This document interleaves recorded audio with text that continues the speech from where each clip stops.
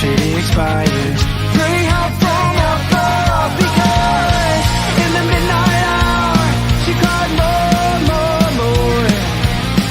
With a rebel yell, she cried more, more, more. Wow! In the midnight hour, baby, more, more, more.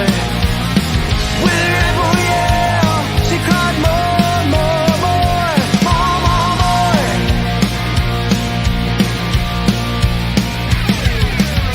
She don't like slavery, she won't sit and beg.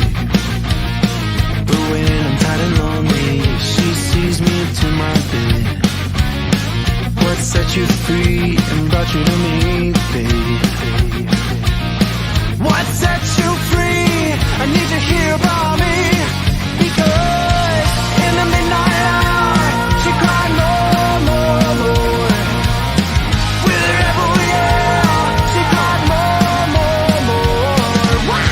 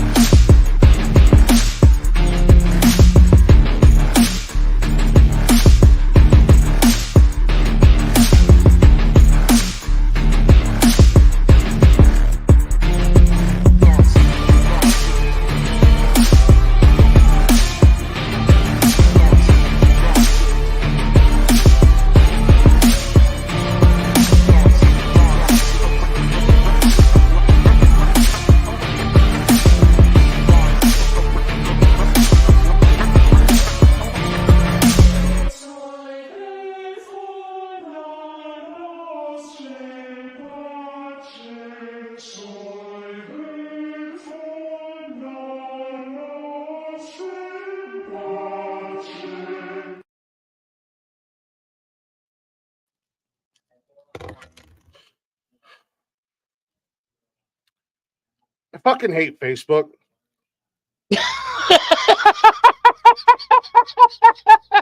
What did they do now? I want to go ahead and put this out there as we start the show. Elon Musk, I would like to extend an offer to be your tag team partner, and we can partner up Zuckerberg with that goofy bastard in the wheelchair, you know, the little guy, and we can beat the brakes off of him. Stephen Hawking? Yeah, sure, that guy. He's dead. Yeah, well, we'll bring him back to life.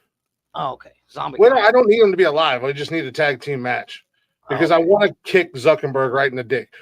Apparently, if I share the show to my pages, I'm getting restricted for community guidelines for spam.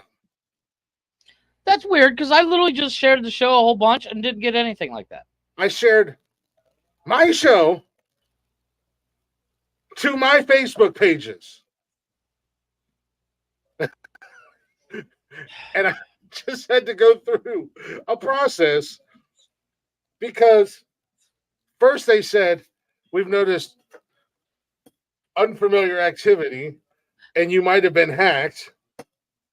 So then I was like, nope, that was me. Oh, well, your account is on restriction due to community guidelines spam. How's it spam if it's my show? It's my show on my Facebook pages, Mark Zuckerberg. You fucking giant twat. Yes, go get on I want to smack the shit out of you, you fucking nerd. Exactly. What's that hydrofoil thing he rides? Go get on that shit. Go drown. Jesus. I want to choke the. You know what? No, you know what? I don't even. I want to do all the terrible things that happened to him when he was in school growing up, like wedgies. I want to stuff him in a locker. I want to give him a swirly. I want to give him. I have a theory about this. This is why he's an asshole, because that's what happened to him when he was young. Maybe he just needs a hug. Maybe he needs a swift kick in the ass. No, that too. Welcome to Nonsensical Nonsense, everybody. How y'all doing? How's your Wednesday going? It's almost Friday. Yeah. Hump day. Speaking of Mark Zuckerberg being a fucking twat waffle in social media, you guys can check us out across the board on all social media. You can hang out with us live on YouTube Mondays, Wednesdays, and Saturdays at 7 p.m.-ish. And you can listen to us on Zencaster and everywhere you listen to podcasts at. All at Nonsensical Nonsense Podcast. Go give us a follow. Go give us a listen. And if you'd be so kind, give us a share. And drop a good old fuck Zuck in the comments. There you go. That guy, you really pissed me off, Zuckerberg. You know. And you know what? And I know I'm saying your name wrong. I don't care. Because I'm not going to give you the proper respect of saying your name right, you goofy bastard. Yeah, we're not going to respect your pronouns either, fucker. Well, I didn't know he had pronouns. I don't know. I'm assuming. Apparently that's a crime too. So, you know. In Michigan, they did make that a felony.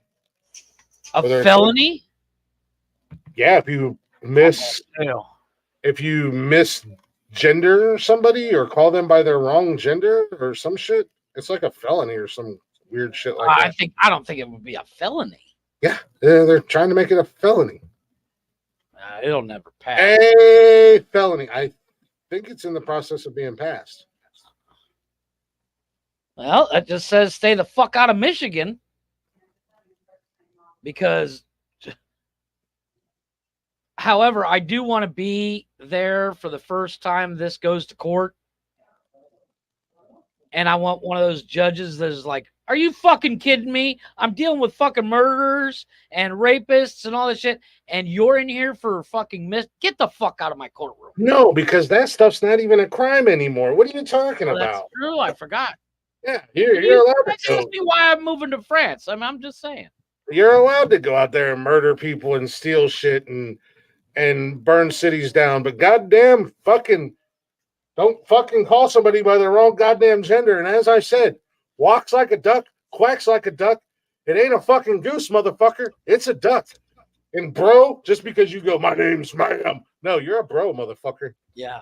However, there is a video circling around TikTok where this you've messed up my pronouns. Now you're under arrest because apparently you thought I was who gave a fuck. You know what? That's the other thing. That works both ways. Yeah. If somebody says Chris misgendered me, can you turn around and say that one misgendered me? I don't identify as Chris. I identify as asshole. Yeah, mean, I where does it end? And then when the cop gets there, the cop can be like, "You both misgendered me. I identify as the chief, not officer." You know, I mean, where does it end? it's maddening. It's a, oh, dude, I would have so much Welcome, fun with that. I would have fun. welcome to Idiocracy, my friends. Excellent movie, terrible concept. Just saying. I can't wait to vote for Macho Camacho as the next president. Right? I I'm got in.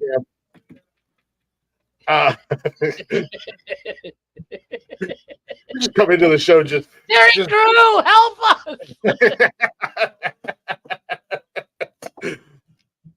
like I said, you apparently mistook me as somebody who gives a fuck because my pronouns are I don't give a fuck. I sent it to you on Facebook here. Because that would be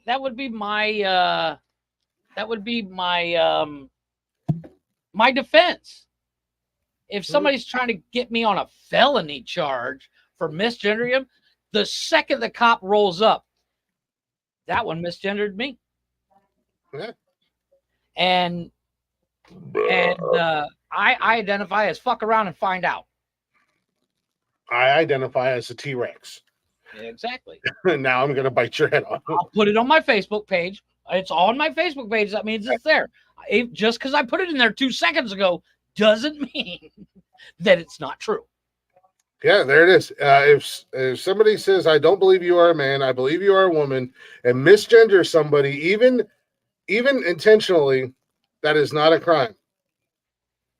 Michigan lawmakers are trying to criminalize pronoun use. This is as of July.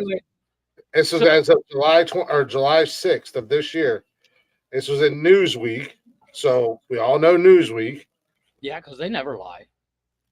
Well, that's like saying CNN never lies or Fox never lies. They all fucking lie. But nonetheless, it's not like in the Onion or something like that. Oh, okay, yeah. The measure, House Bill 4474, is included in a package of legislation that would replace Michigan's existing Ethnic Intimidation Act, and it would expand the existing law to cover sex, sexual orientation, age, gender, identity, or expression, and physical or mental disability. Religion, okay. race were already included. I see a problem. If I'm ID'd at the bar, I could literally say, you misaged me. Yeah, if you go in there and you're 18, if you go in there and you're 18 and they say they can't serve you because you're only 18, well, I identify as 21. Exactly. So you have to serve me, right? Mean, there's whole, I mean, this is fucking Swiss cheese at its finest. Mm-hmm. So I mean, if you reading me the law, I came up with that one right off the bat. And no offense to you, but it's not like you went into detail on the fucking law, you know. Yeah. I'm just that's gonna end badly. Because I'm also the asshole at 80. My plan is to sit there on my porch and scream, "Get off my fucking yard." I mean, that's life goals. I'm gonna throw Molotov cocktails at you. Even better. That's my lifelong dream is like I want to be that guy. It's like, get off my yard. Yeah. Calm down, Eastwood. You're not Gran Torino or whatever the hell that movie was. That movie's fucked up. He would be in jail because he's literally using every negative slang term in the book. I think that was the point. Excellent movie though. Hilarious. I've never seen it. Huh? I've never seen it. It's actually really good. I've only seen the end where he lets his Asian neighbors, like he has a cookout with them, and then he lets them take the car. And maybe I'm thinking of a movie. No, they're home. They're a type of Asian, but yes, they're I didn't say where they were from. I just said Asian because I knew they were Asian. But he befriends the one kid, and this kid is being. This kid's cousins keep trying to get him in the gang and shit. The Yakuza? I'd join the Yakuza. Right? I'm in. Where do I I watched sign? that movie. I just watched that. The Wolverine. It was on the other day. Really? Nice. But no, it's actually a really decent movie, but it's like it's not something you're like, ooh, let's watch Gran Torino again. You know, it's kind of one of those like, yeah, we've seen it, we don't need to see it again. It's kind of like Django. Yeah, it's I not like something. great movie. Like Hey, Django. gather around. We're gonna Yeah. watch Django again. We're gonna watch Leonardo DiCaprio drop the N word 475 times. Yeah, Django's a great movie. Don't get me wrong. I love Quentin Tarantino movies. Django's a great movie. And yes, I've seen it 2 or 3 times, but it's not my first thing I'm watching. You know, it's just got that. Every time they drop that word, it's oof, very hard R, very hard R, very hard R. I mean, like I don't think straight Jack hard. You know, just wow. I don't think it was said any other way in that time period. No, of course not. But I don't think they were like, "What's up?" Yeah. What's up, Django? Yeah, no, it was definitely always hard back then. But I mean, but you know, Tarantino has a reputation for pushing the envelope in his movies, and well, it's one of those things. Is like if you make a movie like that, you can't not go for the gold. You know. Well, it's the same thing with like the Inglourious Bastards. Oh yeah. Well, I mean, Eli Roth was the goddamn Jew bear. What's the guy's name? He's the main bad guy in Inglourious Bastards, but he's also in Django. He plays Django's. It's oh god, I can't remember his name. Amazing fucking actor. I watch that dude in the newspaper. He's fucking awesome. Yeah, he's in everything. It's God, what is his name? It's like Christopher Waltz. Christopher Waltz. Excellent actor. Watch him in anything. But the way he says the hard R, it's softer, you know? Where the way Leo's saying it's like, damn, Leo, chill the fuck out, bro. I mean, yeah, I guess if there's a softer way to say that. I mean, in the parlance of the times, he's not going, rawr, you know, he's going, yeah.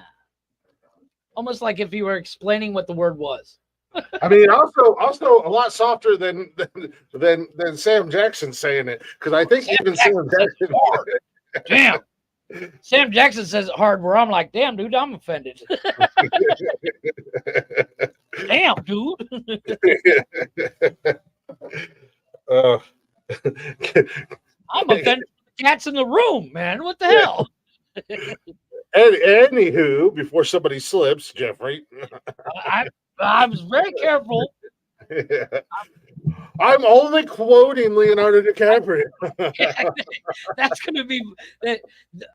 Speaking of the hard R, it's a nice way to say it. There was a lady. Please. No, I'm not going to say it. Tread ever so lightly wherever you're going with this. No.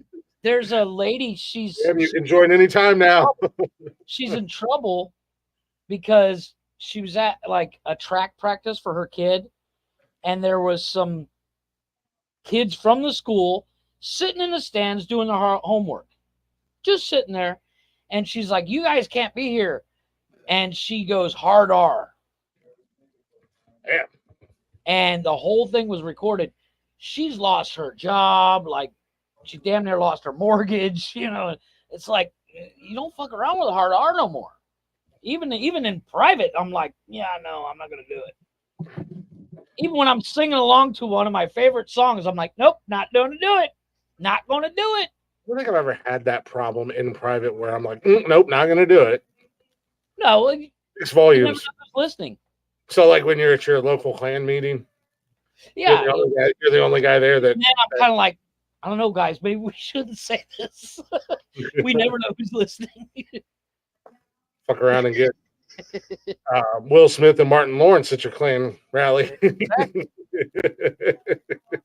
I think I could take Will. You think you could take Will, but you're like, yeah, no, Martin Lawrence would definitely kick my ass. Yeah, because Martin Lawrence is more of a man. Will Smith is he's a cuck. I mean, let's be honest. Yeah, I mean, so are you, kind of. Yeah, but in the better way. You don't see me going up and slapping fucking Chris Rock. I don't think there's any better. I don't think there's like, yeah, I'm a cuck, but it's not that bad, compared to. Only on the weekends. Only on the weekends. If you're a cuck, it's not a full-time gig. Yeah, if you're a cuck, you're a cuck. There's no lighter side of being a cuck. I mean, either you are or you're not. Well, let's call Will Smith and get a fucking opinion. No. Yeah, I that's like that. There's this DJ guy. What the hell is his name? Adam 22 or whatever. Sure. He's like host a podcast or something. I don't know. His wife is OnlyFans porn star, slut, whatever. And like her big thing for a hot minute was, she wasn't sleeping with other dudes.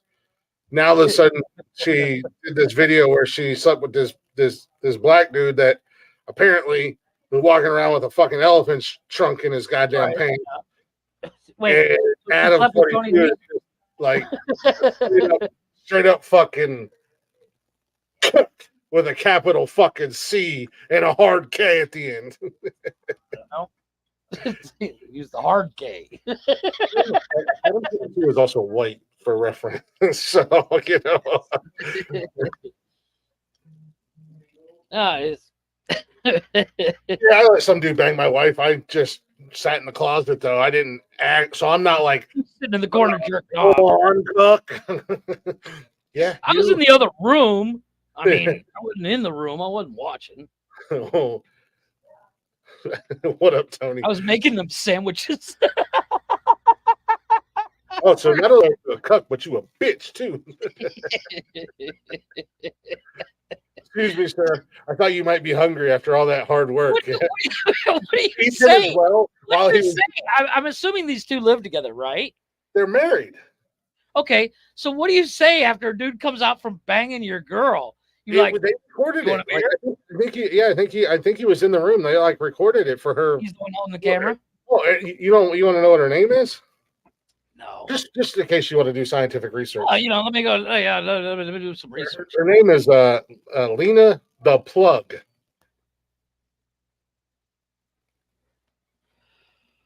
Oh. Tony The D. Plug. Tony, you're not on a mic. It's not a mic check. It's a chat check. I keep trying to explain this to you. Oh, look, I found her. I was going to say, she shouldn't be that hard to find. I mean, well, she's good looking. I mean, I wouldn't kick her out of bed. I mean, but she's not so bad that I'd be like, sure, go ahead and bang Tony D. I'd be like, fuck you, bitch. She's all right. I mean, but my thing is the awkward conversation. Like, yeah, come on in. She's in the bedroom, buddy. I got the camera. We're ready. What? I can't have that conversation. I'm sorry. You want a beer beforehand? You want a shot? I mean, what do you like on your sandwiches? You like bring in like little fingers? I like to sprinkle a little dill on my grilled cheese. You want that too? Yeah, you go in there and feed him while he's rearranging your girlfriend's entire fucking intestinal system. Right. I wouldn't know what to do in that situation. I'm weird in odd situations like that. Like if Tony was coming in to bang my wife, I'd be like, so how about them Bears? I wouldn't know what to say. So remake of Bad News Bears. Billy Bob Thornton did a pretty good job, right? The original's so much better. Walter Matthau's way better. Did you see fucking Deadpool? Good movie, right? Yeah. Yeah, no, no, that's like I said, there's no there's no There's no no manual or there's no light version of being a cuck at the end of the no. day. No, If you willingly let your woman, actually, let's simplify it. Let's just dumb it all the way down to you a simp bitch. yeah, Just straight up simp. Simping. Simping ain't pimping, bro. there's a joke in there. Something. Simping ain't pimping. There it is. That's the joke I was looking for. I got you. No, I got you. I was like, there's a joke in there somewhere. I just can't find it. No, I got you. Just have to wait. Got me fucked up. No, hell no. Hell no. You got me fucked up. Well, here's my question. I'm gonna fuck your wife. You're gonna record it. You know what's gonna be recorded? Me fucking you up. Wait, hold on. Let me Alabama dial slam up there. no, but here's my question. How much is she pulling in this OF? I mean, I'm assuming she's making quite a bit. She's a porn star, I get that, but so I'm assuming she's making a good amount of money.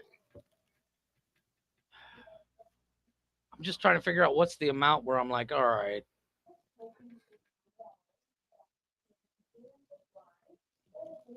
Just Well, I trying to mean, do the math on how much of I my mean, house the you know, I can answer that question for you.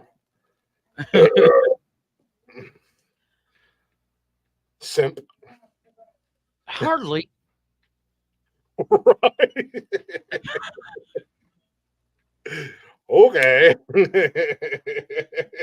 Anywho, there's something I wanted to bring up to you, and I thought it was interesting. Skirt. Pull the e-brake 180.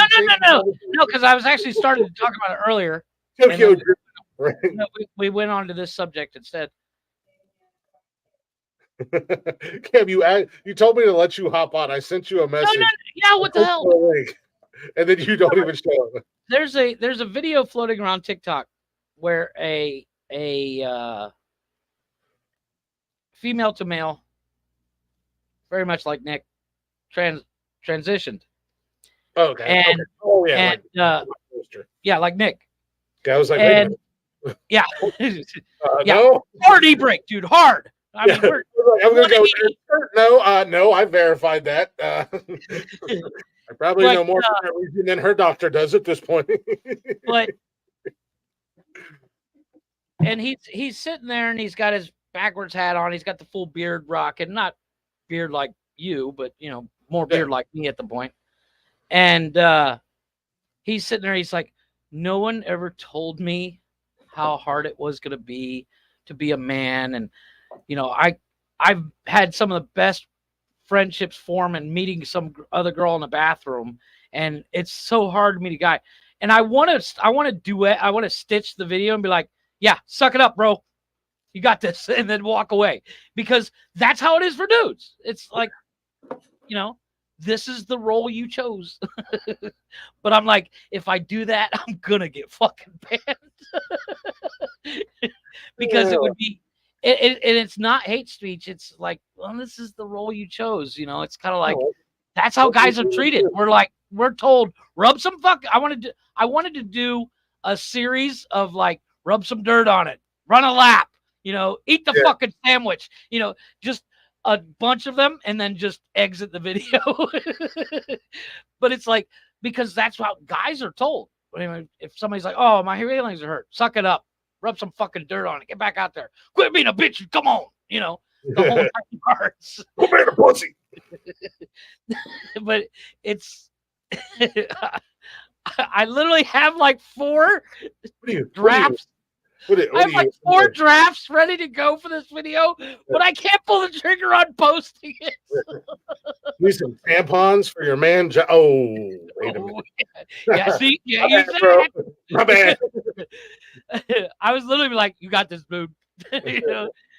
But it was like, I mean, sounds like you're having a menstrual cycle. You can only go so far with the jokes. If it was you, I could do that joke. Not so much with him. But I saw Well, that know- last night. And I was like, yeah, I'm gonna have to stitch this.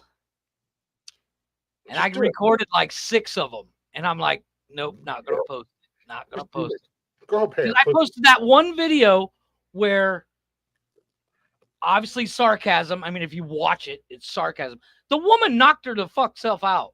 Stop being a pussy and post it. Exactly. See? What are you, a bitch? What are you, a little girl? You want us to get you a little on my Bud Light. Oh. a little fucking dress, a can of Bud Light? You want to listen to Taylor Swift and share our fucking feelings? Huh, gay boy?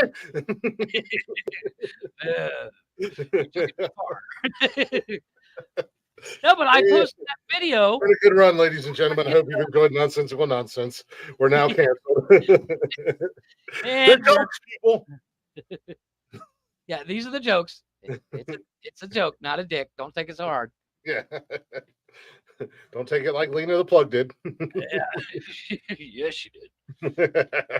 Like I said, I literally just looked her up. That's kind of what I thought. I was like, I mean, yeah, but not worth. I mean, I expected different. I mean, I didn't expect her to be as good looking as she is, but I also wasn't very impressed. Yeah, not worth it. Yeah, I'm good.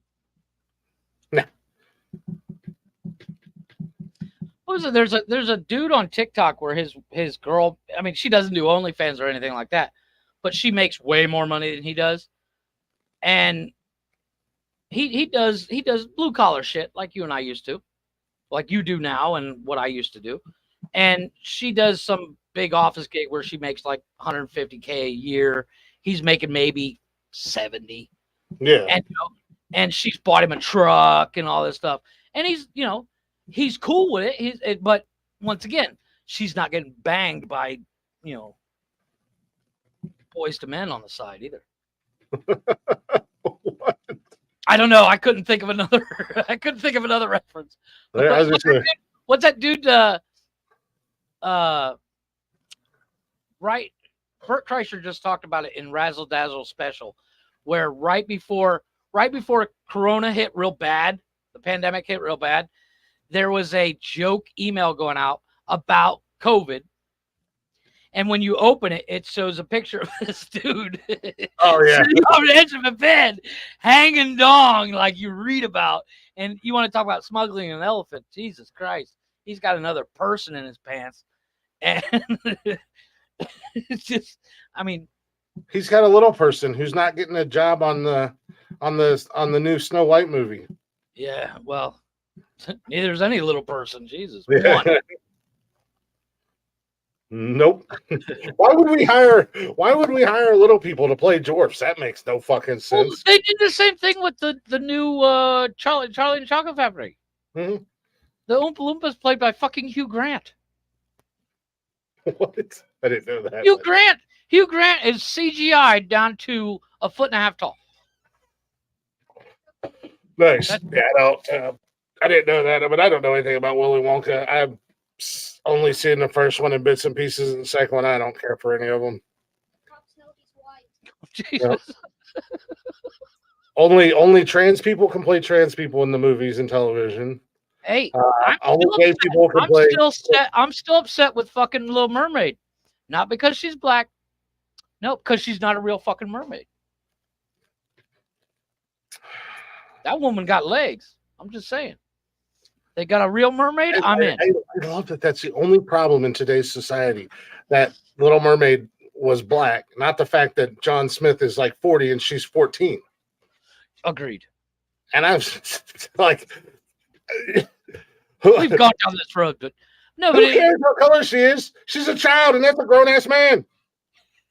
The new one.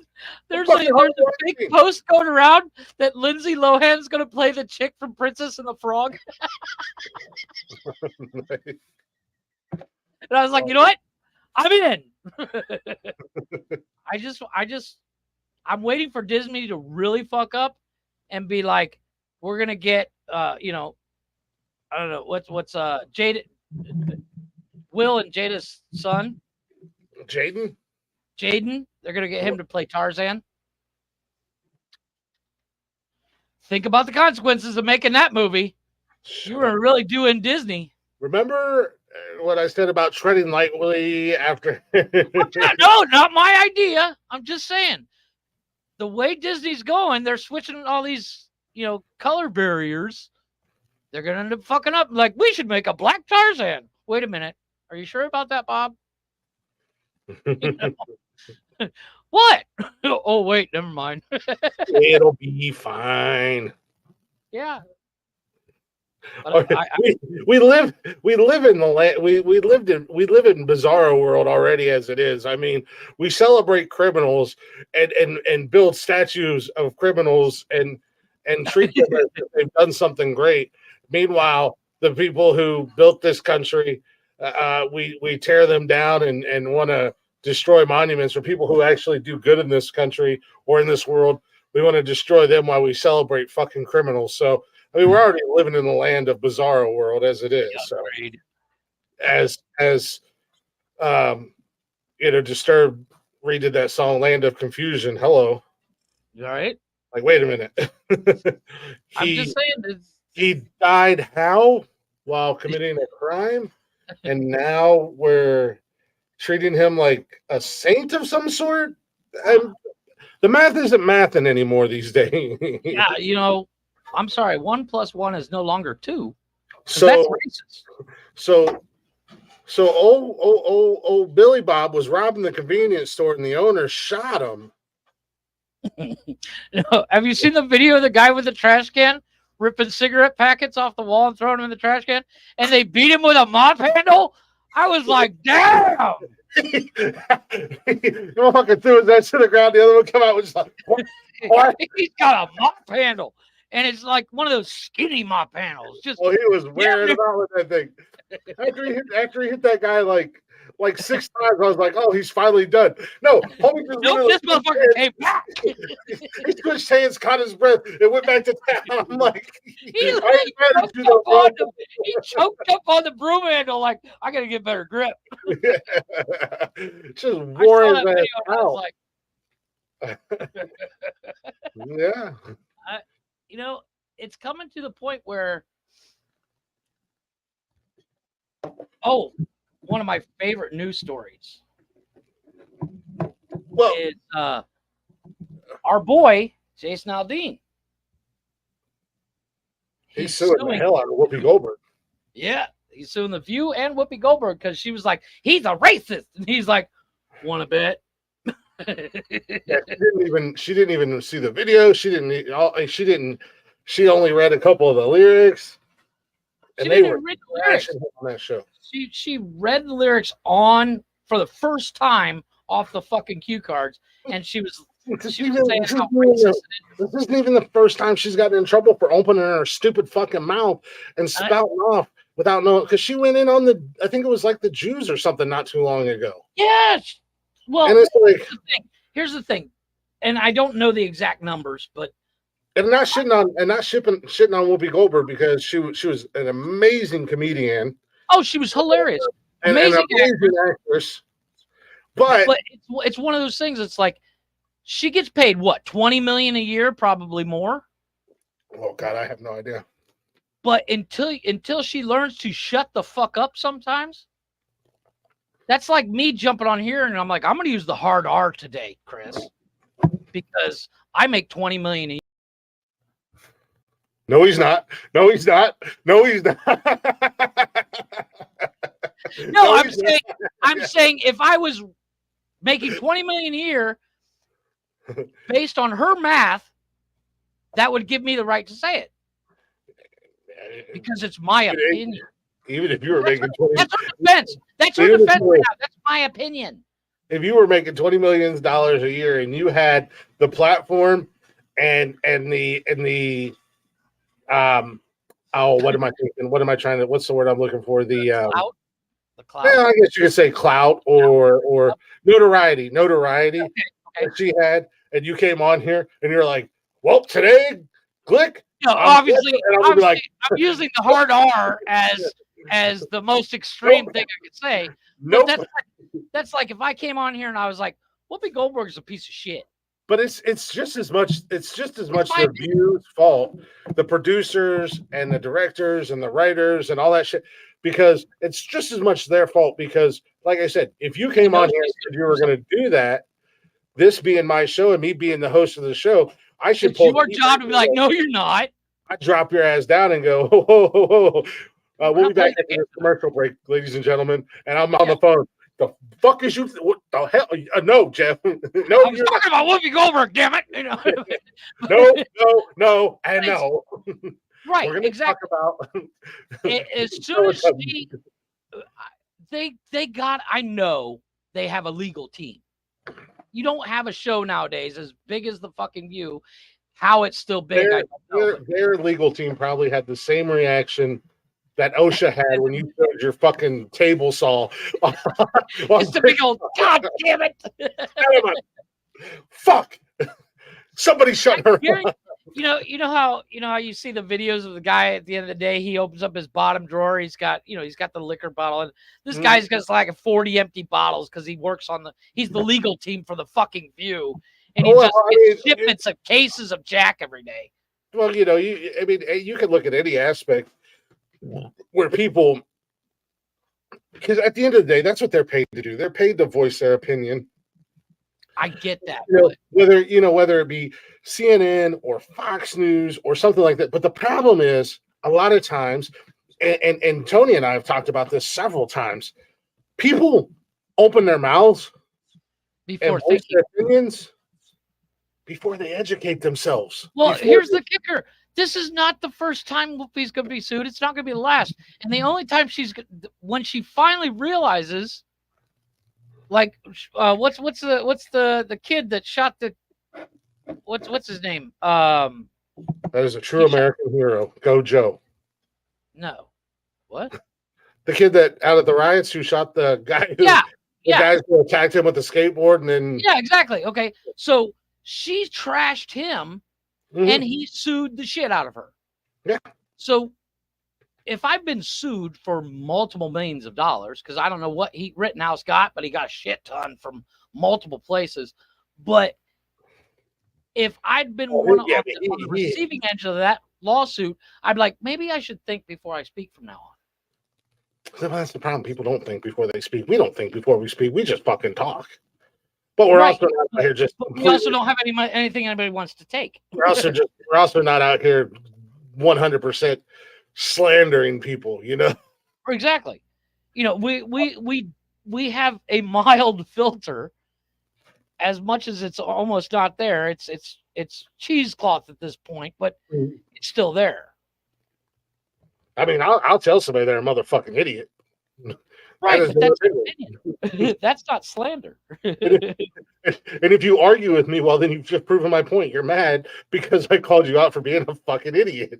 Yeah, I mean, you proof.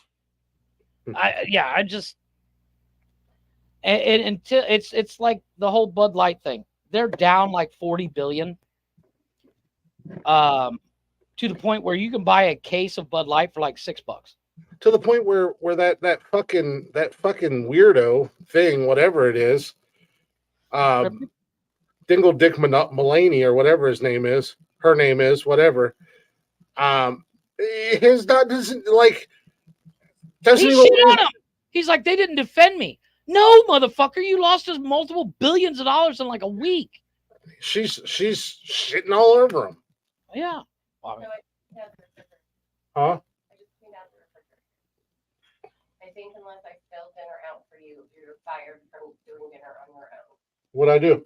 Because remember the day I said there were fish fillets for Cash and Austin and chicken tenders for you and Buggy and you cooked all the dino nuggets instead? Yeah, because they didn't want fish fillets and Austin wasn't here. I just put 12 dinosaur nuggets down the garbage. That's because Buggy asked for 10. Cash asked for 10. I know I had like 12 of them sons of bitches. Well, I just put 12. Maybe I miscounted them, but I know Cash ate at least 10, but Buggy only had a couple, so I more than likely miscounted them, but I didn't cook the whole box. Huh?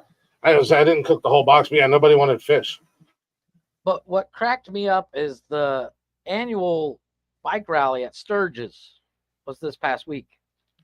It's going on right now, I believe. Well, yeah, I think it's still going on. I don't know. But somebody posted a video of the Budweiser fucking tent. It's a goddamn ghost town. Every other tent is full at Sturgis.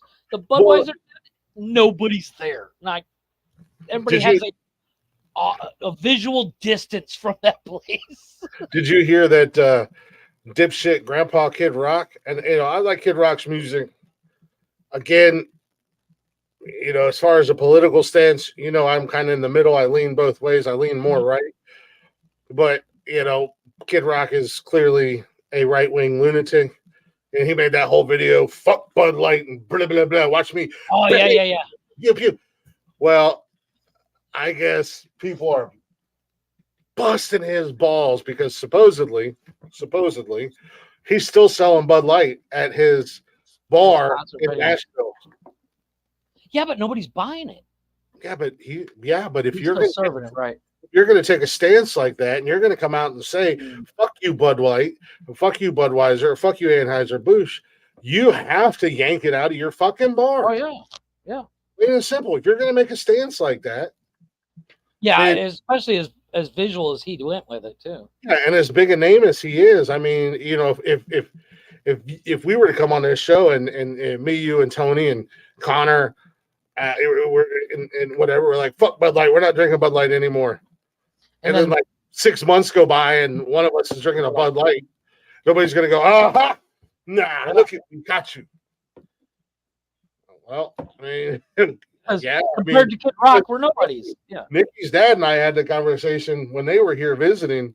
We stopped in at Speedway and when I took them to see the Horseshoe, where the Buckeyes play, we stopped in the Speedway. I had to get gas, and then Cash was thirsty, and we wanted to get something to drink. And they had Budweiser and Bud Light with your Speedway rewards card at the register. You got an automatic $15 off. Yeah. So you could have got a 12 beer, basically, a case of beer for essentially $5, a 24-pack of beer for $5, and I was like, I don't know, man. My morals really aren't that big, and I wasn't drinking because of the whole Dylan Mulvaney thing, or Mulvaney, or whatever its name is. I've been drinking Miller Lite for the last couple of years just because I like it.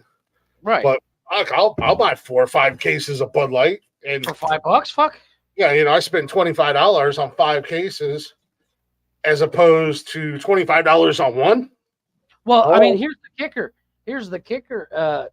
Costco, they have the Death Star attached to it. So there's a code when you go into Costco. If the price ends with like 59, they're going to restock it soon. I don't know. If the price ends in 99, it's something else. If it has an asterisk, a little black star, that means this is the last time it will be in the store. And Bud Light's got the Death Star attached to it at Costco. Well, this is what I got when I came out of the hospital. What is that? They used to give you bottles of champagne. Yeah. I got 2 bottles of Canadian with my dinner to take home. Clearly Canadian. Sparkling water beverage. It's a wild cherry. Nikki hasn't seen them in years. In it? No, it's water. But it's sweet, not like the only water has hops in it. Oh yeah, that tastes exactly how I remember. Mm-hmm. I'm happy. What is it? So, how does it taste? It's like black cherry. Like black cherry. It's like Kool-Aid. I found when I go to the store in the morning, I try to buy myself like a Gatorade or something like that, or else I'll dehydrate myself because I drink Monster and fucking Coke all day. And that would make way too much sense. I have to wait to order it because I have to find out if they'll ship here.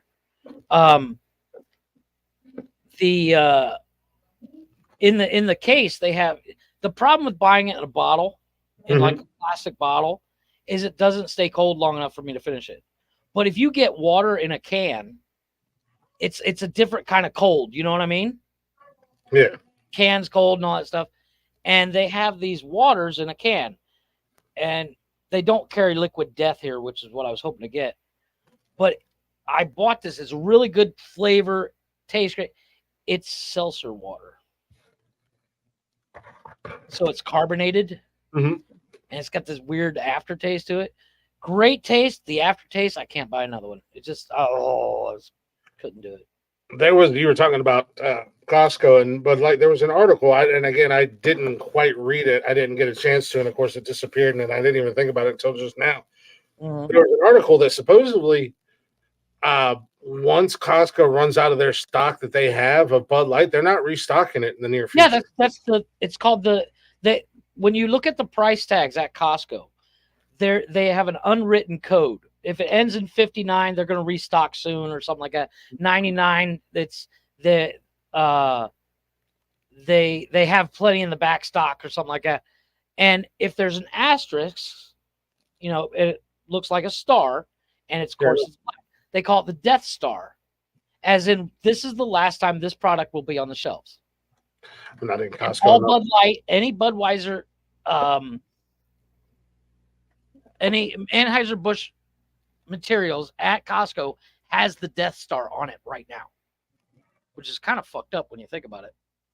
I wonder if I could put the Death Star on you for this show. Good luck with that. I'm like herpes. I always come back. I mean, you know that. Unfortunately, I'm the herpes of people. You are the gift that keeps giving. That's right. You are the unwanted pair of socks at Christmas. Mm-hmm. I'm the orange you get in your stocking. Nobody wants it. They want to use it to beat somebody with. Start swinging fucking stocking around. Everybody's gonna die. Oh. I actually thought of I found a new concept, something I'm actually contemplating doing. You have kids, you run into this issue. Your kids piss you off every once in a while. They do something and you're just like, God damn it, Well, here's what you do. This is something I'm thinking of doing. Every time your kid pisses you off, you put a quarter in a jar. Quarter, 50 cents, whatever. You pick the denomination. And then once you get plenty saved up, you put it all into a sock, and then you got something to beat them with. Well, that's one way of looking at it, I guess. Or you put the bar of soap in a towel so it doesn't leave bruises. There's that too. But yeah, while we're at this point, since we're getting ready to go on break, we need to mention that this Saturday there is no show because you're going to be out of town and I have birthday parties. Speaking of the kids. Yeah, speaking of kids. Speaking of them little motherfuckers. Yes. Speaking of my sex trophies. Yeah, I got there eventually. Yeah, there'll be no show Saturday night. We're going out of town. We're taking the kids and going to PA. I'm not taking all my shit because we're gonna stay at Nikki's parents' house. I'm not doing the fucking show there. Plus, her dad's really cool and went and bought me he sent Nikki a picture. I bought Chris a gift, and I was like, he's like, hey, Dad bought you a gift. I was like, oh yeah. I was almost kind of half-assed expecting like a gag gift, like a Steelers thing or something like that. Right. And he sent a picture. It's a 36-pack of Miller Lite. I was like, hell yeah, he's an all right guy. That's a gift that gives for at least 30 times. 36 times, my friend. That's a good gift. I'm like, hell yeah, he's an all right guy in my book. I don't care what they say about him. Yeah, like you're going up see the in-laws, and Kevin's birthday is on Friday. Mm-hmm. Michelle's birthday is on Sunday. Well, apparently Kennedy's birthday is on Saturday. Yeah, look at that. One of Cam's 7 kids. Yeah. sex trophies, But yeah, it's one of those things.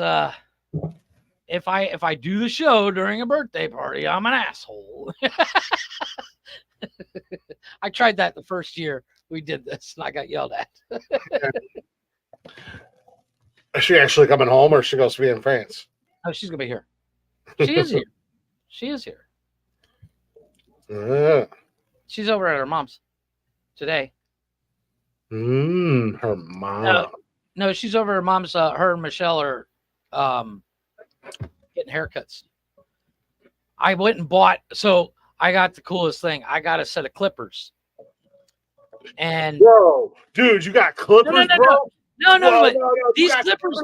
Okay, no, hold on. These clippers are cool because you can actually remove the wide clippers, and it's in a beard trimmer too. And it's good brand and all that stuff, but it's like clippers with attachments on it, bro. Yeah, no. It's removable blades, not attachments where you can actually set your depth. Changeable blades, so blades for the beard and stuff like that. And but it's so it literally it's like a man's one. It's got like rubber grip and it's bright yellow, and it was only like $20. So I cut my hair, I cut Kevin's hair, and then the wife was sitting. We were sitting in bed last night, and she's like, "Yeah, Michelle needs a haircut too." I'm like, "Yep, I got the clippers," and she's like, "No." I'm like, "Come on." She's practicing. She's a tomboy. What?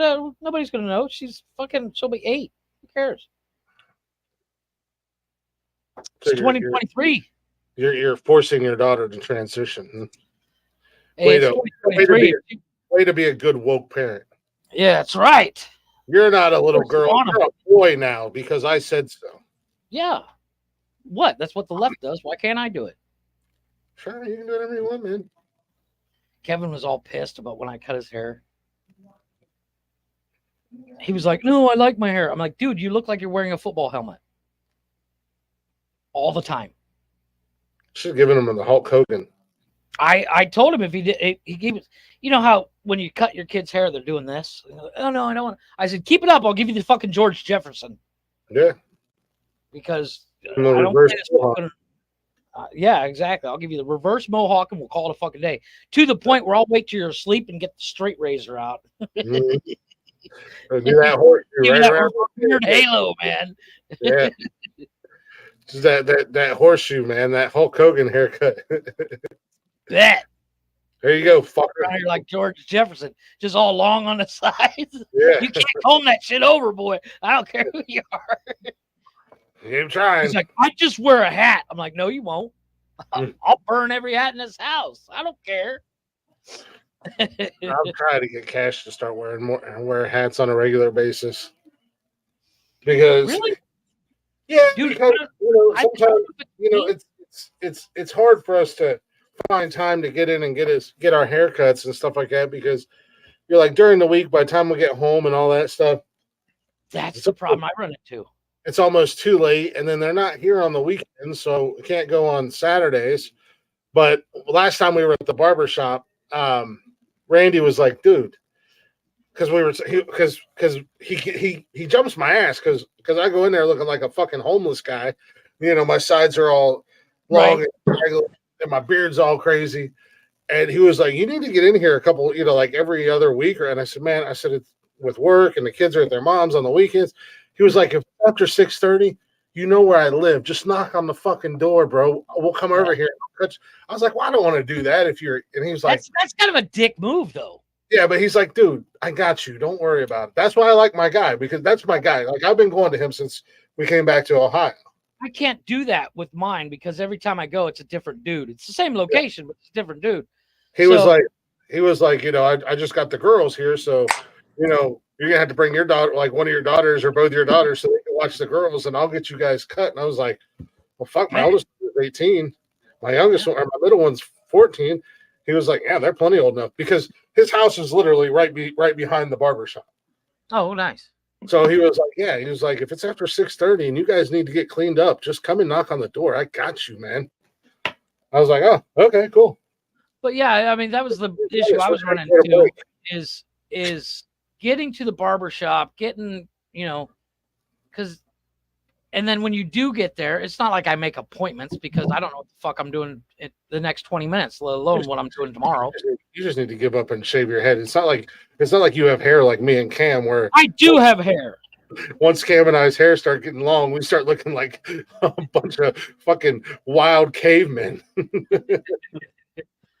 But Cam tries to put a hat on, and he don't know how to wear a hat, so he wears his hat like this, and his hair's all sticking up, or he wears his hat like this, and it's all sticking out. like it's a fucking yarmulke.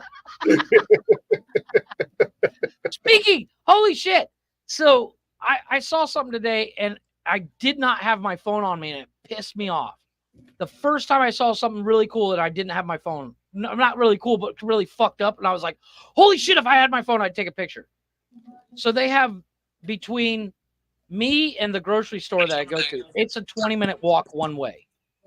So I'll walk there and then they have these little rickshaw motorcycles where it's a 3-wheeler and it's got like a seat in the back and the guy in the front drives a motorcycle. Oh, yeah. Okay. And it's called a tuk-tuk is actually what they're called. Oh, yeah, I know what you're talking about.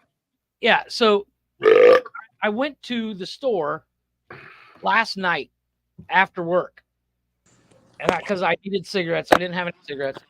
I just went here to the 6. It's a 5-minute walk, and I had cash, so it's no big deal. So I went and got my pack of cigarettes, and I turned around, and one of those tuk-tuks drives past, and I was like, yeah, whatever, it's another one.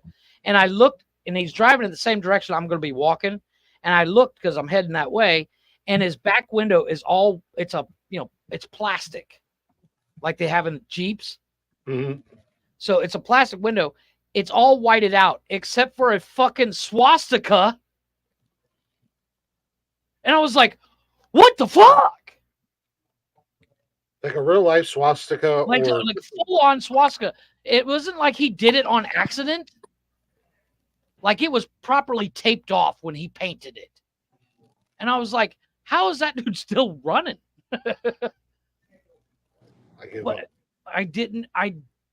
Out of all the things I've seen, I didn't expect that one. I was just kind of like, well, I can't see shit out of this thing. I give up on life. I was so mad that I didn't have my phone. 90% of the time, if I leave the house or if I run to the store, I take my cell phone with me. And I did not. And the only reason I didn't take it is because it was on charge. And because I watched Facebook news, news stories and stuff like that on Facebook while I'm working. And I was at like 5% battery, plugged in my phone and went to the store. I was so pissed. But I'm going to keep an eye out for it. I'm going to get a picture. Because Cameron, what in the world are you doing over there, bro?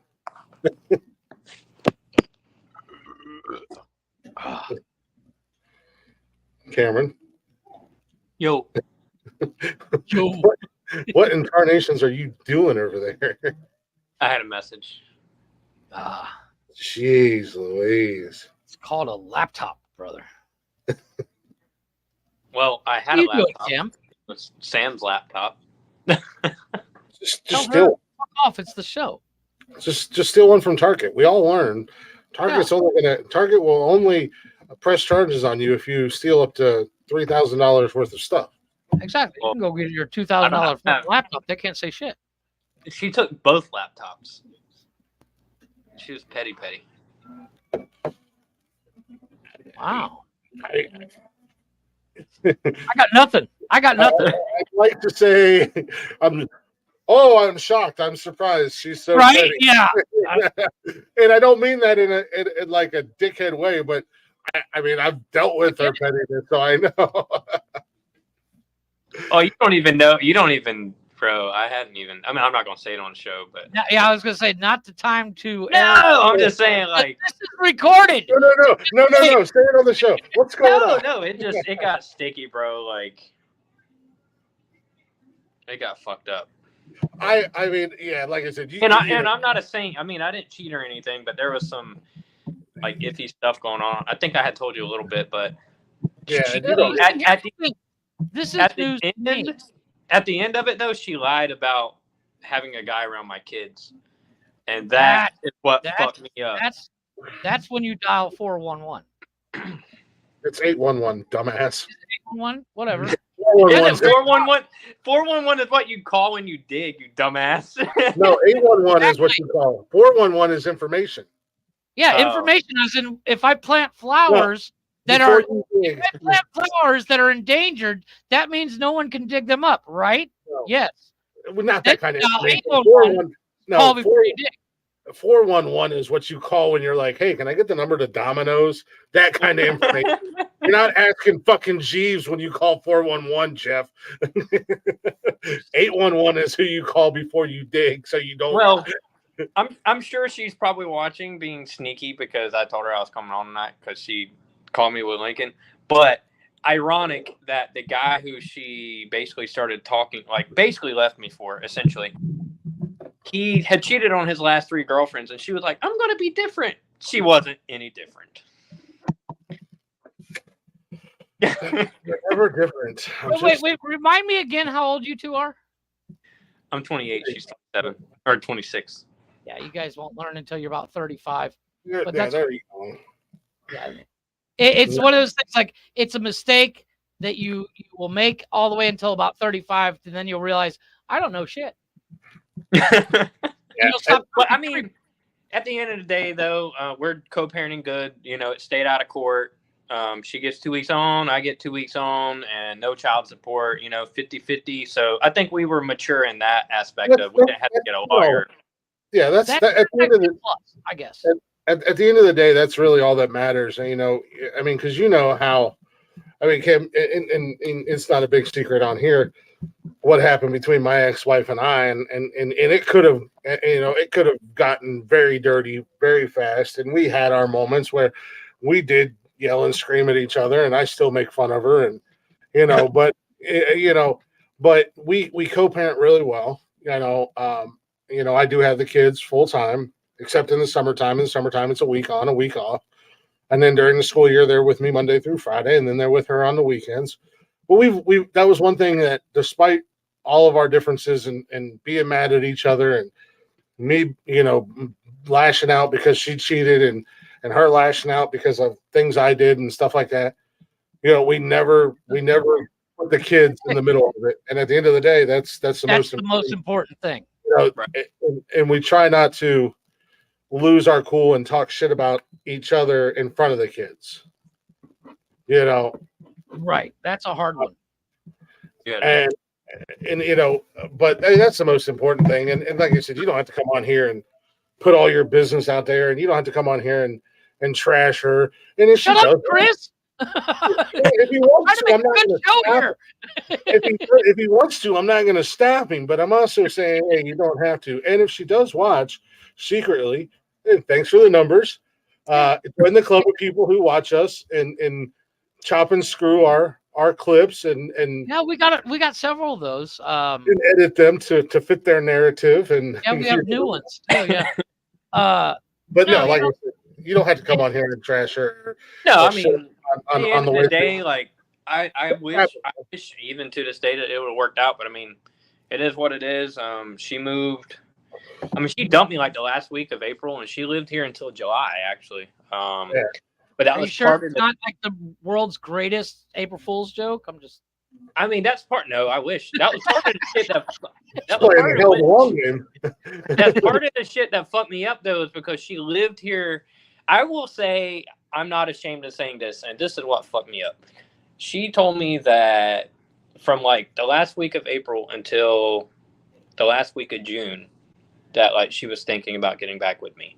And then we got into an argument, like a really bad argument, and it started because I found out she had that dude around my kids. And she was like, I haven't loved you or cared about you in a long time, and I didn't know how to tell you, and I didn't want to be the reason you kill yourself. Once she told me that, I've not had any interest in You're going looking back. for sharp objects. Yeah, I get that. I've not had any interest in going back, and now she's all of a sudden like trying to be my friend because this guy quit talking to her, and I'm like, that's not how it works, man. Yeah, it's the one thing you got to remember, the two of you, and I have no dog in this fight because my ex that I have a kid with, my kid is 18 this year, and her mom lives in Mexico City, and I never talked to her. But it's one of those things where it's like, co-parenting has got to come first. The kids have come first. And whether you guys are get back together or never get back together, you still got to be cordial, because regardless, you're going to be in each other's lives forever. Yeah. Well, not forever. Well, Yeah. Well, until the kids turn 18. we don't argue or anything, and like we talk about work and talk about the kids, but like she's tried to dig a little into like my personal stuff because she knows I have stuff going on. I'm just like, nah, like I'm not going to show you my cards. Just hit her. Just Kim. Just remember this. Just hit her with one of these. Got me fucked up. Got me fucked up. Got me fucked up. Got me fucked up.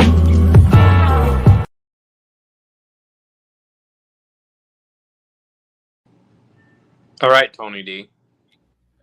Whatever. That's We my had that shit. before we had Tony. That's my shit. We've had that before we had Tony on here. No, but it's one of those things. It's like, yeah. So I have to ask the guy question. How many are you tagging at the moment? Honestly, bro, it got boring. Yeah, what's his name? You said you had a date Monday. Her name is Hannah. She actually owns a business. Did you swallow? Samantha. You know what? I'm gonna take back what I was gonna say. Yeah, that's fine. No, we don't want you to air anything out that shouldn't. I'm just saying. She owns a business. Well, she owns a business and she She also travels. lives in Canada. No, she lives. But I was actually going She to. sells maple syrup for a living. No, sorry. You know we're gonna fuck with you. You know I'm gonna fuck with you. You're like my little brother, man. I gotta fuck with you. I know. I'm just letting you get it out. Yeah, I mean, you got to see this coming. It's a mile away, but it's like one of those things. Like, yeah, it's. But anyway, she travels, and I was gonna get her. Like, I had told her about the podcast, and I was gonna like try to set up some marketing with her. I'm trying to like. You're really not trying to have a successful relationship if you're telling her about the podcast. Yeah, dude, you just fucked that thing running. You might as well just say goodbye I to her told her now. to name it, but I did because I told her I was going to be on the air tonight. She was like, "Oh, I love podcasts. I took a podcasting class during one semester at Trident." Blah blah blah. And I was like, "Oh," she's like, "Is it like a traditional podcast?" I'm like, "Yeah, Sure. Yeah, we're traditional.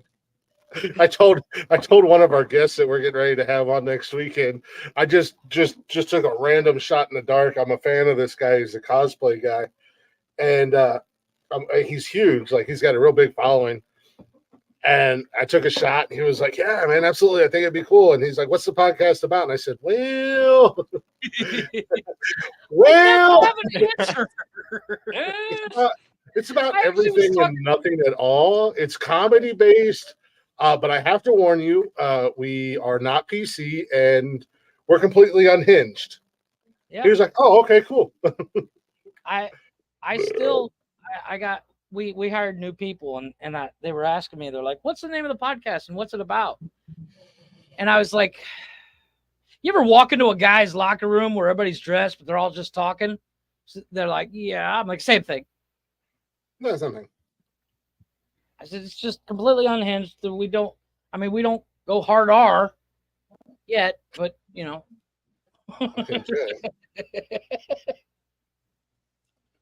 We're not Sam Jackson. I'm just. Well, that was Bye, cool. Cam. Yeah. He'll be back. He got it. He got it out of his system. He's like, "Well, I've had enough abuse today." Oh my God. Please log in to your session again. Motherfucking Facebook. Fuck you again, Mark Zuckerberg.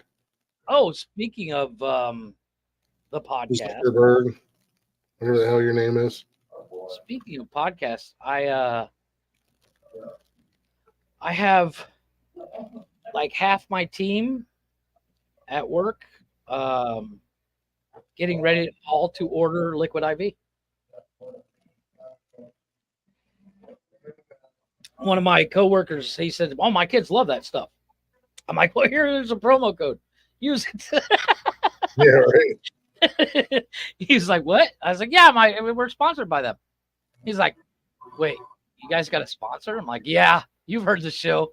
He's like, "That's why I'm shocked." I said, "I don't think Liquid IV has heard the show, but while we have the promotion code, here you go." Yeah, right. Why in the hell?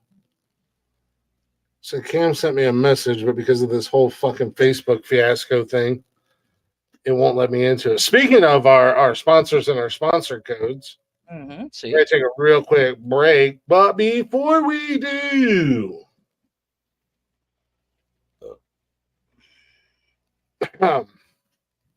if you're like my idiot co-host who drinks 3 Monsters a day and deals with the jitters and the shakes and your heart virtually wanting to explode and the crash into a brick wall about 45 minutes after you finish that can of Monster, I just have one question for you. Why did you know that there's an alternative out there? Dubby. It's jitterless. There's no crash. There's all kinds of good stuff in it for you, too. And it's in a powder. You mix it with your water, and you drink it away. You're energized, you're focused, and ready for the day. And you're going to say, "Click, how do we get this amazing energy drink?" Well, I'm going to tell you. Go to dubby.gg. Place your order.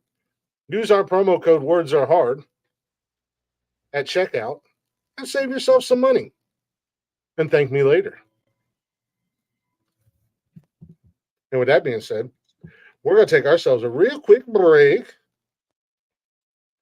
Let's do the time warp again. It's a jump to the left. And a shimmy to the right. I actually don't even know how that. I have a controversy with that movie. I understand it's good, but I don't get it.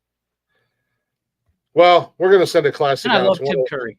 Speaking of people who like to hide in the shadows and watch us and love us from the closet, they're closeted nonsensical nonsense fans. This song goes out to you. We'll be back in a few minutes, and apparently Jeff has a controversy with fucking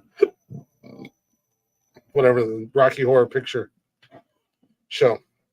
It was all right. I feel like he's going to say something stupid like, "I hate Tim Curry." No. I love Tim Curry. But it's one of those things. It's like the hype is when everybody's talking, "Oh, it's fucking amazing. You need to see it. You need to see it." You finally watch it and you're like, it was all right. Meh. Well, either way, this has nothing to do with that movie. This just goes out to one of our haters.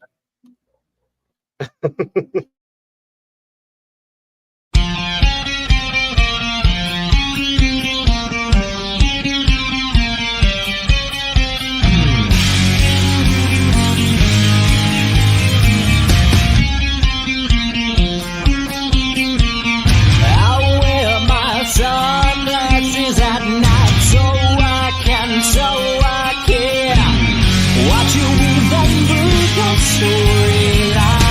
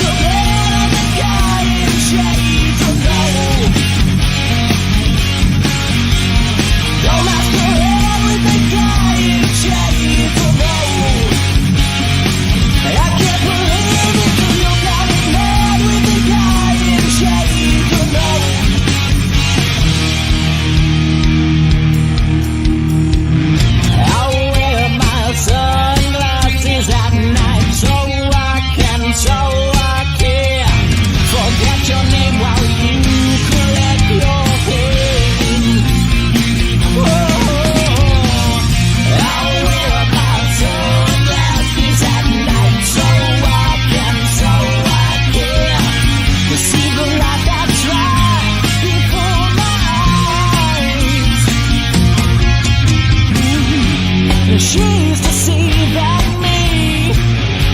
It cuts my security. Has she got control of me? I tell you everything. Dance with the head of the guy in shade. Don't know. Don't have to head with the guy in shade. Don't know. You can't escape it 'cause you got a head with the guy in shade. Don't know.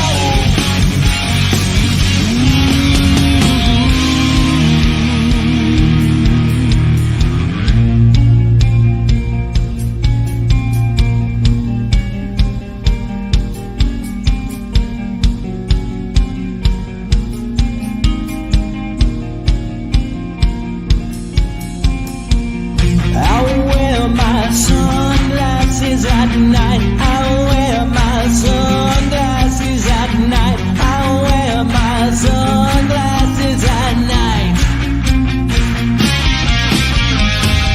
I wear my sunglasses at night. I wear my sunglasses at night.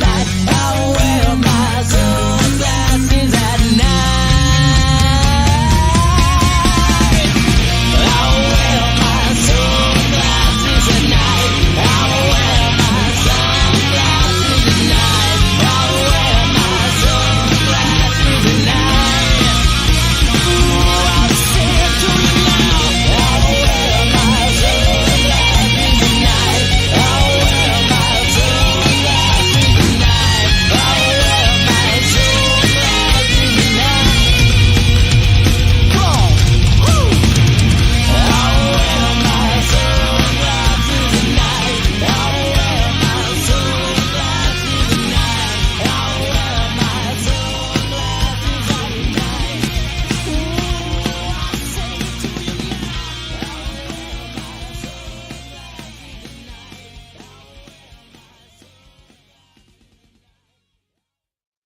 I wear my sunglasses at night. Ah, na, na, na, na, na.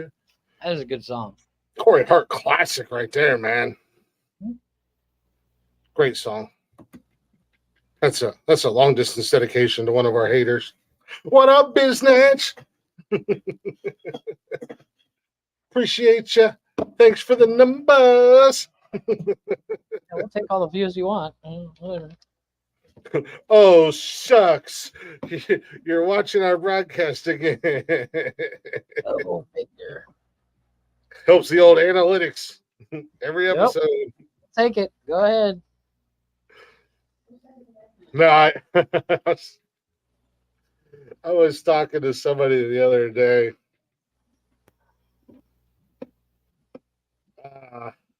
Another podcast host, I can't remember who it was, talked to so many of them. And we were talking back and forth, and he was like, or they were like, how do you deal with the haters? It's like, I thank them. They're like, what? I was like, yeah, I just thank them. Like, what do you mean?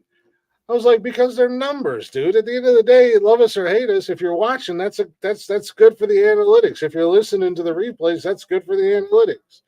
You know? Well, if you don't have haters, you ain't doing it right. I'm sorry. And at the end of the day, maybe they want to get into proper hydration. Maybe they want to, get energized. But if they use our promo code, then I'm getting paid off of it too. So I can't be mad at them. I gotta thank them. They're helping me all the way around. I don't know. Maybe they'll want to actually do something and create some kind of actual content, and they'll go to Zencaster and use our promo code there as well. And again, not mad at the haters. I say thank you. I appreciate y'all. Yep. I have no problem with the haters. They have a problem with me, well, that's their problem. Yeah, it sounds like they have a them problem. Yeah.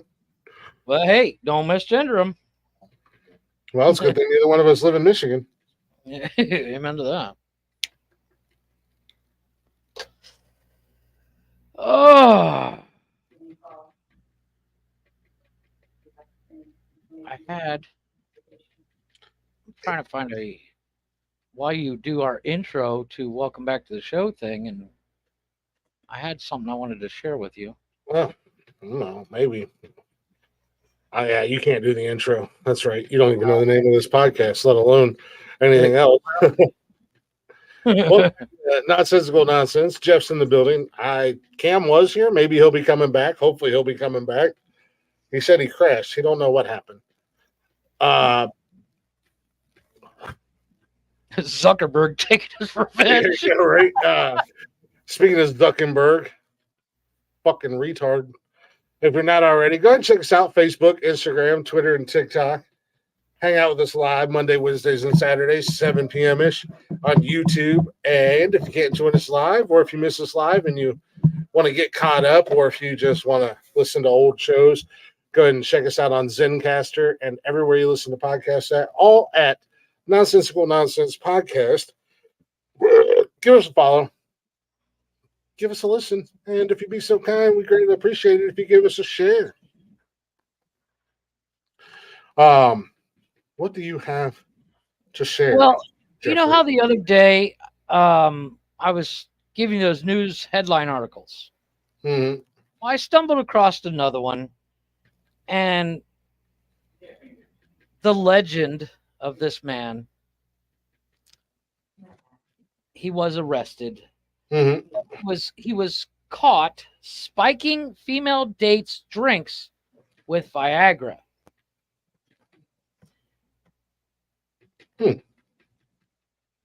And I quote, I wanted to see if they would get a boner, because nowadays you don't know. I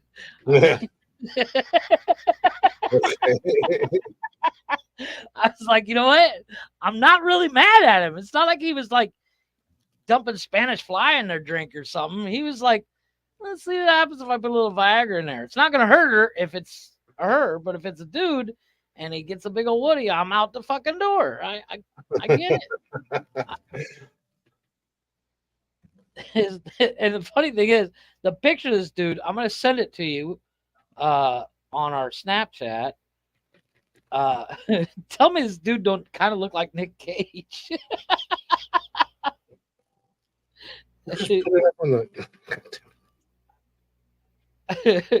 Tell me that dude don't kind of look like Nick Cage. He looks like a Wish version of Nick Cage.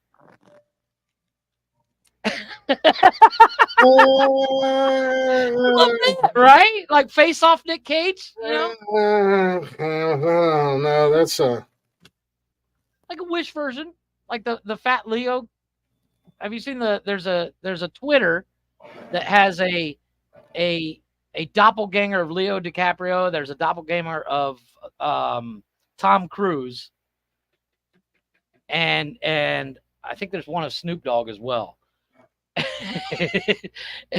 But this guy could be, Nick Cage's doppelganger. But I saw that and I was like, that's fucked up. But I get it. Just kind of give Cam ideas. just to be safe. Just in case, dude. To be safe out there, buddy. Be safe. Don't. Tinder's a nightmare, so Yeah. Don't do anything crazy. There's a little sprinkle. Mm-hmm. Sprinkle here, sprinkle there. But yeah, that was that was the only one I found. But I saw that and I was like, that's I mean, I'm not mad at the guy. Mm-hmm. If he was spiking with Spanish fly or something like that, I go, yeah, he should be arrested. I get it. But I mean, I get it. Yeah. Look how people just randomly like to talk shit about fantasy football when in 2 years running I have the best record in our league. Yeah, I haven't won, but I have the best record in the league. And last year injuries fucked me up. But I have I have more wins than anybody in our league. I'll randomly talk shit. Especially when they lucked into the fucking playoffs last year. There's a fly in here. But Yeah, I thought I had another one, but I think that was it.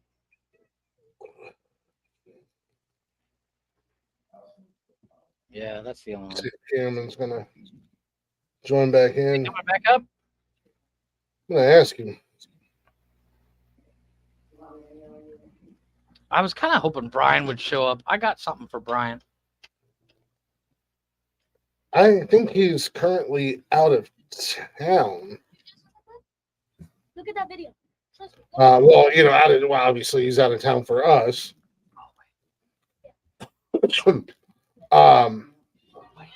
Oh shit. You know that movie Sound of Freedom?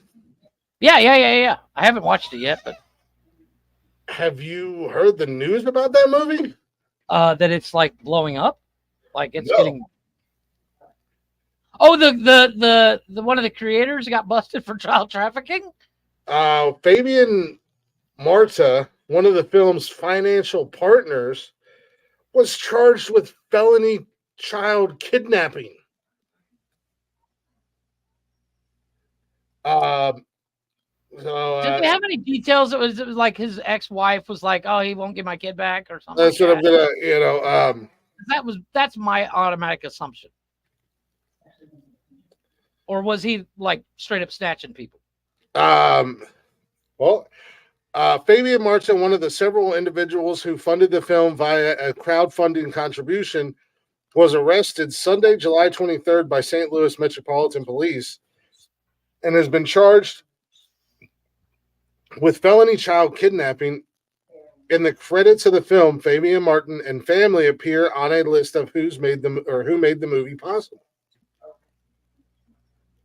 Okay. So it's not like he was hanging out with Jim Caviezel going, "We're gonna make this movie, dude. It's gonna be awesome." Even before his arrest, critics of the film flagged the involvement of Marta as suspicious. Self-proclaimed anti-disinformation activist Jim Stewartson explained on Twitter that Marta is a known organizer of sugar daddy, sugar baby parties. Yeah, but isn't that just chick? A sugar baby's a chick looking for a sugar daddy. A younger girl looking for an older. Right, a older guy to take care of her. So, which connects young women seeking financial stability with older men. Through one of these parties, Marta began a relationship with Jessica Lorette Clark, and in 2020, Marta ran a successful campaign to get Clark elected to the Rockwood School Board in St. Louis County. Since her election has caused controversy due to her anti-LGBTQ right-wing stances, blah, blah, blah, yada, yada, yada. Sound of Freedom as a whole has been subject of similar complaints with the right-wing propagandized, blah, blah, blah, blah, blah, blah, blah, blah, blah, blah. Connections to QAnon, a bunch of other bullshit. None of that. QAnon. Oh. Yeah. But it doesn't say. So there's no fact in the story that he actually kidnapped somebody. Yeah, it doesn't. It could be something simple, as in like if your kid doesn't want to go with your ex-wife, like if Cash doesn't want to go to home to mom's, and then your wife is like, "Oh, he's kidnapping my kid." Yeah, but I mean, it says that.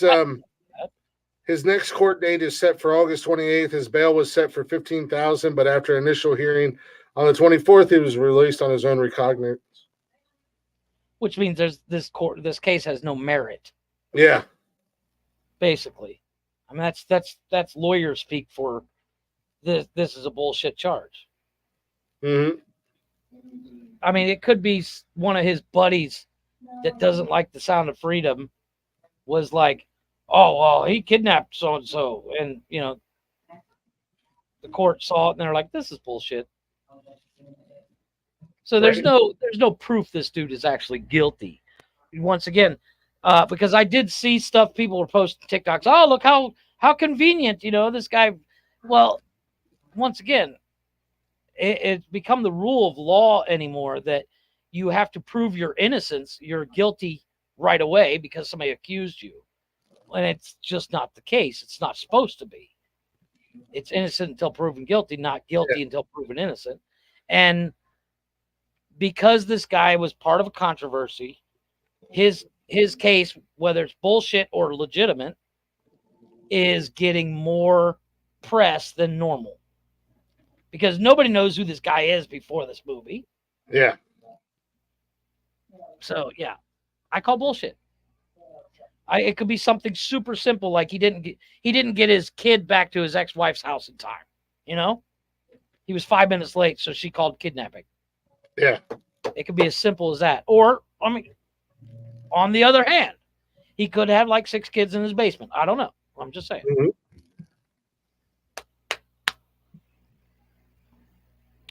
I actually just saw a video not too long ago. This guy, he was leaving Walmart, and cops were there. And Walmart claimed this guy was stealing. He was buying a frozen pizza. Yeah. And only a frozen pizza.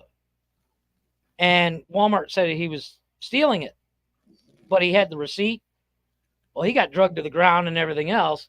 And the cops are now being sued because he's sitting there the whole time screaming, "I have the receipt." And the people that were in the line behind him, I watched him pay. And they still carted his ass off to jail because in their eyes, he's guilty. Yeah. Where as opposed to de-escalate and let's actually, okay, yeah, you did pay for this fucking pizza. The only thing de-escalate and assess the situation. Yeah, and see what's going on. Nope. No, they just took Walmart's word for it, and now this guy is suing Walmart and the police department of that city. And I hope he wins both. Yeah. You know, because he was literally, I mean, the dude was wearing sandals, like slides with socks, which was the only thing I saw bad.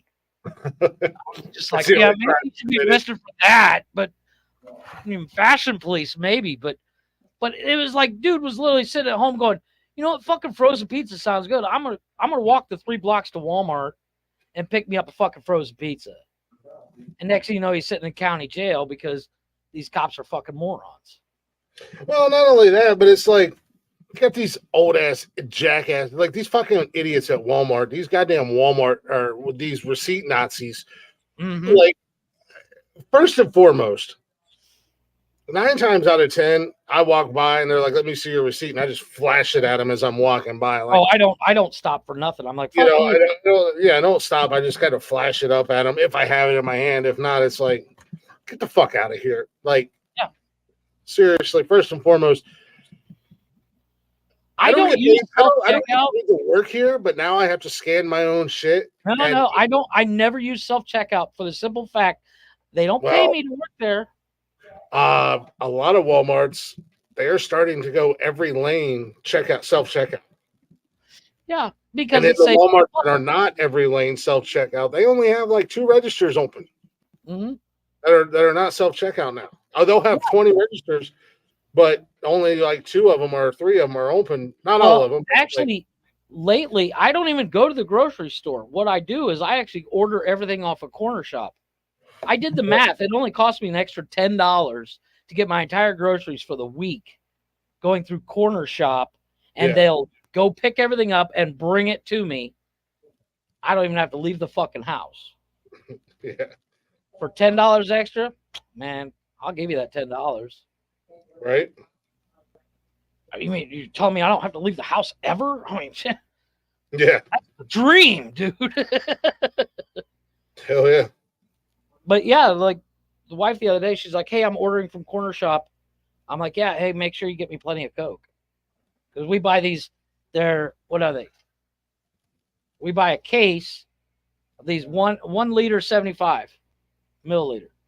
It's like a little over, just under 2 liters of Coke. And I'll get a case of them, and they'll last me a week, unless the kids get into them. But it's better than the 3 liters that I go and buy every day. Mm-hmm. Because the problem I have with the 3 liter, if I don't finish it, I leave it sit there in my office or on the dresser, and then it's flat, and then I end up throwing it away. Yeah. Where at least with this, it's not, it wouldn't look, it looks weird when I drink out of a 3-liter bottle, but Well, drinking and out of this looks like a really big 1 liter. Shake that son of a bitch around. It's got to be flat by the time you get 3/4 of the way through it. Well, I usually pour myself a glass, Yeah. especially like at work when I'm on meetings. It doesn't look good me drinking out of a big old plastic bottle. So I have an actual glass that I drink out. Fine. You're fine. Yeah. Speaking of jackass companies and their jackass ways, like Walmart. Did you hear what Subway's doing? No. Subway promises to provide free sandwiches for life I saw this. to someone willing to legally change One their person. name to Subway. You know what?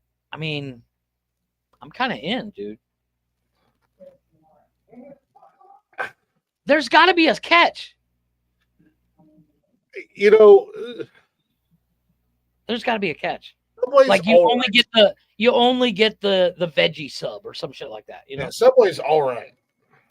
It says starting at the top of August, Subway is launching what it's calling the name change challenge. In short, the winner will be presented with the opportunity to take their sandwich satiation from footlong to lifelong by legally changing their first name to Subway. The winner, soon to be known as Subway, will then receive a lifetime supply of free sandwiches.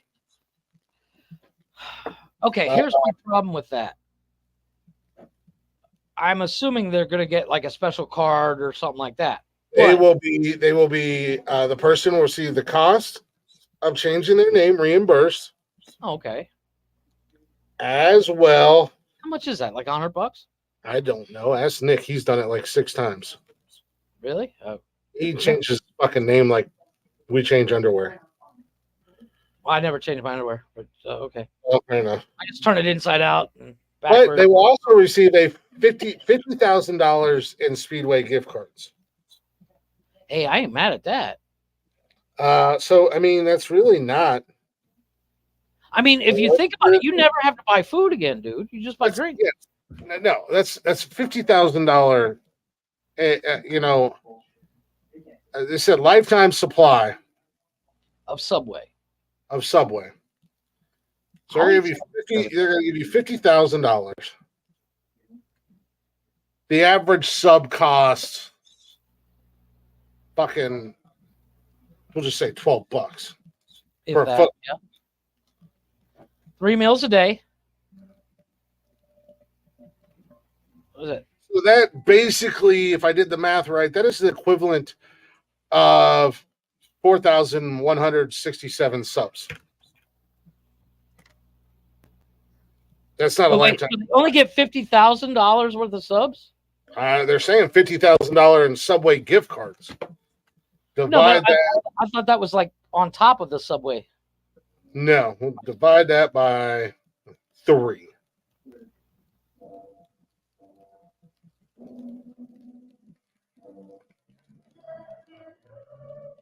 Wait a minute. No, wait. I did that wrong.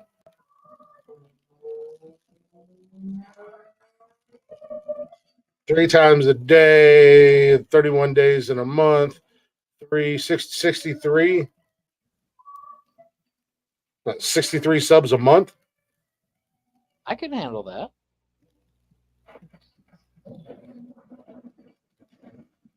I mean, at the very least, if you fucking get bored of eating Subway, you change your name back. 63 subs a month times 12, 126. 63 times 12, that's 756 subs a year. What'd you say? 7? 63 subs times 12 months is 756 subs. Times $12, That's $9,000. You're only spending $9,000 a year. No. That Hold ain't on. right. I'm breaking it. Hold on a second. I'm breaking it down here.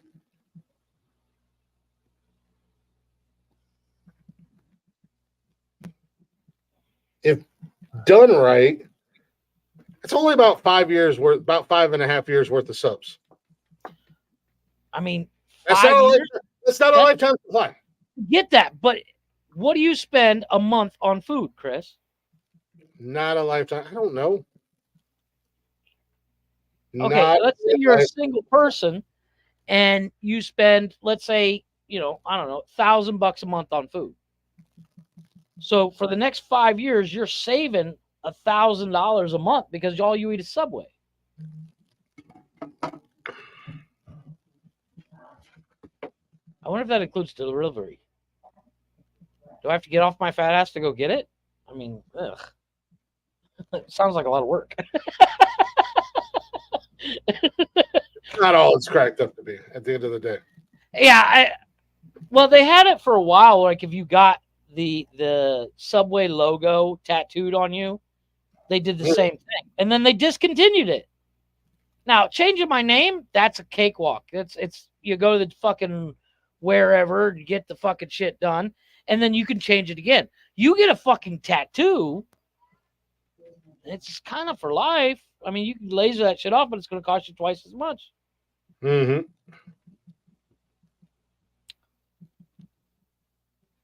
I mean, I like Subway and all, but I don't know, dude. That's a lot of fucking subs. Yeah. But, in those days where you're like, oh, fuck, I ain't got no money today. Well, I guess we're eating Subway, motherfucker. Mm-hmm. Because I'll literally feed the nation, go in there 14 times a day, and be like, I need another sub. You need plumbing done on your house. Be like, hey, dude, I'll buy you a Subway. You come fix this water here. Mm-hmm. I'll be right back. Right? No. I mean, I ain't mad at it. I mean, I'm not saying I'm going to do it, but there is some jackass out there that'll do it. Well, obviously there's some jackass out there that's going to do it because somebody's going to fucking enter it, change their name, and what will happen is, because we just broke it down and just did the math, it's about 5.5 years worth of subs if you eat 3 subs a day. Yeah, but I don't think I could eat 3 subs a day. But if you don't, you eat 1 sub a day. So, you get. That's almost like 20 years. Yeah, it's 15, 16, 21 and a half years. Shit. So, I'll be dead by then. So that's technically life. But some jackass will change their name and they're going to do the math and they're going to break down like we just did. And we just did it very simple. Sorry, I don't know why I said simplicity. We did idiot math. Very simple breakdown that could be wrong. They're going to actually look into it and break it down to the penny. And they're going to go, no, you said lifetime supply. This is only going to give me 21 years. In 21 years, I'm only going to be 45. But here's the thing. If you eat Subway every day for 21 years, you're not going to live to see 22 years. Well, that's not true because Jared Fogle went on the diet, and the only thing that happened to him is he started touching kids. Well, maybe that's has a correlation with Subway. I don't know. Well, they changed their menu. They took out the kid touching condiment. Oh, there you go. But no, somebody's going to break it down, do the math, and then they're going to sue the hell out of Subway. And then Subway's going to be. Then somebody's going to weigh the dodo. Wouldn't it be better if Subway said, look, it instead of giving you Subway for life, why wouldn't they just give somebody a Subway franchise for changing their name to Subway? It's a lot more money in the end of the day. You're talking about $50,000 compared to, I mean, how much do you think the average? Well, how much does it open a Subway franchise? I don't know. I'm about to find out. How much does it cost to open a Subway franchise? Okay, so 100. Well, the minimum is $40,000. Between 40 and 80 grand. But total investment after once you get up and running is minimum 150. You have to have at least 40 to 80 grand of liquid capital to do so. So you got to put 40 to 80 down. Total investment between 150 and 328. They give them a discount on a franchise. I don't. Would you really want to be walking around being? Your ass Hey. up on the show, Cameron. Jesus. Does he need Lincoln? I see that. He might have been. I don't know. I'm just saying. Somebody check my messenger. They're talking shit in my fantasy football league, like they've won the last couple of years either. Like, like I have the best record in the league. Yeah, the playoffs have kind of sucked for me, but I have the best record in the league 2 years running. Calm down. You fuckers ain't doing anything better. It's not like you're actually on the field there, buddy. I'm really going to set them off when I tell them there's a mandatory $50 buy-in for the league this year. Got that. Yeah, see how much you fuckers want to play now. Yeah, I think that's the only way I would play. Because I've been then you wanting have to put a stake, you know? I have fun, like I enjoy playing for shits and grins. And I've been wanting to put money on it for the last several years. And I've playing played for shits and kids literally means you can walk away at any time too. Yeah, I mean it's just bragging rights at that point. Yeah. And like, yeah, I haven't won my I haven't won my league, but again, you never know how the playoffs are going to pan out if you got injuries or whatever. But at the end of the day, I still have like the best record in our league. At one point I had 2 losses and got into the playoffs and got smoked in the playoffs because I had a couple injuries.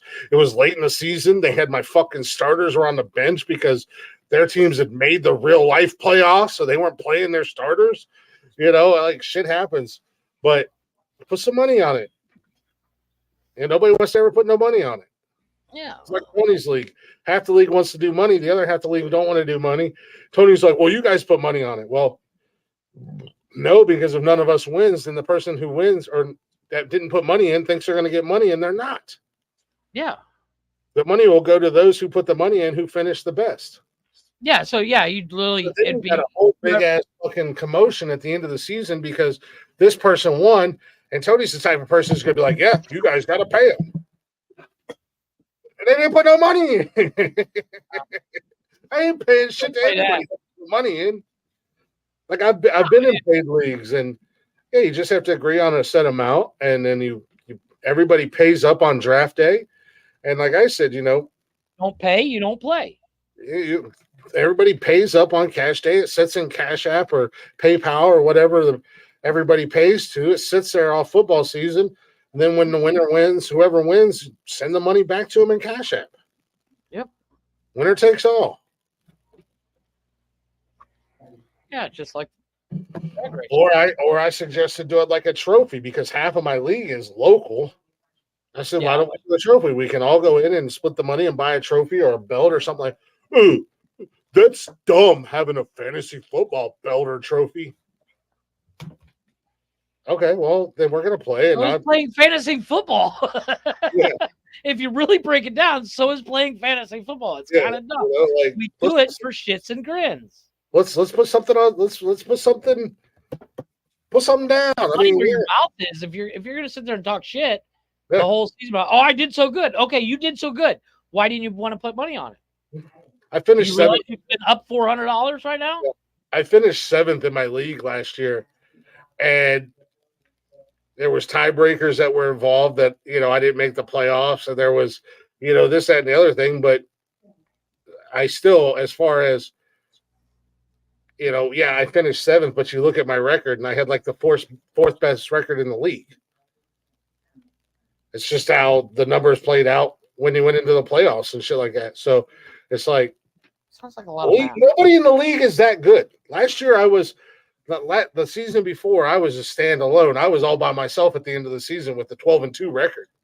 I didn't win, but like in order for me to get into that, I'd have to have charts and graphs and fucking just to keep up because I'm gonna be dead honest.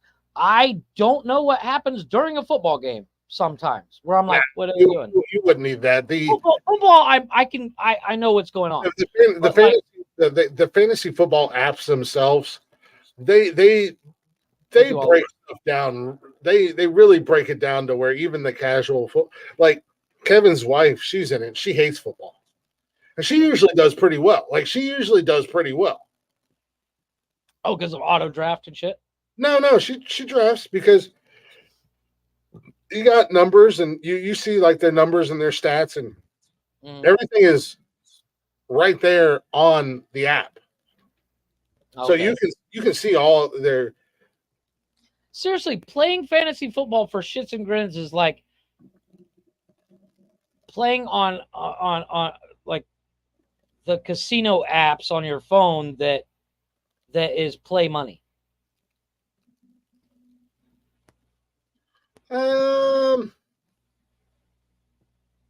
Like put some skin in the game. Hey boys, look what I got here. Hey, where are the white women at? I don't know. Why is Peter Pan always flying? If you got hit in the Peter with a pan, you'd fly too. That's gonna be his answer, I guarantee it. Yeah. I know that. No, that's like I do DraftKings. I used to do there was another one. I can't remember the name of it now. But it's online betting. Now you can look at my stats on that compared to fantasy football. Well, see, now I'll be winning in fantasy football, but I'm winning money in DraftKings every year. Last year, during the Super Bowl, I asked you and Tony who's winning, and I went to go bet on it. Now, unfortunately, I was late, and they wouldn't let me place my bet, and it's a good thing because I would have lost anyways. And it was literally the over-under. It was like I would have lost by like one fucking touchdown, so it wouldn't have killed me. But at the end of the day, it was one of those things. If I would have absolutely been able to put money on it, I would have sat down and actually watched the fucking game. Yeah. And since I wasn't able to put money on it, I was like, fuck it, I'm going to go play bingo, or Keno or whatever. But, I'm going to go masturbate in the corner. Same difference. Basically what Keno is. No, but I actually started talking to a friend of mine who is going to, the easiest way to say it, it's going to help me with my death. Subway Glick, there it is. Glicker. That's what you're going to change your name to so you can get free Subway. Subway Glicker. Because he never lands, duh. Oh, got it. Wasn't that the name of Michael Jackson's Neverland Ranch? Yes. Kitty Touching Ranch? Well, Michael Jackson used to compare himself to Peter Pan. Subway Glicker in the building. There you go. Free subs for everybody. Right, I mean, seriously, your parties would be the best because you literally go to like 4 Subways, pick up a couple different subs a piece, and everybody comes in and they get a sub. All my parties that I have. Yeah, well, you'd be a killer at PTA. I'm just saying. But I started talking to a friend of mine. I'm definitely in the PTA. Because that'll go. This is like Bert Kreischer when he's in the PTA. So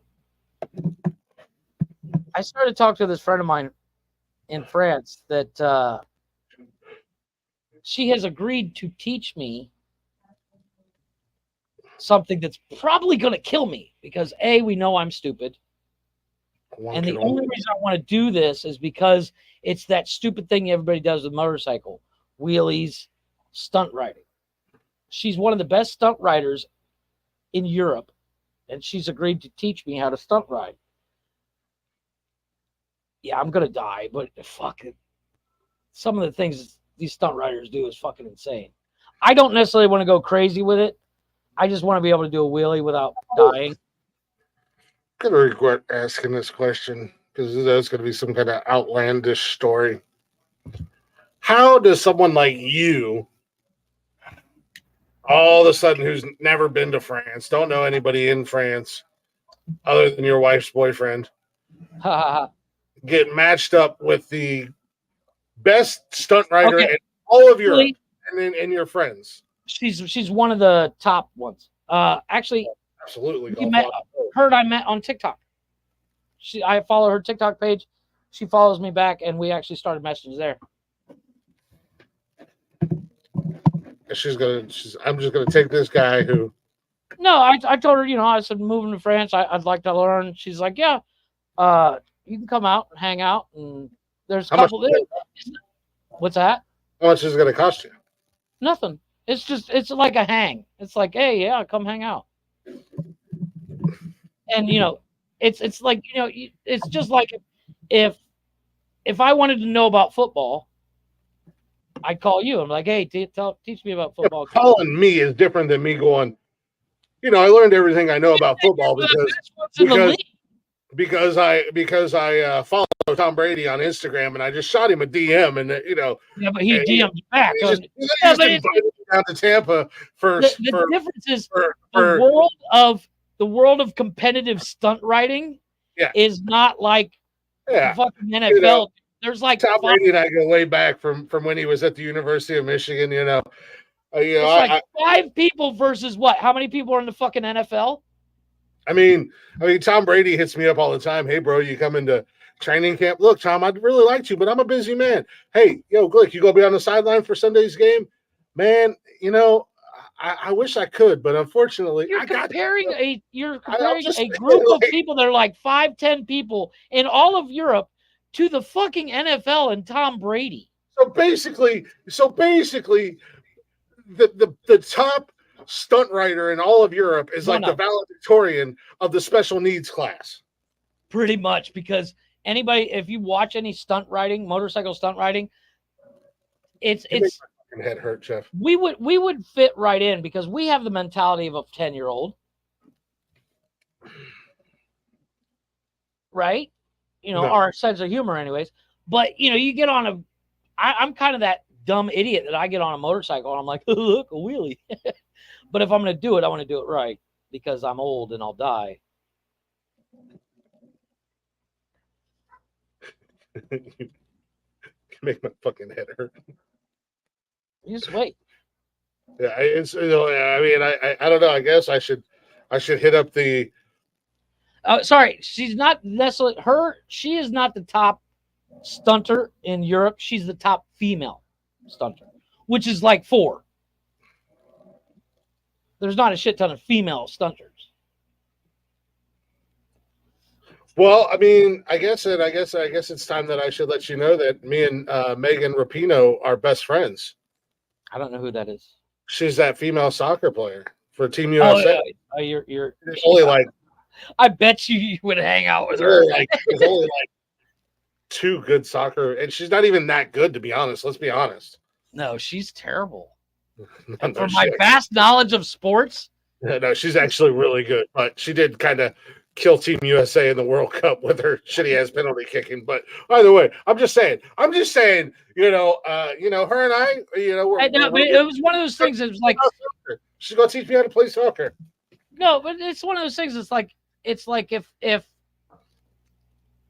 you're wanting to join a fantasy football team and you see somebody on TikTok that runs a fantasy football, you hit them up.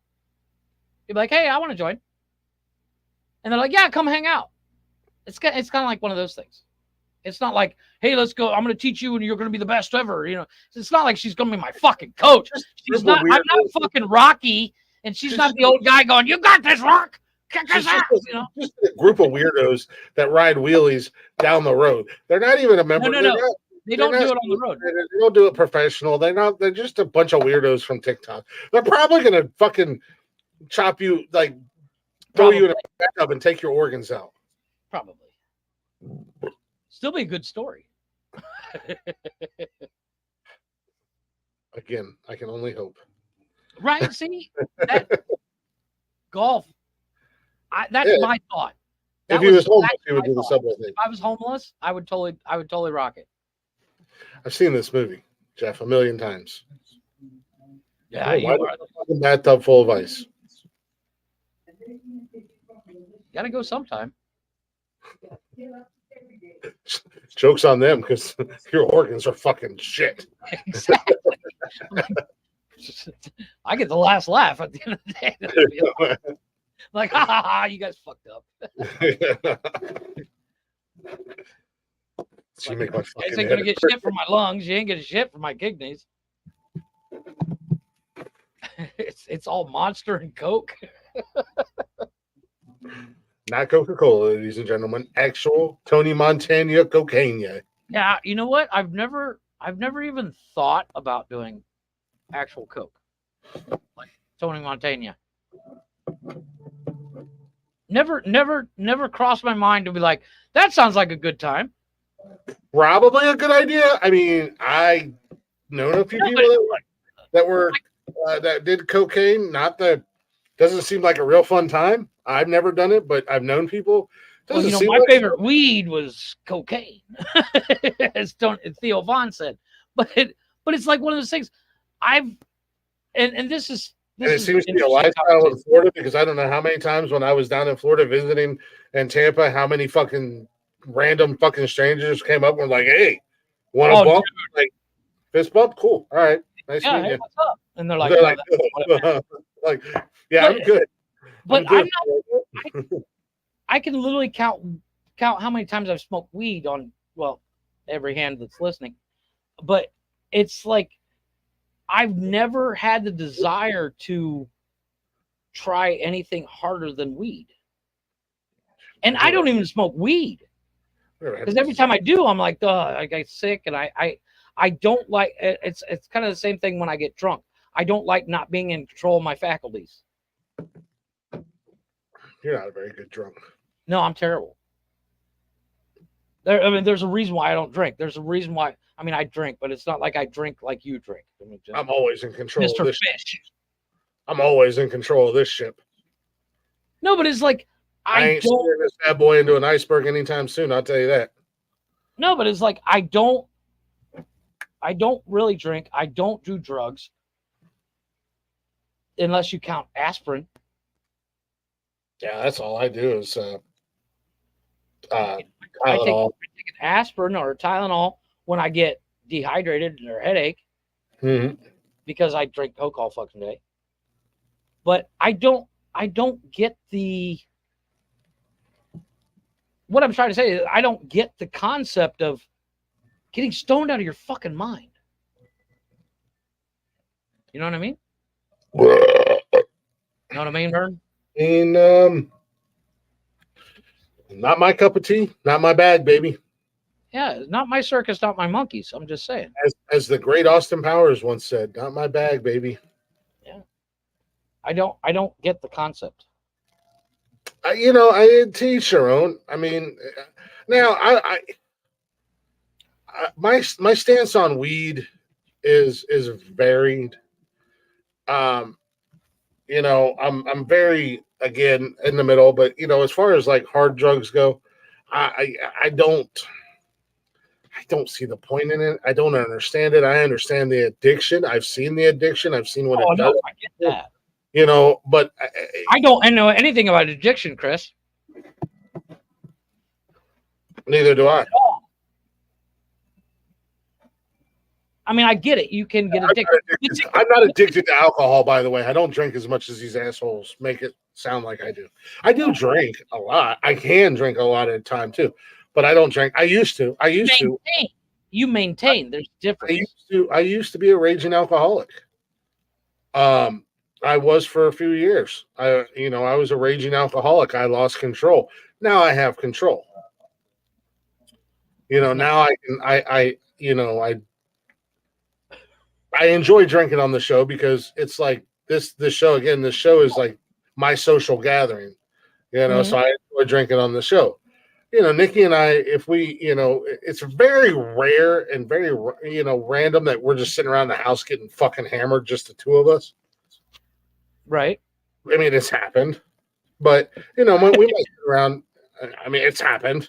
I won't say it hasn't. See, that's the crazy thing. I was talking about this with the wife the other day. She said it's probably a good thing that you guys do the podcast remotely. I said, why is that? She says, because if you were in a room with Chris and Tony, you would drink as well during the podcast. Absolutely 100% drink. No, because it would be it's I different. would make you. Well, there's that. I mean, that is fucking fact. But it would also be socially awkward not to. Yeah, I'd be like, Jeff. You and Tony would be drinking. I'm like, well, fuck, I guess I got him. You know, I'd be like, Jeff, open your mouth. I have a surprise for you. Whoa, but that's not beer. And then I jam a funnel in your mouth and I duct tape it to your mouth so I can pour beer down your gullet all night. Hercules, what the fuck? No, but it's like that. That would be understood, like, because we're in a room together.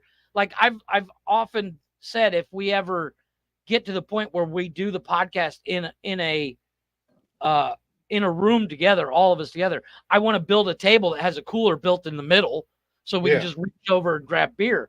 Yeah. But it's like, you know, and have a monitor in front of us so we still go live.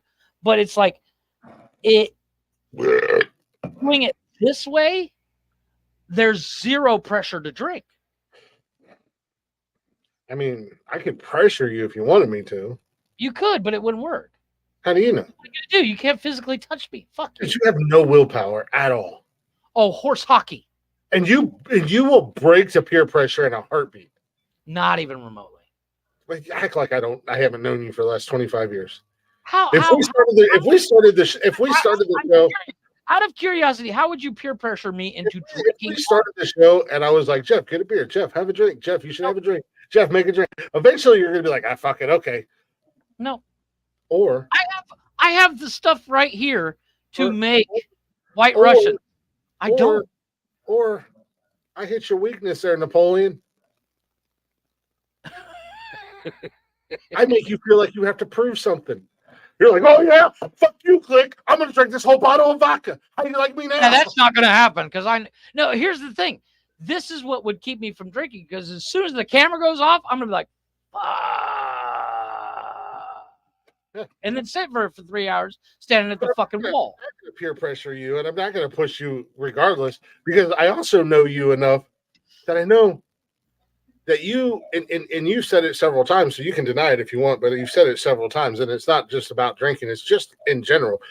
You don't have a whole lot of self-control. You like to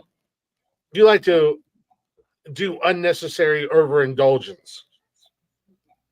So like, even if we were together, I probably wouldn't push you to drink but I would do it anyways because we're all in the same room. Yeah, but I mean, it's a different concept of being in the same room with people drinking. Like, I would fail miserably as a recovering alcoholic because I'd be in a room with people drinking and go, well, I guess I'm gonna have a fucking drink. Exactly. But it wouldn't be like I'm gonna peer pressure you to be like, get fucking hammered. You're gonna come in and I'm not gonna fuck with you to drink more, because again, it's that you have no self-control, so you'd be like, oh well, fucking Glick's fucking with me. Here we go. But I don't. I've kind of grown out of that a little bit, because I know when I've reached my limit with alcohol. I'll void the I can't buy a brand new car because I'll void the warranty. Again, you have no self-control. No, but that's different. Alcohol versus everything else I do. Plus, I know once you have like 3 in you, will be so easily to manipulate. No. Yeah. That was one time. My ass still hurts. I'm just saying. Just saying. I know you had you were on your second beer, and all I heard, oh, bitch. And you continue to drink. Bitch. Every time I said something, bitch. After beer number 2. Yeah, but I used to about what 17 years ago, I used to drink all the time. I'm not saying you have no self-control in a bad way, because you have the mindset about you where you're like, I'm not going to drink. You know, well, it's not that I don't want to drink. It's not that I physically have to hold myself back from drinking, because I have no desire to drink. I don't have to physically hold my. That's the thing. When I was an alcoholic, I 100% lost control. I had no control. the alcohol had 100% of control of me, and I was don't know. literally, if I was awake, I was drinking. And I hit rock ass fucking bottom. And my oldest daughter, when I found out that my ex-wife was pregnant with her, that was kind of that rude awakening, because I was drinking myself to an early grave. And, you know, when I was with my ex-wife, because she was so young and she didn't, you know, we were both so young, she didn't really notice or care or anything like that. And that's when I was like, okay, I need to get control of this monster. And I got control of it. And, you know, so it wasn't like I had to go to AA. I didn't get a DUI. I wasn't in a car accident where I hurt anybody or anything like that when I say I hit rock bottom. But mentally you hit rock bottom. Mentally, I was in a very bad place, and I had to. It was almost like an out of body experience. I had to kind of like Doctor Strange. Mm-hmm. You know, there was that look at the drunk asshole kind of thing. There was that night that it was literally like I was on the outside looking at myself, and you know, it was like I got to make a change, and now I you know, I have control. So I don't drink all the time. And when we do the podcast, you know, during the week, I might drink 6 beers on a show. Saturday nights, I'll drink a lot more, but that's my night. That's always, since I've gotten control. Saturday night was like my one cheat night where, right. You know, like I'm gonna drink, I'm gonna have fun, I'm gonna get drunk, but at the same time, I'm not going to the bars, I'm not going out, I'm not, you know, I'm drinking at home. I'm on fucking line. Yeah, exactly. Yeah, and that, I think that, like I said, if we were in a room together, it would be completely different, because I would be getting drunk as well, because I'm like, fuck it, there's beer here. Yeah, well, that's what I'm saying. Like Saturday, you know, we did the show on a Saturday night, and it was like, hey, let's hang out and drink. You know, you get too drunk, there's the couch, dude. You don't have to go home. Exactly. And that like I would probably end up staying Wednesdays and Saturday nights at your house or wherever the place would be, because I'd be fucked up. Mm-hmm. Where and of course regretting it the next morning. Yeah, I mean, and that's why I said, you know, I try to drink about no more than 8 beers on Mondays and Wednesdays. Usually it's like right around 6. Because I don't want to wake up. I have to get up for work. I don't want that feeling of getting up hungover. Not that I get hangovers very often anymore, but you know, I don't want to have that gross feeling, tired, just yeah, that cotton mouth and ugh. Well, I mean, speaking of feeling like that, you know, I got to give a shout out to our sponsor, Liquid IV, because they have been a lifesaver. Up to that, by the way. Liquid IV has been a lifesaver on Sundays for me, because, you know, not only with like dealing with the heat, because the summer has been unbearably hot for everybody, and wanting to stay properly hydrated at work and throughout the day and stuff like that. But Liquid IV has been a lifesaver for me on the weekends, because when we start the show, I have a bottle of water with Liquid IV in it, and then I start to drink. And then Sunday mornings, I usually get up and have me another one, and I feel great, man. I'm hydrated. I don't have that hangover feeling, you know. So I gotta shout out Liquid IV. And if you guys want to check out Liquid IV, you know, even if it's just because you work out and you work a hot job, you're outside all day long, and you want to get that proper hydration, or you're in the gym, or you know, you like to party on the weekends, maybe you're going to music festivals or whatever, and you know you're going to drink a lot. Liquid IV is a lifesaver. Definitely get you properly hydrated and feeling right. And if you want to go to liquidiv.com, place your order, use our promo code Words Are Hard, get 20% right there at the bottom of your screen, by the way. Where? There's our promo code. There's our promo code. Look at that. Yeah, got our promo code right there. Words Are Hard. Yeah. Yeah, you go right here. Look at that. Look at that beautiful picture right there. Liquidiv.com. Words Are Hard. All kinds of great flavors. My favorite is probably the acai. Very.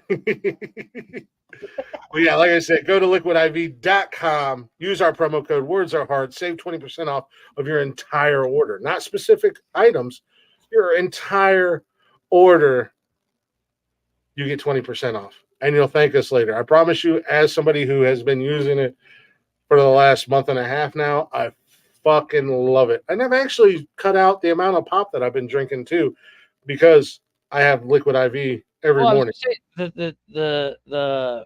Because that's kind of the first thing I hit in the morning. I get up, go to the John, smoke a cigarette while I'm on the John, and then first thing I do is grab a bottle of Coke. Mhm. And I think Liquid IV would be probably better for me. Well, I told you. But if I get the taste that I like, there's so many flavors, dude. And that's what I'm saying. Once I find a flavor I like, I'll probably cut out Coke and just OD on Liquid IV. I actually got to get me another order in. Because I'm about. So, but like I said, definitely, you'll thank us later. And you'll find a flavor that you like. With that being said, let's take us a real quick break. Damn, let's go ahead and it's been a hot minute. Well, it's not been a hot minute since we played Blacktop Mojo, but it's been a hot minute since we played this song. Oh, Blacktop Mojo. Check these guys out. All social media, everywhere you stream music, at Blacktop Mojo. Check out their tour dates, because if they're coming to a town near you, fucking go see them. Jesus There's Christ. a date out there. These guys are on tour on it. Yeah. I promise you, you'll love the show. You'll have a good time. They always have good bands opening for them, whether they're local or they're on tour with somebody big. Check them out, Blacktop Mojo, with their rendition of My Girl. Oh, I love this song. Mm-hmm.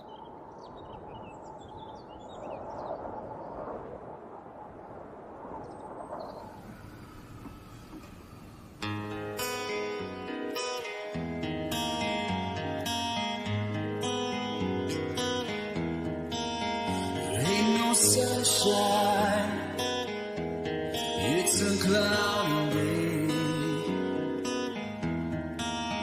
and when it's cold outside, nobody's there for me.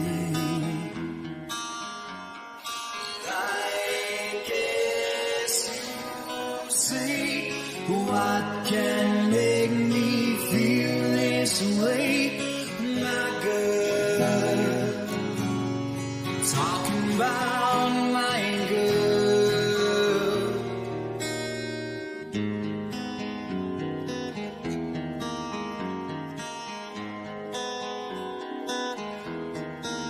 But she don't call me honey. That stings like a bee. There's no music now. No birds in the trees. And I guess you say, what can make me feel this way, my girl? I'm talking about my girl, my girl.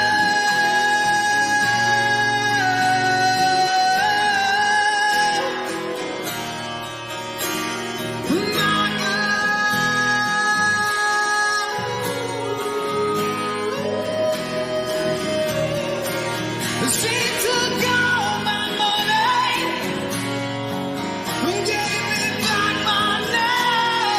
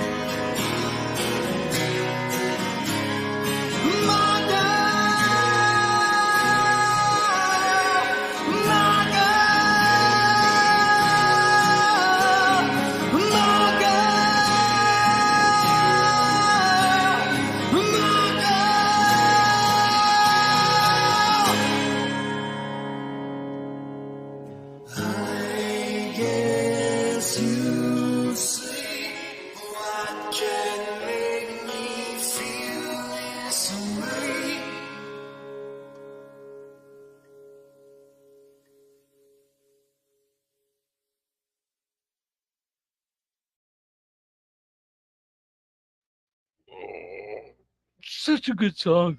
Ugh. Whew. It's been one of those long days. It's always one of the long days. So I had to clap back real quick in the fantasy football chat. I'm like, this is barely Check my finished. stats, bro. I was like, this barely finishing over 500 clown. I ain't mad at my 19-9 record over 2 seasons. I can't help the way that the playoffs pan out, especially when most of my players are on the bench at the end of the season because their teams are already in the playoffs, so they bench their starters, so there's no risk of injuries in the last couple of games of the season.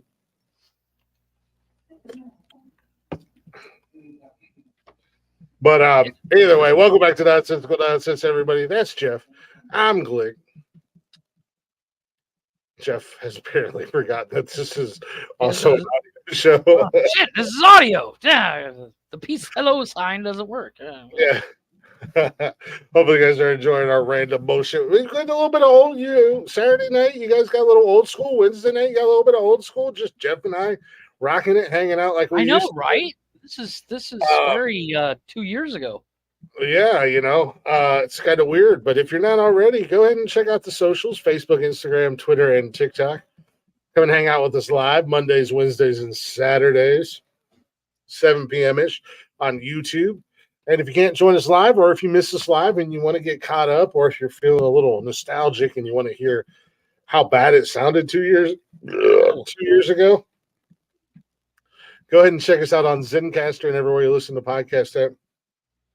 All at Nonsensical Nonsense Podcast. Give us a follow. Give us a listen. And if you'd be so kind, give us a share. Shout out to the 2 people who are always watching us, like from beginning to end, and never comment. What's going on? I like to think that's probably at least one of those is like either my kids or my in-laws.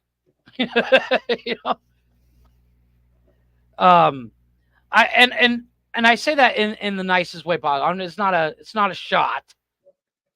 Because believe it or not, I do TikTok. And my mother-in-law, every video, if I have one like on that video, 99% chance it was my mother-in-law that liked it. Very supportive.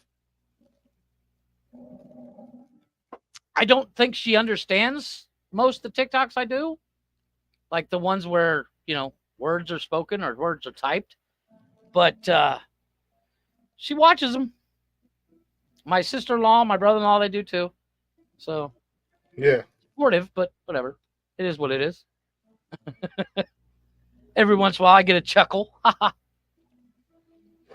Got the whole ass group. They just got the whole ass group route. I said, newsflash, big mouth. It's a $50 buy-in this year. Let's see how smug you are now. Exactly. All of a sudden, he shuts the fuck up. Exactly. On that motherfucker.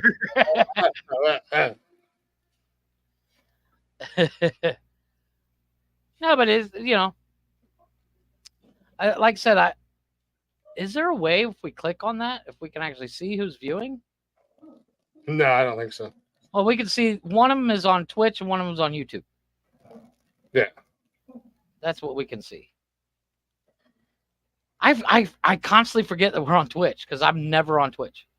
I just throw it on Twitch just to throw it on Twitch. I gotta be honest with you. I'm contemplating not even fucking with Twitch anymore because Twitch is one viewer will go away. Well, no, Twitch is more for the gamers. Maybe more music. Generated, yeah.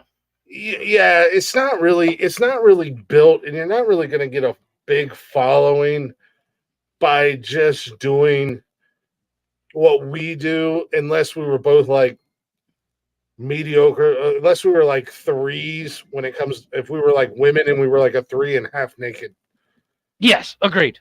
Yeah. Because, hey, Twitch, I hate to break it to you, some of you gamer girls, y'all busted ass cans of biscuits, and you ain't that fucking pretty. And the only reason people are following you is because you got They're hoping your titty will pop out. Let's be honest. all your damn business out there.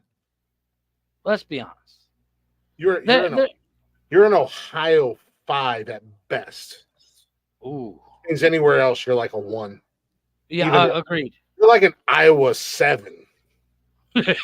Iowa. You're an Indiana 8, though. That's good. Yeah. You're a West Virginia 9.5. You get the extra half if you're somebody's sister. If you're not somebody's sister. But anywhere outside of West Virginia, you're like a 5. Yeah, if that. Or below. Yeah. I get the concept of watching and this people. Is our last night on Twitch. Bye. No, but I get the concept of watching people game. Of the only time I watch somebody game is I'm thinking of buying said game, and I want to see if it's worth it. But other than that, I don't get the concept.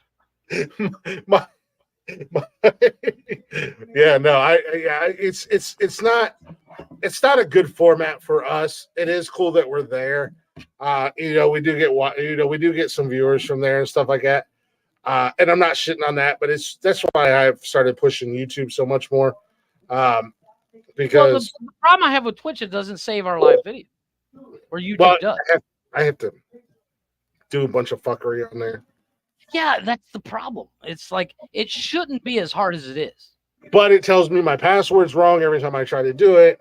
Exactly. Then it tells me I have the wrong. I've never had a problem with our YouTube, except and then it tells me I have the wrong email when I try to change the password. Yet Twitch has no problem sending us emails multiple times a week to that email that they say is wrong. Yeah, I did see that. I was like, because I needed to sign into the TikTok account, and I had to go through the email, and I had to get the code from the email. So I went on the email, and I was like, Chris says we can't get on Twitch, but I see a bunch of emails from fucking Twitch. Oh no, I can get on Twitch and stuff like that, but to fuck around with the account and everything, or like if I go to try to watch Tony on Twitch, I can watch Tony on Twitch, but I can't comment on Tony's Twitch because he's got all this weird fucking 2-part verification. You have to be verified as an account, blah, blah, blah, yada, yada, yada. He's got all this extra level of security, which, I mean, I understand why he needs that, because he's Mr. Drama. Somebody else's drama. And he don't want a bunch of clowns in there, so he wants real accounts, which is cool. But that's why I said I run into that, don't tell me my password and my email's wrong. And then my email number is fucking wrong when you guys can send me messages to them just fine. Yeah. But no, YouTube's talking to you, Twitch, if you're listening. YouTube's cool. I've never had any problems with YouTube as far as gaining access to what I need to do. The hardest thing on YouTube was when we took all the videos off of my YouTube channel and put them on our own channel. And that was literally just downloading the video and uploading it again. And you could only do so many at a time. Because I think it took me 4 days to get it done. Because I could only do 10 videos a day. And or so many hours worth of video a day. So it took me 4 days to do it. But once it was done, we didn't have to do anything else. I don't do shit with it. No, I don't either. I watched it. It's there. Here's the crazy thing. Now, when you re-listen to the show, do you listen on Spotify, correct? Yeah, typically. Every once in a while. Now, I'll listen to it on Spotify.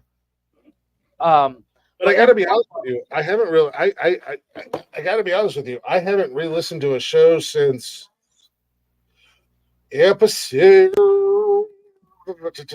because I wound up listening to almost the whole ass damn show. Episode 26, and we're on 298. Dude, I'm telling you, you want to laugh again. Because I listened to the funnest fun and funeral fucking episode. That last hour, dude, holy shit. I still re-listen to that and laugh my ass off. Because any more, I'm listening to the whole show on Fridays when I'm posting them on the Zencaster because Yeah. I got to get the right spot for the ads because you have to notate the ads. So I have to get the exact time frame for the ads on there. And on top of it, I've started chopping clips out so that I can post on social media. Right. Yeah. So I'm already listening to the show. I'm not going to listen to the show a second damn time. Yeah, no, I agree. But I'm listening to other podcasts. You know, there's other podcasts that I listen to, and like I have Spotify on the TV upstairs, and we already played your intro once, sir. Calm down. I'll give you Brian's intro. calm down, Denzel Washington. You go wind up like John Q. Public or whatever the hell his name was. Videos on my TikTok. But this guy, we got a fucking diva on our hands. Yeah, apparently. Jesus, we've created a diva on our hands. Apparently, we have to play his intro every time he comments. Yeah. Here, hold on, here you go, Beyonce. Hey, boys! Look what I got here! Hey, where are the white women at? Beyonce. I don't know why I find that funny, but where are all the white women at? Why? You want to hit them with a fucking chair? Okay, I have a question. Where is that video? I have yet to see it. I've heard about it. Just fucking go on YouTube and search it. I have not seen all it was. See, man, I kind of talked about this a little bit. All it was. Now the world makes sense. You're welcome. Sorry you missed it. All it was a couple of drunk white dudes didn't want to move their fucking pontoon boat, and they got into a fight with this black security guard, and then like 900 black people came and jumped them. I don't know why they're so proud of themselves, because there was grown-ass men throwing punches at women, hitting women with chairs. Everybody got fucking arrested because, as they should have, because everybody, including the white people, were wrong and in the wrong, and you're all a bunch of fucking jackasses. Now, mind you, y'all think it's funny and it's all fun and games, but for the last several years, y'all been doing crazy ass shit to white people. Now, when we fight back and you want to cry racism, keep that same energy that you have right now about this Alabama situation. When y'all fuck up in a subway. Wait, it was on a dock, right? I think I've seen. And like 30 white people beat the hell out of somebody on a subway or on the street or whatever, or you play your fucking knockout game that they've invented in New York, and you hit the wrong one, and 10 of his buddies come out and put your 2 kids in the hospital because they thought they were going to make a TikTok video and go viral. Keep that same fucking energy.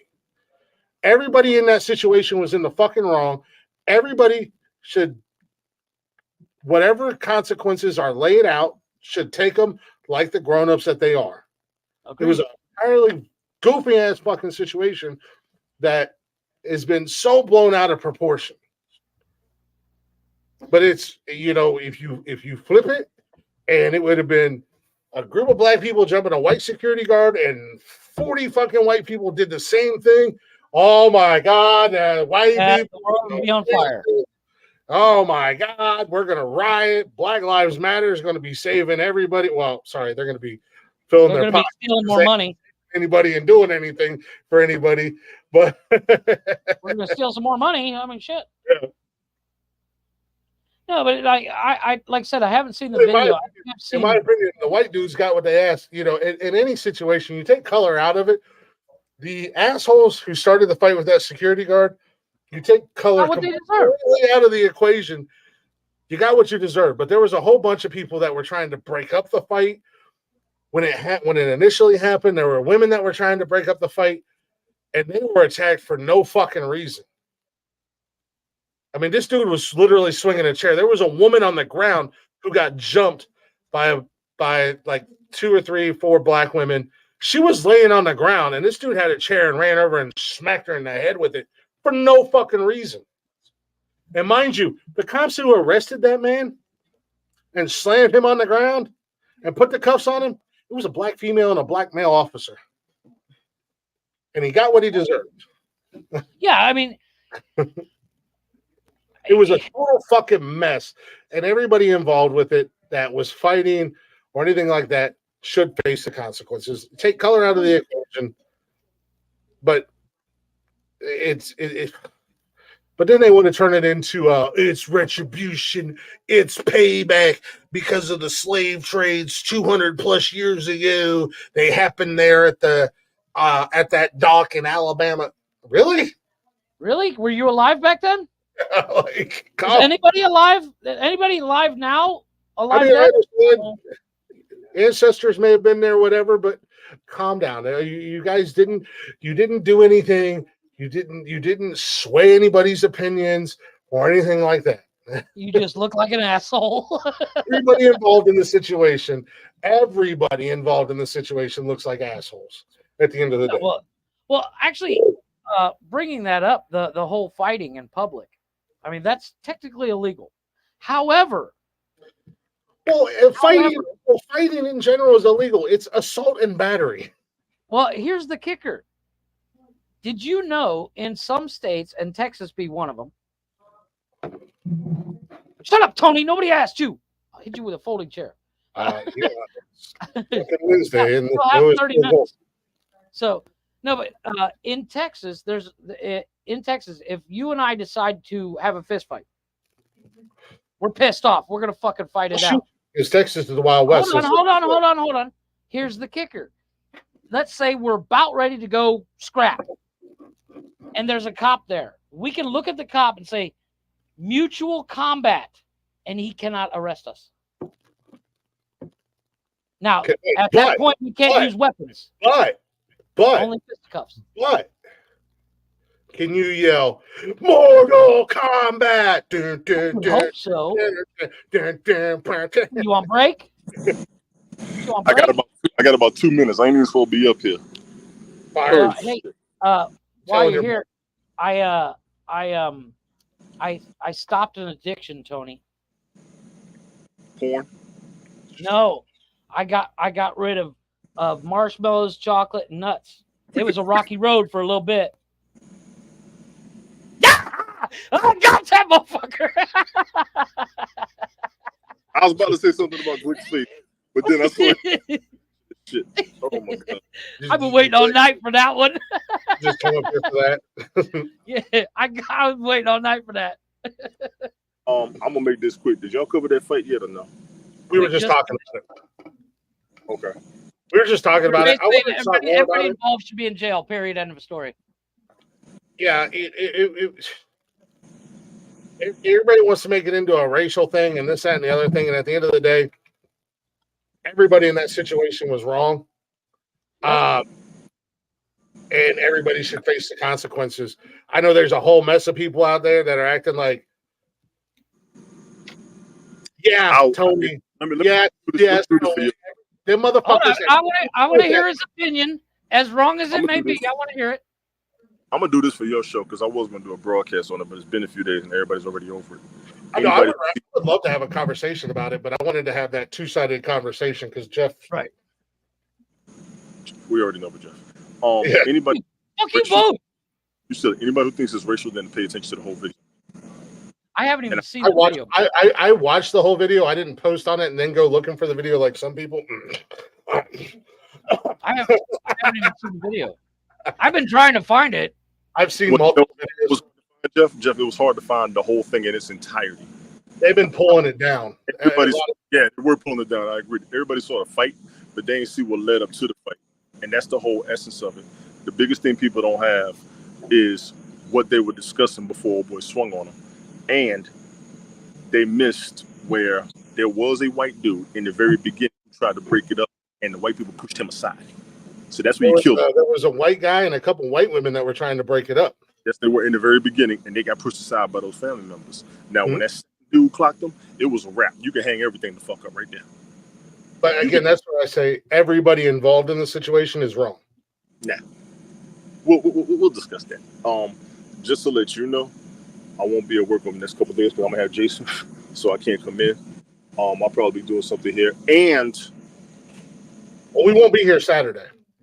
Okay, I got So- birthday Jeff's parties for the Jeff's got kids. birthday parties, and we're going to be in PA. so let's look at Friday night for the draft. What you think about that? This coming Friday? Yeah.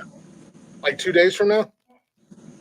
No, next week. Fuck you think? I'm verifying what time. We're going to PA Friday after I get off work. Okay, that's what I need to know. So we can wait. We can wait, or we can just schedule something else. See when's the We got 3 weeks of preseason. I'm going to try to schedule mine for like either before or just after or that weekend of week 2 preseason. That's what I was looking at. And Yeah. next week, not this weekend coming up, but the weekend after, I'll be out of town for a family reunion. So Okay. and so yeah, if it comes up whenever when I broadcast Golf Hawk, if you out there, because I will put something. Everybody put the app back on. I will be putting stuff in there, and I want to get people's requests from the chat. We're gonna have busy weekends with school starting and people still making family trips. We can just I can go automatic with no problem. I just want to make sure everybody's able to. Tomorrow, good for me. There's like 2 weeks between. Yeah, it's creeping up. There's 2 weeks between. No, there's not. There's not. Never mind. I take that back. Yeah, so definitely by the 3rd week of preseason, either before or that weekend at the latest, I would say, Tony. Because I can't front. I really wanted to wait till these rosters were fucking solidified. You saw Alvin Kamara just got suspended for 3 weeks. Yeah, Kamara and Zeke's looking for a job. Dalvin Cook's still looking for a job. You know, there's guys out there. Kareem Hunt. Everybody thought he was a lock for New Orleans, and then they pulled the rug out from under us, and he's going and went to visit the Colts. And guess why they're doing all that? For what we're talking about, fantasy football. Mm-hmm. But I think those guys, Zeke, Cook, and even Kareem Hunt, they're going to be late round picks. No, they're not going to be starters. They are first round picks. Dalvin Cook and Zeke alone are first round running backs off the rip. That's the game. Yes, but if he's not working, you know, he'd be a late round pick to find out wherever he ends up. Well, the kicker is, had we done it already, they would have been picked up in the first place. I wouldn't have picked him up until late round, just me personally, but that's you. And I'm not being asked. That's you. Normally, that's just based off the uncertainty because we know where, depending upon where he ends up, he should be a starter. But if he ends up in Cleveland, he's not going to be. I'm saying, for instance, I'm not saying he's going to end up in Cleveland, but for instance, if Zeke or Cook end up in Cleveland, they're not starters in Cleveland. Mm-hmm. And like I said, I'll be ready whenever. Once the roster's solidified, I'll be ready to go. Yeah. I got some heavy shit going on over here too, but I did want to jump in and say what's up. Jeff, you still crazy. Glick, fuck your beard. Tell everybody I said what's up. I saw Brian on Snapchat what he did. You see what Mike did? Mike put a poster there. He was like, I don't know what's going on, but Glick wants to fight the entire state of Canada or the entire country of Canada and Texas. I wouldn't call him a Chewbacca. Y'all are sick. I'm gonna drop down. You all enjoy yourselves this weekend if we don't catch up for real. Y'all enjoy Absolutely, yourselves. man. And we'll catch up next week, all right? Definitely. Much love to you, brother. Peace, y'all.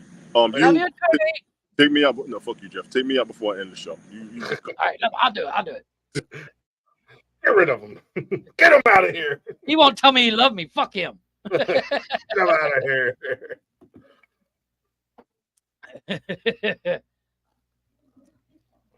Yeah, so I just watched that fight. It was. But did you see? It was like a minute. Yeah, so to kind of break it down, the whole fight started because there was a family or a group of friends that were all white, whatever the case may be, on a pontoon that they didn't want to move it. They were on a pontoon and the riverboat was coming in. Security guard came up, and the black security guard. I'm giving specifics. People don't take it the wrong way. Don't get all mad and be like, Glick said white people and black people. Black security guard came up, and he's an older gentleman. The security guard's an older gentleman, and said, "Hey, y'all got to move your boat. The riverboat's got to come in." Makes perfect sense. Came in hot, dude. Came in fucking running and. Well, because the riverboat was coming in, so he was running down there. He's a security guard at the dock. No. The white guy that attacked the security guard. So they get into an argument. Him and one dude get into a fight. There was a couple people trying to break it up. Another dude come running out of nowhere. Another white guy come running out of nowhere. Out of fucking nowhere. Hits him with a flying knee. They knock him down. You got another guy who's trying to break it up. Two women who are all white from the same group trying to break it up. I gotta give props to the young man, the 16-year-old kid who came swimming like fucking Black Aquaman over there to help his boy out. He was the other security guard. Again, they're doing their job as security guards at this dock, right? Get shit separated. It's like a lot of bystanders were like, "Fuck this, I'm in." And that's basically, there was separation. There was this, there was that. Then all of a sudden you get like all these motherfuckers who come out of nowhere, just bystanders, and like, fuck the white people, blah, blah, blah. We're going to get one on the white people. And then they just start hitting everybody and everything. Aquaman. There was still people that were trying to break it up. There was like I said, there was a white woman who was trying to break up the fight on one end. And then like 3 black women jumped her and they were beating the hell out of her, kicking her. Then this dude picks up a chair like he's fucking goddamn Triple H in a WWE match, and he's swinging it. This white chick is on the ground. She just got her ass beat by 3 black women. He runs over, bing, on her head with the chair. 2 cops standing right there, snatch his ass up, slam him down, cuff him, stuff him. Hey. And it was, like I said, the whole situation, everybody was in the fucking wrong. The only two people that were not in the wrong, were the 2 security guards. And like I said, props to that young man who is 16 years old, I think he was, and that's his job. He jumped in the water, swam fully clothed to get over there to help his partner. Props to him. The only 2 people who were not in the wrong were those 2 goddamn security guards because they were doing their fucking job. Everybody else involved was in the wrong. Oh, agreed. Everybody else in the wrong. You're grown-ass adults. You have to face the consequences. Here's my kicker. This is my kicker. I guarantee everybody was drunk. I know. I wouldn't make that guarantee at all. Well, the white dudes that started swinging for fucking look like for a stupid reason. I wouldn't make that. I wouldn't say that. Everybody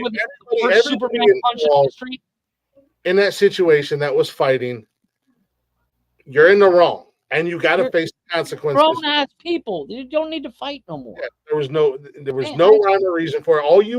At the end of the day, I'm gonna say this: all you stupid ass motherfuckers had to do was get back on your fucking boat and move it because you're not even supposed to fucking be there. Agreed. All they had to be like, all right, dude, no problem. We'll move. But like I said, keep the same energy that y'all have now when a video pops up of 7 or 8 black guys outside of a club jumping a white dude for no reason, and 30 white people jump in and have his back. Keep the same energy. Mm-hmm. You want to, yeah, but the problem is if you switch that like you just did, the race card gets dropped hard. Yeah, exactly. And like I said, every goddamn person everybody involved in that was in the wrong. And I don't care what color you were, male or female, if you were fighting or you were part of the problem, you were in the wrong. Plain and simple.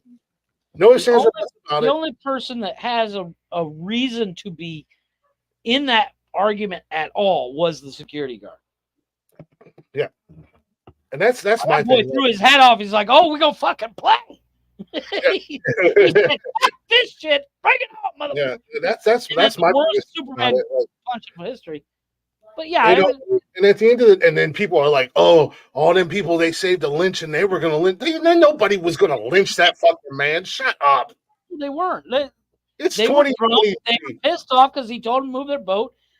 He probably could have gone about it a different way. But at the end of the day, he's like, "Hey, the fucking boat's coming. You all got to fucking move." I don't think he did anything wrong. I'm not going to say that he was wrong in any way, shape, or form. As a guy who's worked security at a not necessarily at a boat dock, but as an apartment complex, I don't think he came up there super aggressive. Yeah, he ran up on the situation because the boat's coming in. Right. Yeah. It's not. You know, It wasn't necessarily he was running in pissed. He's Yeah. running in going, "Hey, can you guys move? There's a boat fucking coming in." So, you know, he was doing his job. The man didn't do anything wrong. He didn't deserve what happened to him. But No. there was also people that were trying to break it up, and you know, there were a couple assholes in their group. And like I said, anybody and everybody that was involved in it, you have to pay the account.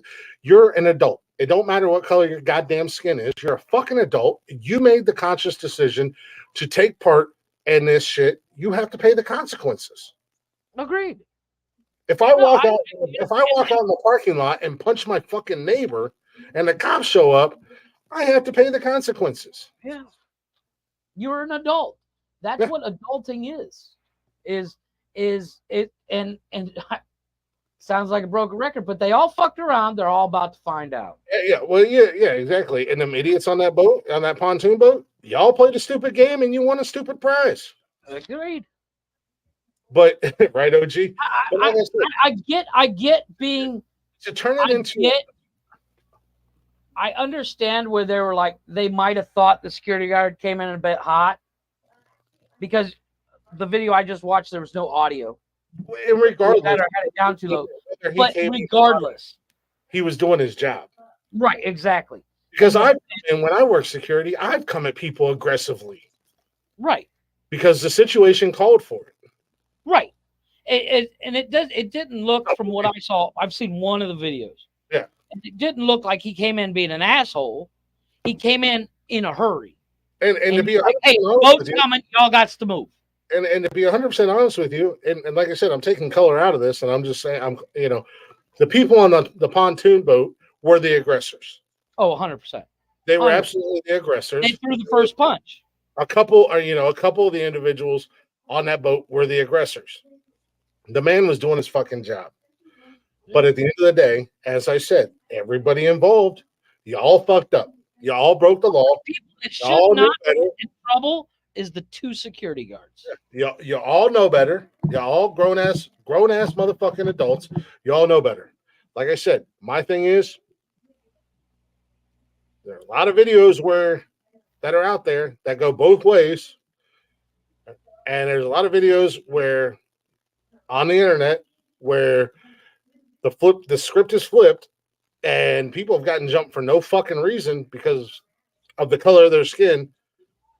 And if the same thing happened, y'all wouldn't have the same energy.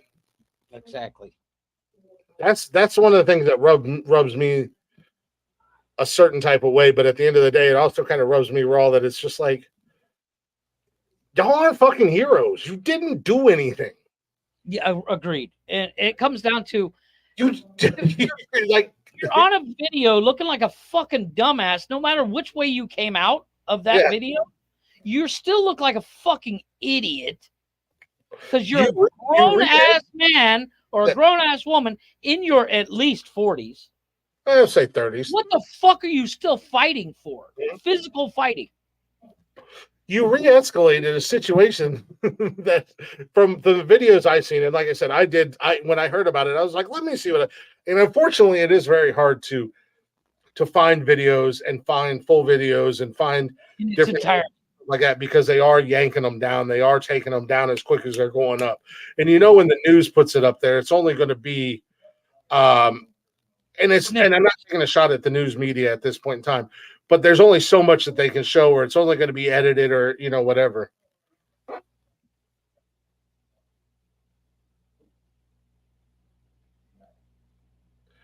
The same, the same thing could be said in the cities, OG, like New York, when what's that woman? She was walking to the subway for no reason, got knocked the fuck out. How many videos are out there of Caucasians walking down the street and a group of 4 or 5 POCs, since that's what we're going to do, just jump them for no reason and then run off? That old man got killed because this kid just decided to beat him up. Yeah. So, like I said, in all the videos,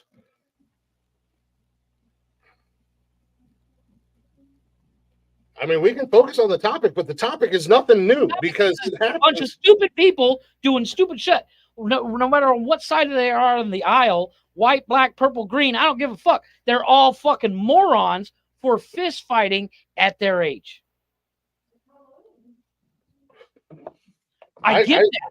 I totally understand what you're saying. But at the end of the day, it's society alone.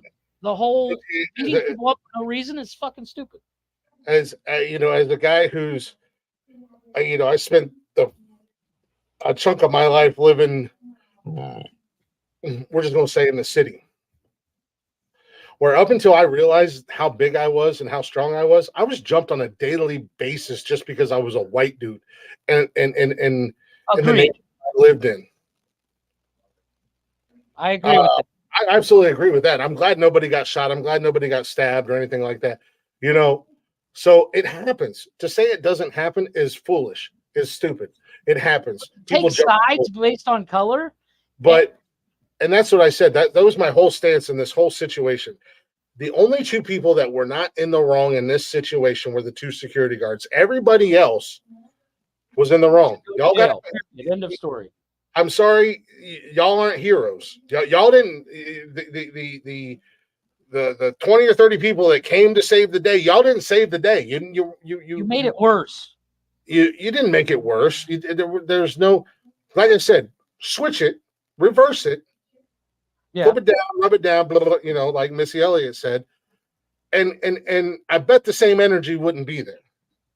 Okay. At the end of the day.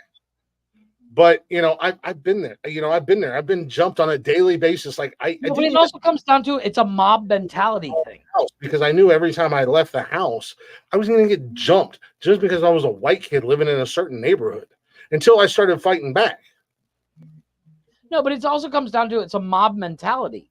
But as I said, the only two people that were not in the wrong, well, the security guards, and then anybody who was actually legit trying to break the fight up, but anybody who was actively involved with the fight across the board.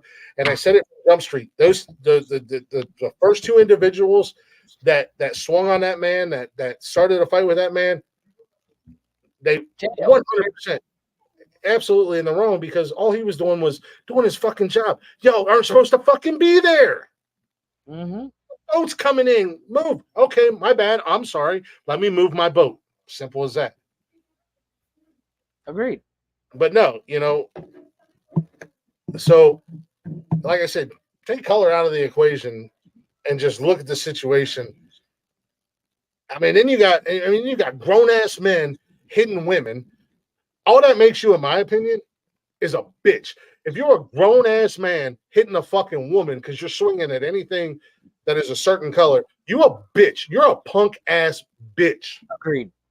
And then if you pick up a chair and you're swinging it, and you got a woman who's already been jumped by 3 other women, and you crack her on the skull, you're the biggest bitch in the group. I absolutely agree. I agree with that as well. They should be. I 100% agree. But everybody else that also was involved. I mean, at the end of the day, let's talk logistics. Man swinging a chair around. That's assault with a deadly weapon at the end of the day. Yes, it is. Yes, it is. So you already clearly got them outnumbered. You already got grown-ass men punching women in the face who had nothing to do with it. You got another grown-ass man swinging a chair, sees a woman on the ground who done got her ass whooped, cracks her in the skull. Like, what the fuck? I agree. No, they and all this. I'm a lawyer. I'm gonna shut up. Stop it.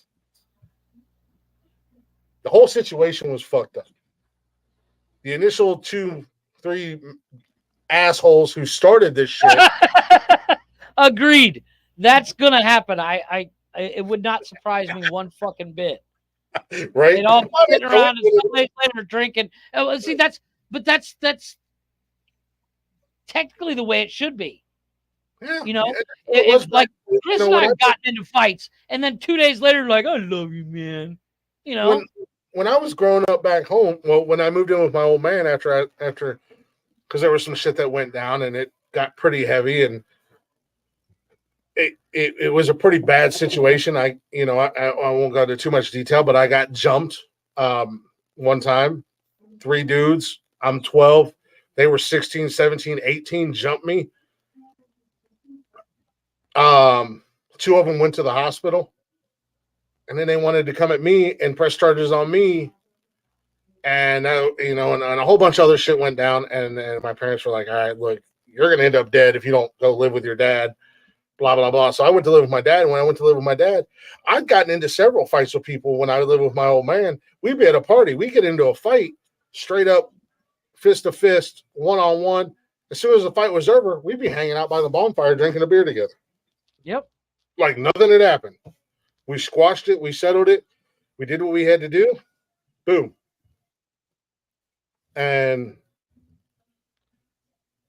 But hopefully, maybe that'll happen. That would be the best outcome. I mean, we are the world singing, but yeah, no, that'd be the best outcome. But no, that would be situation. But I think the thing that irritates me at the end of the day was like one of the quotes that I seen was them white folk were gonna lynch that man. Yeah, that's not happening. No, they weren't. They were gonna whoop his ass. They were gonna whoop his ass and then go about their day. And then they would have all gotten arrested because it was all on camera. And that guy would have sued them, and he'd have cleaned up, and he'd been happy about it. He'd be like, "Fuck you guys, next time you guys want to pay me a bunch of money to kick my ass, I'm ready," kind of thing. Exactly. That's how it was back home. I mean, even like around here, I've been in the bars, and I've seen dudes on a Friday night to just get into a knockdown, drag out fight. I mean, like it'll start in a bar, they'll be out in the parking lot, they'll be in the street. And then Saturday, you roll back into the same bar, and those same motherfuckers are all hanging around, laughing, having a good time. I understand that, but that's not even 200 years ago. I apologize. That's 80 years ago, something like that. 80, I closer to like 40. No, it's getting up there. It's like the 50s and stuff like that, 60s. I don't think it was happening as regularly in the 70s and stuff like that. Right, but not regularly, but it did happen.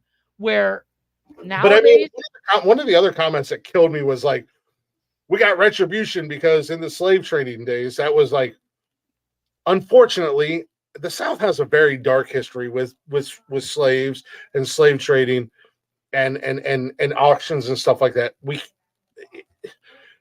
It's terrible. It's horrible. There's not a person on the planet that whether they're white, black, purple, green, whatever, that hasn't been whites were slaves, Jews were slaves, blacks were slaves. Everybody was a slave at one point or another. Yeah. Well, I mean, but it's I could be wrong. I don't know those people. I don't know anything about those people. I don't think they were looking to lynch this man. I think they were drunk. I think they were a little bit too confident. A guy being aggressive with them because it was his job. And they were like, well, fuck you. I'm going to throw a fist because I think I'm 18 again because I'm drunk off my fucking ass. He was definitely going, there was no ifs or buts about it. He was going to get you an ass whooping. Yeah. And like, my brain shut. The something I heard the other day is like, and I, it was, if it wasn't on video and wasn't on the internet, it wouldn't have been a big deal. We would have never heard about it if people's cameras weren't on. And I'm going to say it again. The real hero of the day was Aquaman. Yes, agreed. That young man, that 16-year-old young man, that's what's up. Yep. That's what's up. That young man. He could have literally just stood over and I'm like, yeah, not my circus. I'm not playing. But he said, fuck this. That's my That's dude. The goddamn rock star of the day right there was that young man. He said, nope. I'm like, hell yeah.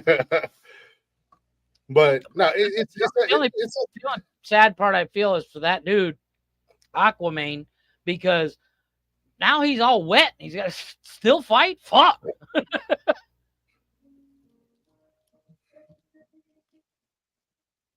You know what? To be 100% honest with you, yeah, I think regardless of the situation, So what you're saying is if the security guard was white and the people that beat him up were that started the white. fight were black, at the No, end of the no, day, no. that happens. No, if the security guard was white and it was the same people, I absolutely think the outcome. I don't Regardless, think it would have gotten as big. It wouldn't. It would have been over faster. I honestly, I really do feel like it'd have been the same situation because those people on the pontoon boat, been out on the boat, been out in the sun, had way too much to drink. Mm-hmm. I'm making assumptions, and we all know how people get when they drink. No matter what color your skin is, we all know how people get when they drink. Yeah, everybody's 10 foot tall and bulletproof. It has nothing to do with the fact that it was Alabama. Yeah. No, yeah, that's what I'm saying. Like if everybody was, right. So if everybody, the security guard and everybody's white, the crowd coming in to rescue wouldn't have happened. No, we're taking the crowd out of the equation. I know what it was. Right, right, and that's what I'm saying. The crowd showing up wouldn't have happened. And I say that because I've seen the situation in Charleston. I've seen the exact same situation in Charleston. The only difference was there was more security, and it escalated real fast. And it also de-escalated. You're saying if the security guard would have been a white dude. He's saying if it was a white security guard, right. These guys wouldn't have gotten aggressive with him. Of course, they would have gotten aggressive with him. They're drunk assholes. White people get aggressive with white people all the time. Just so you know. Oh, yeah, I get aggressive with Chris. I hate to break it to you. No, I mean, regardless of who the security guard is, if I was the security guard and Chris was the security guard, these guys were ready to fight because they thought they were 10 foot tall and bulletproof because they've been out on the fucking lake or river or whatever on their pontoon, probably drinking since dawn. And they get off the boat and they could barely stand up because they just got back on land. Plus they're drunk. And somebody told them they couldn't do something they were doing. They were ready to fight. This specific situation, I think regardless of the color of the security guard, regardless of the location, this specific situation was going to happen no matter what. Yep. Not necessarily the crowd jumping in all the time or anything like that, but I think it was going to happen. The only reason the crowd jumped in was because the security guard was. I've seen it happen outside of clubs. You know, it happened here at the grocery store the other day. Bouncers, I've been involved in it when I used to bounce. We're just trying to get everybody out at the end of the night, and you get a couple of drunk assholes to catch a bouncer by himself, and they don't think they have to listen to him. And the next thing you know, I was actually that. I got a permanent scar right here because I was that guy. All I was doing was making sure everybody got out the door, and 4 guys, white guys, decided they were going to get loud and obnoxious for no reason. Yeah. And I was like, look, guys, it's the end of the night. We all had a good time. Everybody go home. Next thing I know, I got punched in the side of the head. I'm laying on the ground and some dude kicked me square in the fucking head. And I got a scar here. I didn't do anything wrong. I wasn't aggressive. And I'm not even saying this is a security guard. I'm actually saying the security guard was not aggressive in any way, shape, or form. You put. Okay, I understand. I absolutely agree. Yeah. Well, but again, reverse it. White security guard, white people, nobody would have jumped in. Nobody would have jumped in. They would have sat there and watched and got their phones out. Yeah, the only people that came to my aid were one of my bouncers in the Agreed. 100% agreed. No, you know what they should do? You know what they should do? Old school. Just like my parents used to do it. I'm sure there's other parents out there. When I would get into a fight with my siblings, you know how many times we would put in the same ass damn t-shirt? Oh no.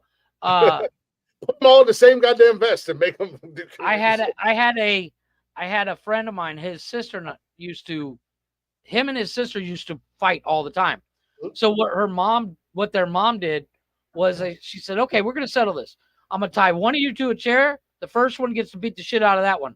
But when that's done, you switch positions. That's a little extreme. Oh, shit, trust me, because you gotta say, okay, I'm gonna hit him 3 times, but I'm gonna get just as worse when I sit down. Can you imagine, like, if that happened in my house? You know how small my sisters were compared to me. Right. That's Well, no, that but might be these guys child were abuse. roughly the same size. They were twins.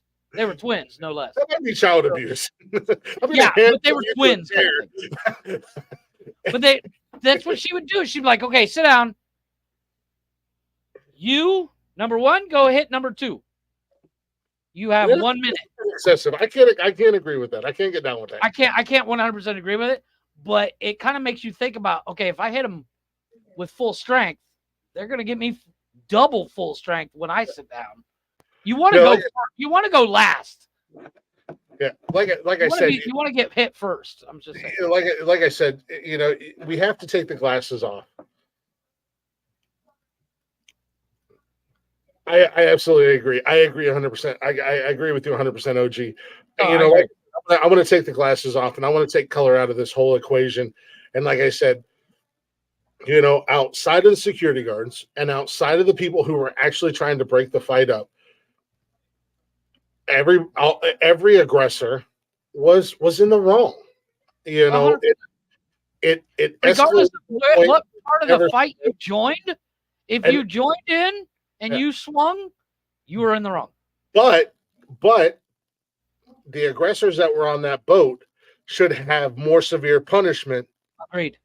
Than the ones who came down and joined in later, in my opinion, because they are the ones that escalated it to that point. And like I said, I'm taking color out of the whole ass equation. I'm just talking as people. Yeah, the assholes on the pontoon boat were 100% started the fight. There was no need for it. As soon as the security guard got there, they could have been like, he's going to be like, hey, can you guys move? There's a boat coming in that needs to dock here. That's all it needs. All right, boss, we got you. We're out. Yep. That's it. Now, so the people on the pontoon boat that actually started this nonsense, they should definitely absolutely face minimum 6 months. Minimum 6 months. You know, whatever the maximum of the penalty is that they, you know, I mean, you can't just go. Oh yes. Yeah, we unfortunately the dude with the chair, because like I said, regardless of anything, that's assault with a deadly weapon. It all comes down to assault and battery. It all comes down to, you know, he could have killed that woman. I'm not saying I know the laws. I know a little bit about laws and stuff like that. You know, but that's assault with a deadly weapon. He could have killed that woman. You know, that is assault with a deadly weapon. He is unfortunately going to get into some serious trouble. That is a good question. I don't know, because in the one video I seen him coming down, and like Jeff said, I seen it was kind of a long video, and I was mad. I wasn't mad for any other reason other than the situation, because it got so far out of hand, and I was trying to look at it.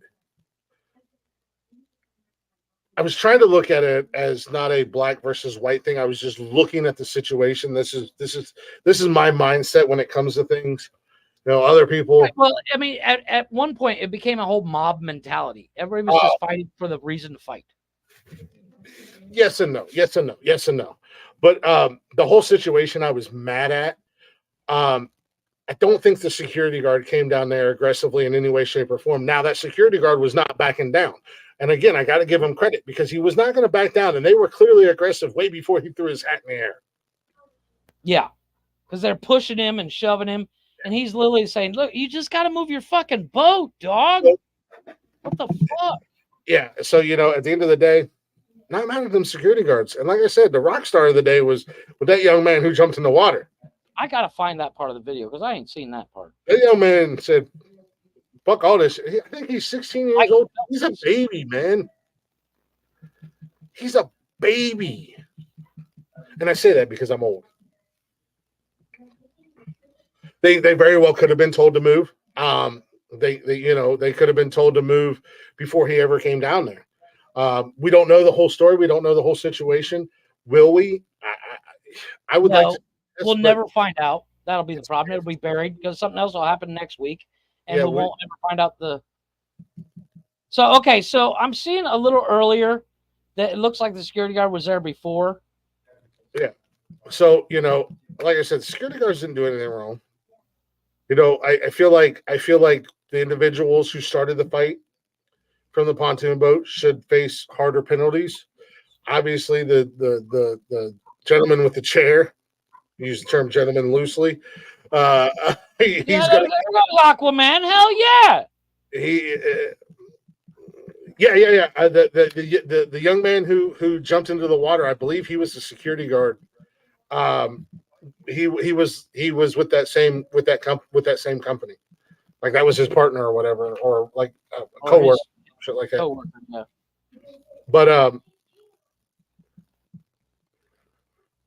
Well, it looks like I didn't listen to it, but I I was would watching assume, and I'm just making an assumption. filed I'm on pretty much assuming everybody. that they're a private agency, just based off of my own knowledge of security companies and working in security.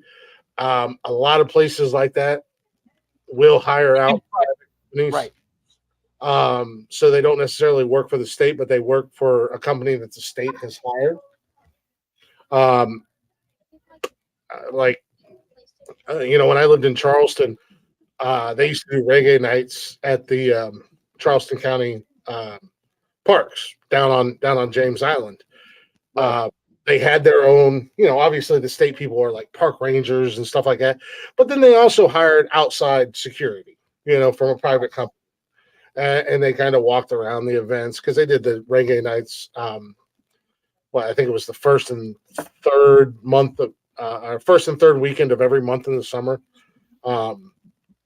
So you had your outside contractors or private companies or whatever.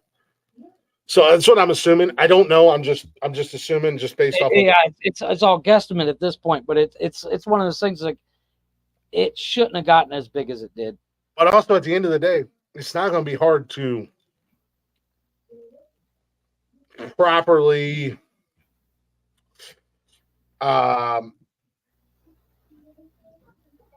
punish people because it is all on camera. Yep. And there's like 40 fucking videos from 40 different angles. It's a fucked up situation no matter how you look at it. Like I said, I tried to look at it with blinders on, taking color out of the equation and just watching the situation. But it's hard to do. Cameron. and if the dock is owned by the state, and that's going to be the other thing.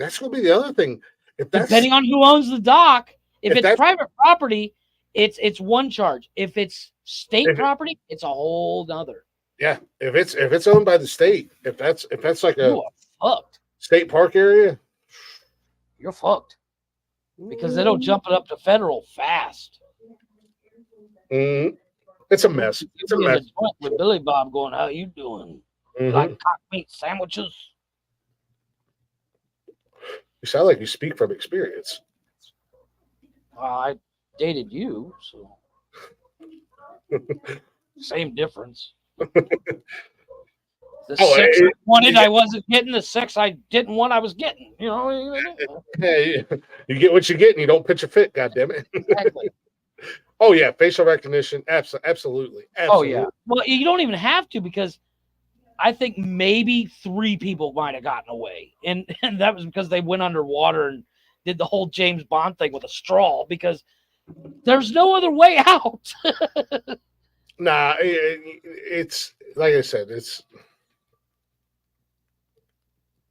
Okay. Yeah, there's the DNR. Is it? Yeah, it's going to be an interagency thing. It's a no matter how you look at it. Like I said, look at the situation. Take the blind, or put blinders on. Take the blinders off. Take your glasses off. Put your glasses on. I don't care. Whatever you people. Not whatever you people, but whatever. Hey, you people, Jesus Christ! Whatever people need to do, just look at it as a whole, as a situation, and it's all bad. The whole situation is bad. And then we just have to kind of, fortunately for us, none of us were involved, and we just get to spectate. And here's the best part: everybody gets a GBA.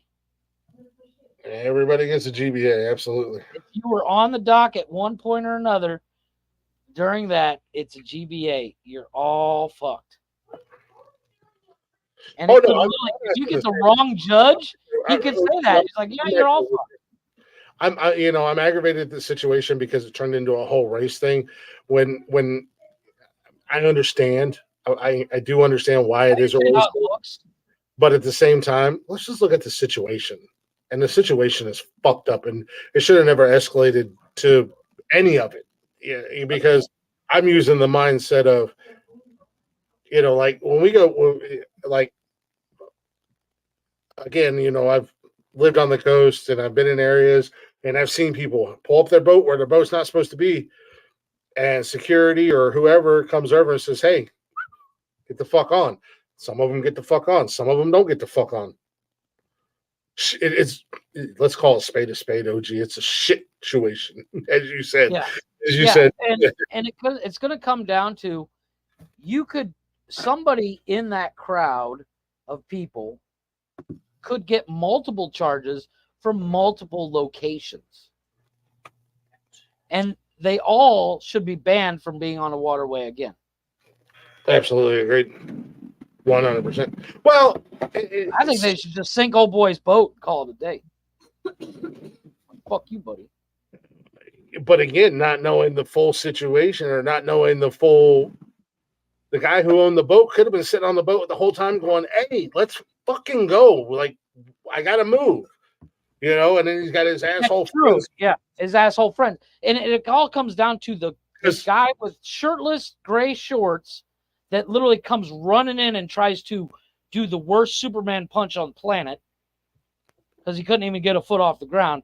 That's the guy that should get the most punishment, other than the guy using the OG, I think that boat is going to be at a police auction. Let's be honest. Yes.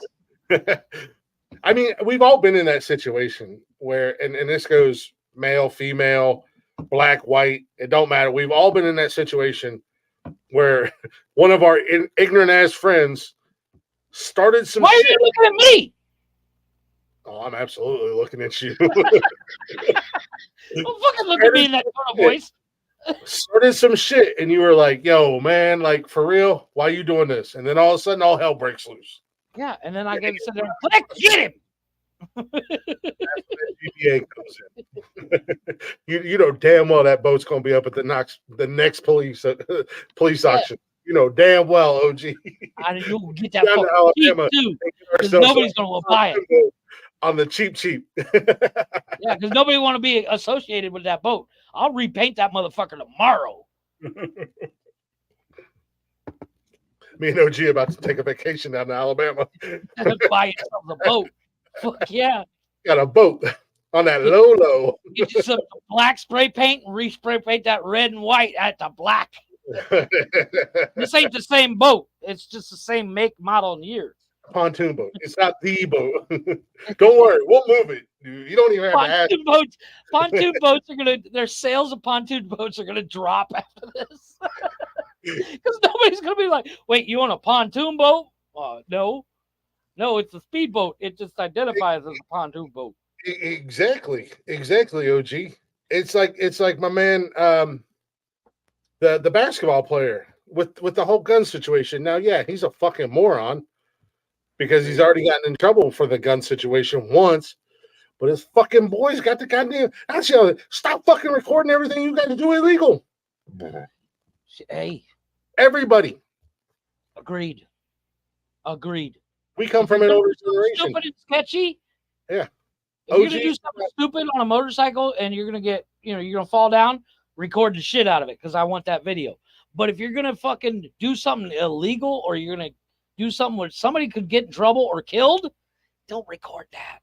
We're from the old, and OG's from that older generation like we are. There is no evidence of the illegal shit we did when we was younger. Yeah, Kodak picture after the fact is not proof. Yeah. Prior and after the fact is not proof. All you goofy ass kids out there wanting to record all your illegal activity and then want to scratch your head and go, "Why am I sitting in jail?" Because you put it on fucking TikTok, you fucking idiot. As the person that posts the most TikToks here, I'm dumb. I ain't that dumb. you know, yeah, like the rap entourage, you and all your idiot country friends. There's always that one asshole or two assholes. It don't matter what color you are or where you're from. There's always one or two assholes that want to instigate some shit for no fucking reason. Because they're with their boys and they want to. I can put that in the context. As the littlest guy in any group, I gotta man up. I gotta look. I'm tough too, boys. That's what that mentality is. Fucking backpack. There's a reason why I keep my little ass at home. There's a reason why I don't go out. Mm-hmm. They really do. They really do. People like that. That what is it? I might use the words wrong, but words are hard. Self-adulation, right? She's way smarter than I am. That's what I do. That's what I do in the bedroom at night by myself. No, that's masturbation. Oh, sorry. I knew it was something. I knew it had a station in there. And it's a good station, so I'm okay with it. That's when you accidentally watch 4 hours of tranny porn. Right. Hey, I ain't mad at it. I don't feel good after, but hey, what it is, what it is. It's kind of like doing a bunch of coke, you know. I'm like, did I need to do that? Nah, but I liked it. Yeah, no, I like it. Yeah. Agreed. That's the one thing this is what pisses me off about the whole thing. You are in your 30s or older. What the fuck you fist fighting for? You're gonna have a fucking heart attack. You McDonald's eating fat fuck. Well, you know, as somebody that eats and drinks like shit all the time, I got one good fight left in me. I'm saving that if somebody steps in front of me in Burger King or something. That's all there is to it. Somebody reaches for your Whopper. Yeah, exactly. Somebody steal my Whopper. That's when I'm throwing down. But other than that, I don't give a fuck, man. I'm all right, man. I'll do my boat. I'm not a small guy by no means. I told Nikki, I said I got maybe I got like 5 good fights in me. I'm not gonna waste them on something stupid. I'm not gonna, you know, and we've gone out, and you know, fortunately, I don't think we've had any issues when we've gone out, right? Well, see, here's what's funny. You as a big guy, I'm sure there's somebody who's just like, look at that big motherfucker. I'm gonna fight him for no reason. That doesn't happen to me. Yeah, but I'm also a big teddy bear, and when they come up at me aggressively, then I, you know, you just hug them. It's okay, buddy. You're like, I just kind of laugh at them and start joking around with them, and you know. But I got a new one for if somebody wants to fight me. I tell them, okay, let's fight, and I start getting naked. I'm like, well, look, we're gonna do it Greco-Roman style, and they're like, wait, I don't want to fight. Oh, well, okay. You do realize that the Romans didn't get naked when they fought, right? They don't fucking know that, but they don't fight me either. Nobody wants to fight a 5'3" naked guy. Yeah, they got Peter fucking taking his goddamn clothes off. They're confused. Exactly. But I don't get in fights. No, Nikki and I, and I'm not even on my home turf when we've gone out. I'm in her neck of the woods when we've gone to the bar. You're wearing fucking Michigan gear and fucking Browns gear and PA. I mean, it's amazing you don't get beat your ass each time. Well, we'll see if I survive in a couple months or next month when we go to Pittsburgh for the Monday night football game between Pittsburgh and Cleveland. Agreed. That's when we're gonna just sit here, show up on here, and Tony and I are just gonna listen to taps the entire time. Yeah, but we've gone out to a couple bar, or like one of the bars that we always go to. We've never had any issues there, but I like what's that? One of the only, yeah, pretty much. But I like one of their bouncers there. He's a good dude. Like, he's a legit good dude. It's also nobody wants to fight the biggest, hairiest guy in the room either. Well, you know, but the other bouncer I'd like to curb stomp, but that's beside the point. But, you know, there's been situations and issues, and like Nikki's come and got me and been like, hey. And time to go. And no, she's like, hey. And I go and I'm right behind him. I'm like, hey, dude, I got your back. Oh, and okay. Shit will de-escalate real fucking fast. You know, that's one great thing about my wife. She knows when I'm getting pissy and I'm getting to the point where I might have to throw down. And she's like, yeah, it's time to go. You're drunk and you're trying to beat up Chris. Yeah. I don't even get pissy or loud or anything. I just go and I put my hand on his shoulder and I'm like, hey, I got your back, bro. I know every security guard at every bar here anyways. and I don't even go to the bars anymore. So it's like the biggest one that gets me in trouble is when my neighbors start talking shit. I think I've only gotten loud one time, and that was, and the dude didn't even want to fight me. He was just hugging on me and loving on me and telling me how awesome I am. And I was just trying to get him outside the bar. Creepy. You're like, hey, creepy, calm down. No, they were trying to get him to leave, and he wouldn't leave. And I was like, I got it. And the dude was like hanging on me and telling, what's that? Yeah, Sam. He was like loving on me, and I got him out in the parking lot. He's like, I love you. And I think it was the first night I met him, wasn't it? He was like, I love you, dude. You're awesome. Thanks for looking out for me. And I was like, yeah, just go home and sleep it off, bro. Fucking Uber. Get in the Uber, goober. He got banned from the bar. I ain't never been banned from a bar. This bar we go to back home where Nikki lives, or where Nikki's from, when they be banning people like their TikTok. No shit. Oh, yeah. But I can't tell you how many times over the years I've tried to get kicked out and they won't fucking kick me out. Yeah, that they all love you in there. That's because their paychecks would drop. Yeah, facts. They'd be like, wait, we're going to lose hundreds of thousands of dollars a year if we kick out Nikki and Cliff. And then they're like, oh, look at her fiance. He drinks as much as she does. Jesus Christ. We're going to be rich, boy. They're VIPs up in this bitch. Let them fucking fight. Like literally just body slam. Like it'll be fine. Brothers. The amount of alcohol him and Nikki have drank tonight, we can buy 6 new pool tables. Exactly. No, I Hold don't. on, boys. Let them fight. I'm ordering a pontoon. The pontoon for sale for really cheap in Alabama. It's super cheap. Let him fucking drink. I'm gonna buy me a boat. It's got free shipping. Yeah. Wait, why is it spray painted? Okay, whatever. I'll buy it. So I did a thing. Uh-oh, what did you do? A thing. Oh, Lord have mercy. Don't drink the bong water. I don't think she drank the bong water. What did you order? Baby cow. Luckily, I didn't order anything. Okay. Because I don't have any money now. What did she order list of what she didn't order? Right? I know. She's like, I did a thing, and I'm kind of nervous because You're like, wait, how much of my paycheck is gone now? No. I'm dangerous if I get on Amazon, dude. Holy shit. We were fucking with each other the other day, and I was talking about I'm broke. I don't remember because I can't remember exactly what it was. I don't remember. Well, we were kind of fucking with each other because when she moved out here, I told her I was like, I've already, don't worry about rent, don't worry about utilities, right? Because I was already living here. I said, if you can help me out with groceries and stuff like that, that'd be awesome.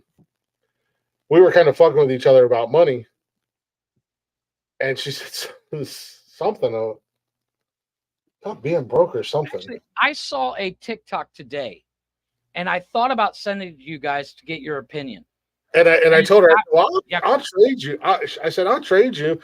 And she said, you'd still be broke. And I said, no, because I wouldn't have to pay rent and all the utilities. I actually. And she was like, oh, this is something I wanted to bring up today.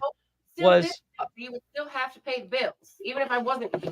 No. It was something about broke. No, it was something. Yeah, well, it turned into that, but it was something about flipping it, like reversing roles. Well, yeah.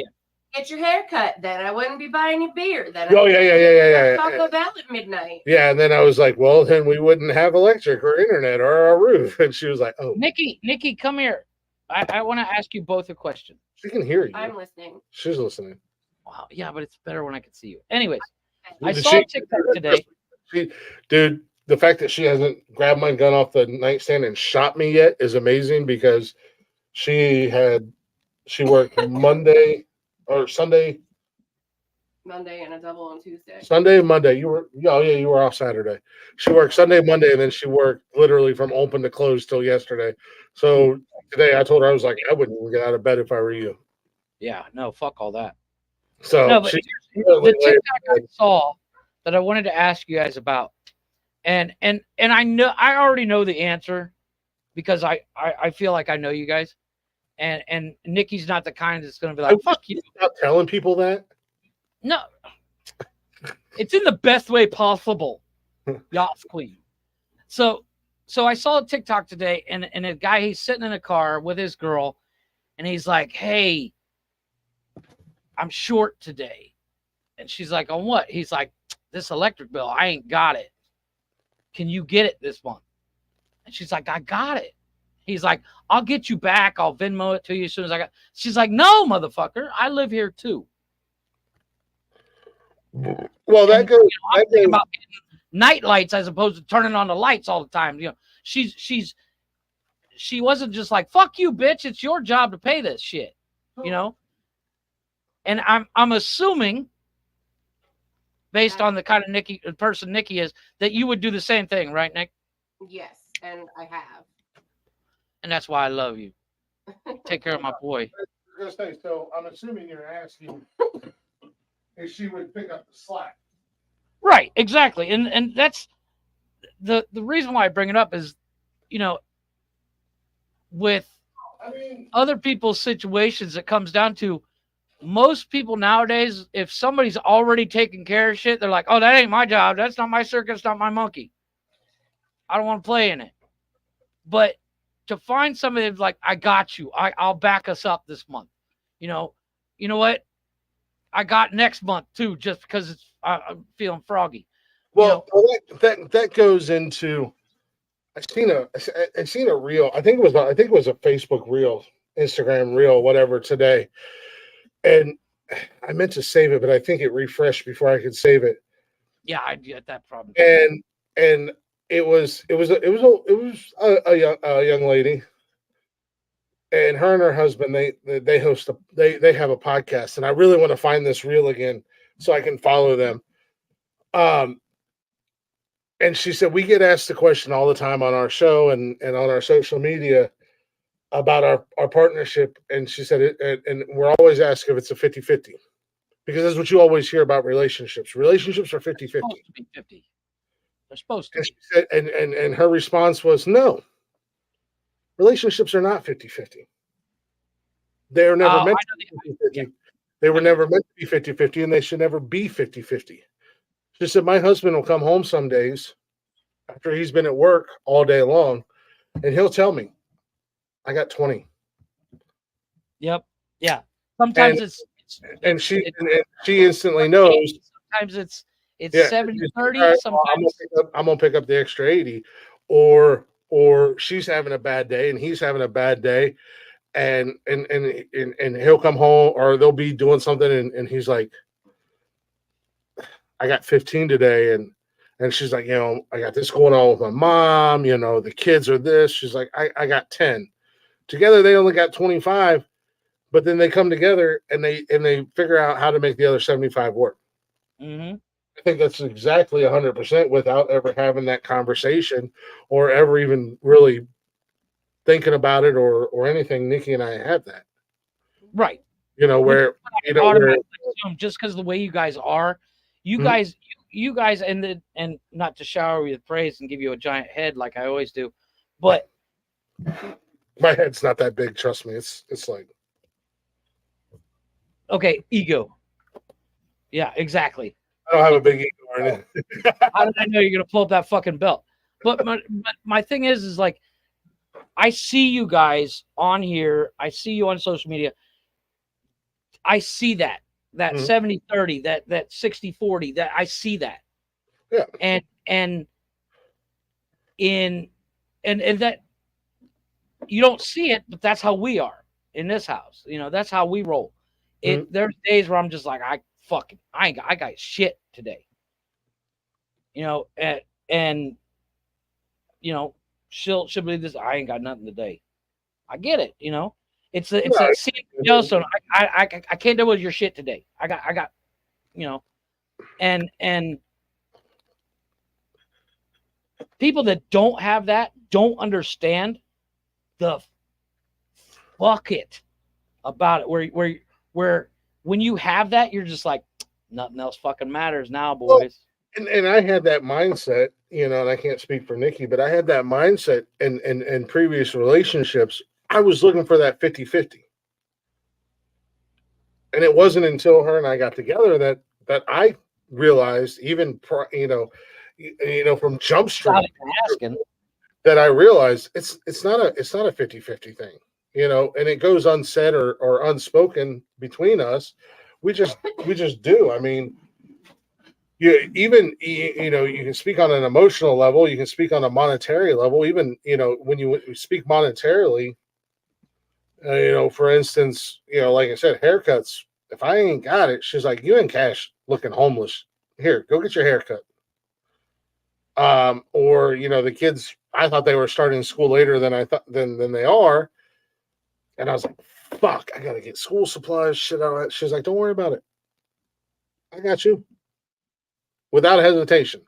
Or when she's needed money for stuff, or if something came up unexpected, I'm like, "Here, boom. No, don't. It's already Cash App to you." Well, you can't send it back because I don't have Cash App anymore. Yeah, I deleted the app. No, and but I know I give Nikki a lot of shit, but I love her for that because I've seen you in other relationships, and I'm like, yeah, it's not there, dude. But then on the emotional level, if I say anything, I'm an asshole, so I don't. But with Nikki, I see that, and I'm over the fucking moon for the both of you. Yeah. On an emotional level, like I know she's exhausted. I know she had a couple, the last few days have been long. And I told her, I said, fucking sleep all day, be lazy, don't worry about shit.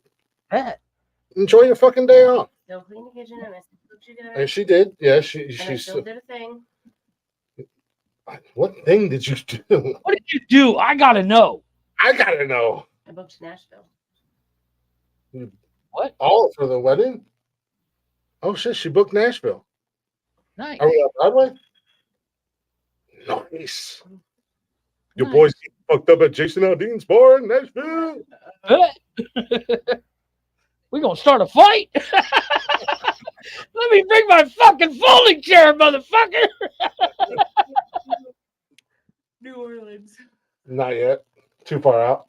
No, they don't have any reserve now, pay later option. Nice. So We got Nashville. for it Yeah, so about $1,500. huh? I said they don't have any reserve now, pay later option for New Orleans. Oh, down in the French Quarter. So day from Friday to Thursday is about $1,500. Oh, well, we got more than a year that we can. Well, yeah, but like anything else, the longer you wait, the more. Oh yeah, no, I know. Well, that's what I said. We'll at the end of the year, the money will be there. Yeah. But no, I think. Hey, I got a question. Are you guys gonna do a honeymoon thing? Well, I was gonna say, I think now we're at the point where I can actually kind of officially Talk about it a little bit. Talk about it. Because I haven't told my parents for a little. Well, bit. your parents don't I want listen to to talk the to them show about this weekend. Oh, you're on kind Yeah. of filling in. All right, so we are. Is it really eloping? It is. Okay. Yeah. You're not having a party. We're actually done. we are going to get married down in New Orleans. Okay. We're gonna go down there. We're gonna rock out every bird that you can find with one stone. Yeah. Okay. Wedding, honeymoon, ceremony, everything in a 2-week time period. Nice. I have the time. I can take off work and get paid. So we are going to go down to New Orleans. We're going to get married. We're going to stay down on Bourbon Street. Hopefully, get a hotel Bourbon Street. I think we're looking at a place in the French Quarter that it has a whole wedding package. Okay. Yeah. But on the way down there, we're going to stay a night, 2 nights in Nashville. Nice. Because Nashville is literally between Ohio and New Orleans is the halfway point. Oh, and yeah, right. And Nashville's on my bucket list. I want to go to Nashville.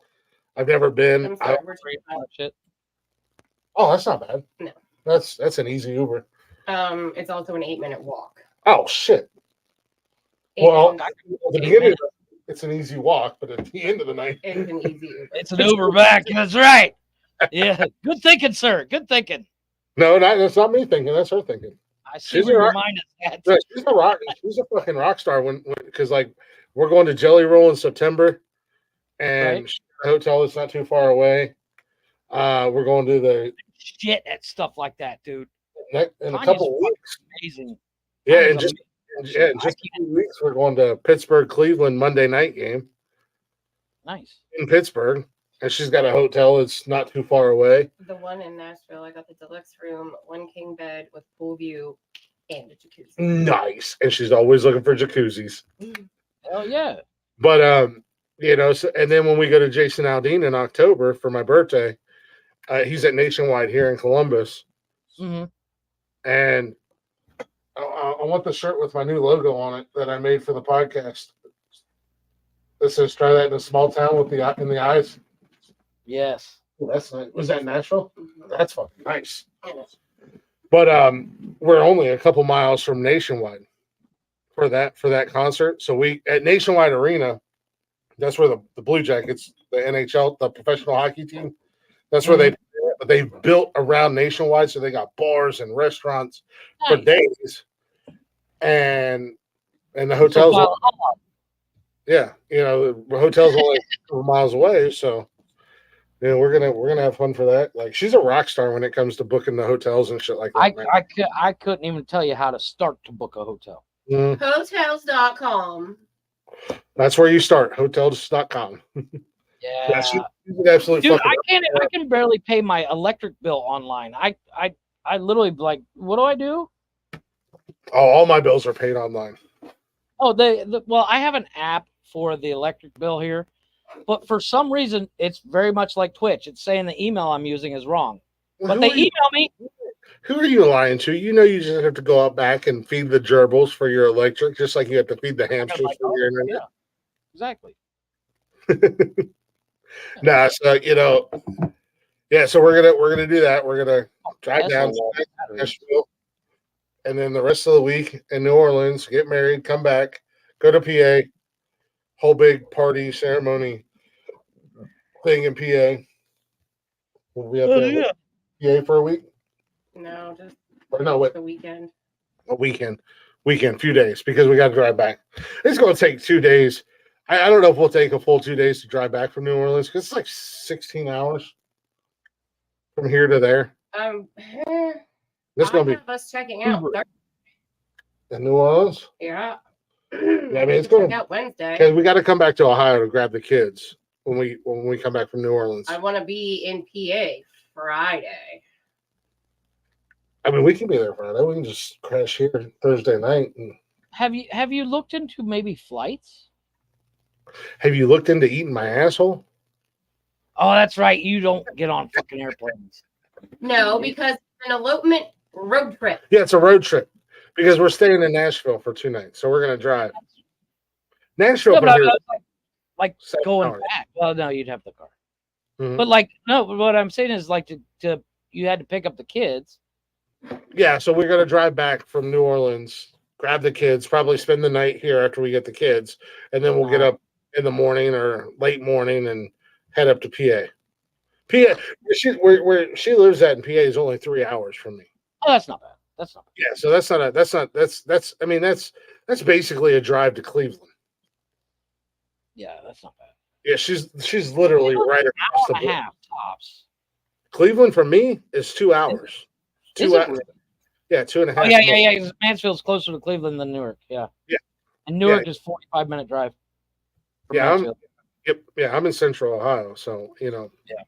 so it's about 2.5 hours from me to Cleveland. Because from Clear Fork High School to the Career Center was 35 minutes. I could do it in the van.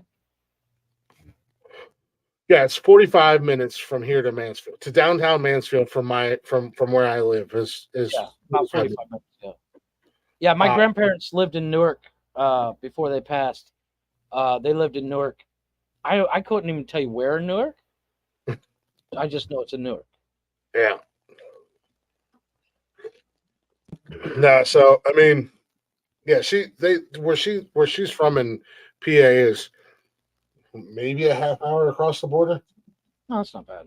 27 minutes. Yeah, just barely a half hour, if that. That's not bad. So, I mean, like, depending upon which way we go, you literally are, if you go one way, you're in West Virginia for like all of 10 minutes. Yeah. Because you go out of Ohio into West Virginia and then right back into PA. Yeah, it's that weird shaped spot. For almost 15 or 20. You're in West Virginia long enough to hear the dueling banjos and punching. Listen to the entire dueling banjos song, and then you're out. You hear down. The radio kicks out. It just starts playing dueling banjos as soon as and you're like, what the fuck? This is a fucking iPod. Budweiser scream, praise Dale, raise hell, and raise hell and floor it. Yeah, that's right. Dale Earnhardt, Like, I'm out of here. Dude, like Woody Harrelson did in fucking Zombieland, paint the 3 on the side of the car and go. Nashville and New Orleans. It's less than $2,000 for both places. That's not bad. Well, that's not bad at all, considering we're outside of tourist location. Yeah, I just wish there was an option to do the book now, pay later. Yeah, New Orleans, we'll figure it out. Yeah, we'll figure it out. So we need about $1,500. Yeah, we'll get that. Like I said, at the end of the year. Yeah. But tax season rolling around, baby. That's that. I'm tax rich. I fucking hate tax season, dude. It slows me down so much. I'm actually excited for this time of year. This time of year is my busy time of the year at work. So it's like the kids going back to like end of vacation slows down just as bad as tax season for me. Yeah. And then when everybody goes back to school and stuff, everything gets back to normal routine. Between now and tax season, it's just 100 miles an hour, man, on fire. Fucking the summer flew by quick. Kids go back to school next week. My oldest one goes back on a fucking Friday, bro. What's the fucking point? That's what I said. Austin goes back on Friday. That's The other gotta be a woke thing. Wednesday. Why? What's the problem with waiting an extra day? I'd fucking skip. I'd skip for a day because it's fucking Friday. Oh, Austin don't get Austin is not going to be skipping any school. After last year, she's a senior this year. She's going to buckle her ass down. I've never skipped school. Not once. 2 years in a row, I got perfect attendance. I skipped one time and I got arrested for it. You and I bumped out early one day. Yeah, we bumped out early all the time. Yeah. But that was... Well, I mean, on my 18th birthday, I wrote myself out. Like I didn't. Yeah. I showed up and wrote myself out because I was going to sign my lease on my apartment in Newark. Yeah. I had that one fucking. I'm like, I'm here, but I'm 18 and I'm leaving. And they're like, okay. I'm going to sign the lease on my apartment. I'm like, oh, okay. What's her name what's her name in the office? She was like, okay, we'll see you tomorrow, Glick. And I'm like, oh, well. No, see how drunk tonight. Here's what's crazy. I got perfect attendance one year, and it was the same year that I got hit with the shot put. It was sophomore year. No. Yeah, sophomore year. I was on the track team, and I got hit with a shot put right here. On a Wednesday. I was still in school on Thursday. Yeah, no, I skipped school. I didn't do shit that day, but it was like 7th grade. We didn't even skip school. Like we literally got the bus dropped us off. We were like, we're gonna walk up to Apple Valley, which was like 2 miles away from my high school. We're gonna walk up to Apple Valley to the gas station and get some stuff and come back. We're gonna miss first period. And on the way back, fucking Knox County Sheriff's Department picked us up. And then my fucking idiot were like, take them to jail. So I spent until like 8 o'clock that night at that fucking goofy ass detention center for juveniles in downtown Mount Vernon. I'm like, I literally was skipping first period, which was my study hall. And I Right. went to the gas station. And then we were coming back. Like, they literally got us as we were walking in the door. Assholes. Like, we weren't even fucking skipping school. It's just, It was like being really, really, really late. my parents were fucking morons. Well, they still are. I never. It's not that I didn't want to skip school. I just didn't have anywhere else to go. I was like, what else am I going to do? Everybody's in school. If I wanted to skip school, I'd be like, oh, I'm sick. I can't go today. Mhm. And my mom would be like, all right, whatever. Closing. And then just sit there and watch Sally Jesse Raphael all fucking day. Yeah, yeah. Price is right, dog. Price is right. Fucking Sally Jesse Raphael. Nikki said she was a Maury and Jerry. I was Price's Jerry. I was Price's Right all day, man. Love Price is Right. That was the only thing on. Nah. No, Austin's not gonna like me a whole lot this year. Well, senior year, it's a big deal. It's you gotta buckle down and get it done right. She fucked around and barely made it through last year. And I talked to Nikki about it, and Nikki agreed with me 100%. And I talked to her mom about it, and I told her, I was like, what happens on the weekends? I have no control over because she's with you, but during the week, it's work, it's school and work. And home. She ain't going to hang out with her friends. She ain't going to spend the night with her friends. And until she can prove, and the only way she's going to prove it to me is the first 2 quarters. But until she prove it to me, you have no life, little girl. Yep, bet. She was the bullshit. I'm 18. All right, you're 18. Deuces. Get the fuck out. I love you, but you're 18. Yep. You're an adult. Bye. Open, but I'm gonna do. When my kids turned 18, I'm gonna do the same thing my dad did. My sister graduated high school. She turned 18, and Dad and I were cleaning out the garage. And Dad had that big fuck off tractor, and we had a big trailer. We hooked up to it. We backed it up to the garage to clean out the garage. It's where Dad kept his boat and shit, and throughout the stuff would end up in there. And my sister's sitting on the porch. She's like, "What are you guys doing?" My dad's like, "You're 18, right?" She's like, "Yeah." So we're getting your shit the fuck out of here. She ran it out, Mom. Nope. I moved out. I moved out. Our senior year, I moved out. I turned 18 in October. We had just started school a month before. Mm-hmm. I moved out. I worked 2 jobs. I graduated high school, and I was on my own. I was, even though I was 18, Mom said, "No, school comes first. You can work, but you're gonna stay at home. We don't want you have to worry about rent and shit." But the day I graduated, I went out and got myself a fucking apartment. I didn't want to be at home anymore. I was 18, and I'm like, look, you guys can't fucking force me to stay here anymore. I didn't want to be there. I couldn't stand living there. Things had they were so bad there for me. And I was like, nah, fuck it. I'm out. Deuces. Yeah. Pops' great piece of advice was, you better not drop out of school. And I was like, first and foremost, I'm not you. Second of all, it's my senior year.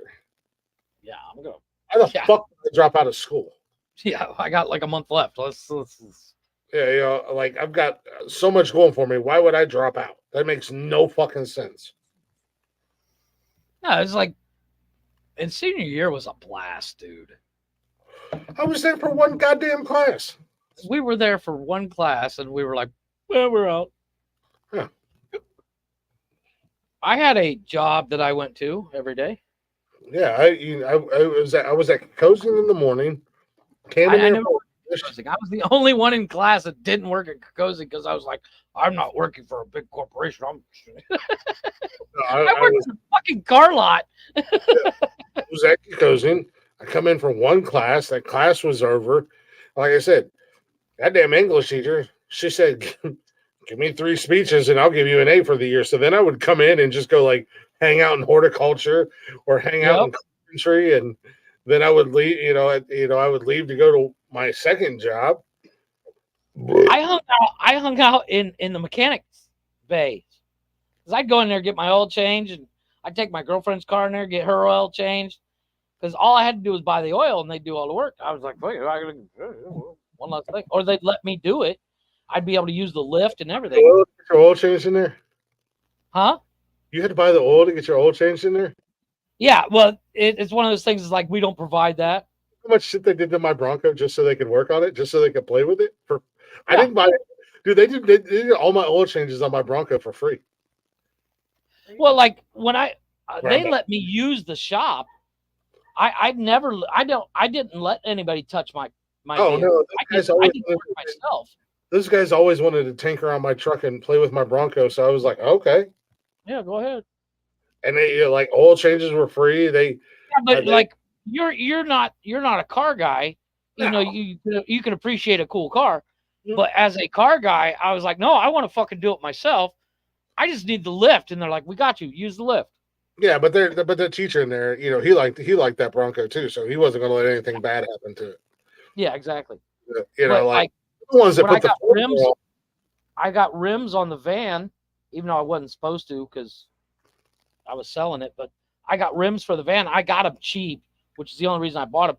I went in there and they took the tires off the old rims and put them on the new rims, just because they wouldn't let me run the tire machine. They're the ones that put the 4-barrel on my Bronco. Yeah, not 4-bar intake or whatever. I don't know. May go vroom, vroom. They did a little bit of work on my Honda. I had the '86 Honda Accord that I turboed and put the K26 in. That I would go into horticulture because I liked their teacher, and that's where like all my friends were. I spent a lot of time in there, and then I spent time. I never hung out in horticulture. I hung out in the machine shop, mechanic shop, and auto body. Yeah, Auto body put the new paint job on the fucking van. I'd pop into welding every once in a while because my baby cousin was in welding. Yep. And I would take her home at the end of the day because it was on my way. I was allowed to hang out in the welding shop because it was Tinny's son running the school class. Yeah, no, I would pop in there. Tinny didn't like me, period. Well, they didn't like me. Well, they liked me more than they liked you, but yeah, the reason why they didn't like me is because my dad and Tom went to school together and they hated each other. So day one of class, Dad walks in, he's like, Tom Tinney, and I was like, motherfucker. Like I said, my little cousin, she was in welding, so I'd go down there, but that's just because I'd go down there like right before school got out because she was a junior, we were a senior, so they were in lab the second half of the day. I went over there one time when I had him put the hitch. I replaced the hitch on the van. The van, when my dad had the hitch put on, it was just a tongue that you bolt on a bolt, and I had it switched out for a reese hitch. And then they cut off the old one because it was welded on. My brother welded it on. We cut that off and bolted in the reese hitch and called it a fucking day. This is one time I was in there. But 25 fucking minutes in and out. It was awesome. No, unfortunately, my daughter doesn't have the same options that I had when I was a senior because she doesn't have a license. She barely has a job. Here's the thing. I was talking to my niece. She graduated a couple years ago. She's like 20, just recently married. And when she turned 16, I was like, "You getting your license?" She's like, "No." So what the fuck are you talking about? I said, Jesus. When I was 15, I was in line at the DMV going, "Can I just start now?" And she's like, "Yeah, but I have friends that with cars." And I'm like, "Fuck that. That all sounds fine and dandy, but every once in a while your friend's like, yeah, I can't come get you." And for like 6 months after she turned 16, she was like, "I'm not going to get my license till I'm like 17. And then when she realized friends won't always come pick her up, she's like, "Yeah, I have to get my license." I was like, "Well, duh. You live in the middle of bumfuck nowhere." Because my sister bought an acre off my parents. Well, you've seen my parents' place. It's fucking huge. Mhm. My sister bought an acre and they built a house at the top of the fucking hill. And I helped put in that goddamn quarter-mile long fucking driveway uphill. We had to take out fucking trees and everything to the point where the only rear-wheel drive vehicle that would make it up was my van because it had the weight of the van. Yeah. My brother-in-law, he had a Ford Ranger at the time, couldn't make it up the fucking hill. Fucking Ford Ranger. It was a 2-wheel drive Ranger, 4-cylinder. It wasn't going to make it up that fucking hill. There's no weight in it. Mm. And my van would make it, but just barely. And so she lived way out there where I lived. Closest neighbor besides my parents was a mile away. Yeah. Why wouldn't you get your fucking license? What are you, retarded? Right. But my sister's kind of one of those moms that's like, I'll just take you everywhere. Fuck that. I got a life, woman. Get your own fucking car. Exactly. Let's see, and you were kind of in the same boat as me. Did Pops buy your first vehicle? No. Fuck no. My parents never bought me a vehicle once. The only time I technically had a vehicle that my parents bought was when I bought my dad's Ford Ranger. I bought it off Dad because Dad bought a brand new truck. And he was going to trade in his Ranger, and I had that little shitty Buick. And they had a push-pull or drag sale at Chevy. And Dad says, I'll tell you what, I'll sell you my Ranger for your Buick. You give me $100 or $200 or whatever it was. I'll sell you my Ranger, take your Buick, we'll trade in the Buick, and I'll get my brand new truck. And you got the Ford Ranger. 4-wheel drive, a little Ford 86 Ford Ranger with the 4.3. Well, was it 4. Whatever fucking Ford's 6-cylinder was. That thing would go anywhere. Nah, Fucking Ford Ranger.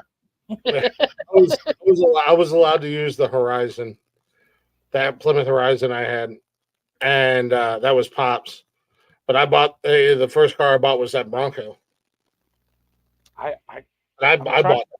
I mean, I paid for that, so I've never done the math on how many vehicles I've owned, but there was a while where for every 6 months I'd have a new vehicle.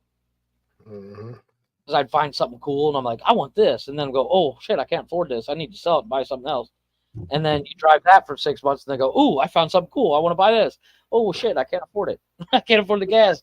Exactly. It's like that fucking 86 Mustang that changed hands like 40 fucking times. Yeah, I remember that. That was in everybody that went there. Twice. But yeah, it's about that time. We're way past that time. We're past the 4-hour mark. We gotta wrap this shit up. I gotta go to work in the morning.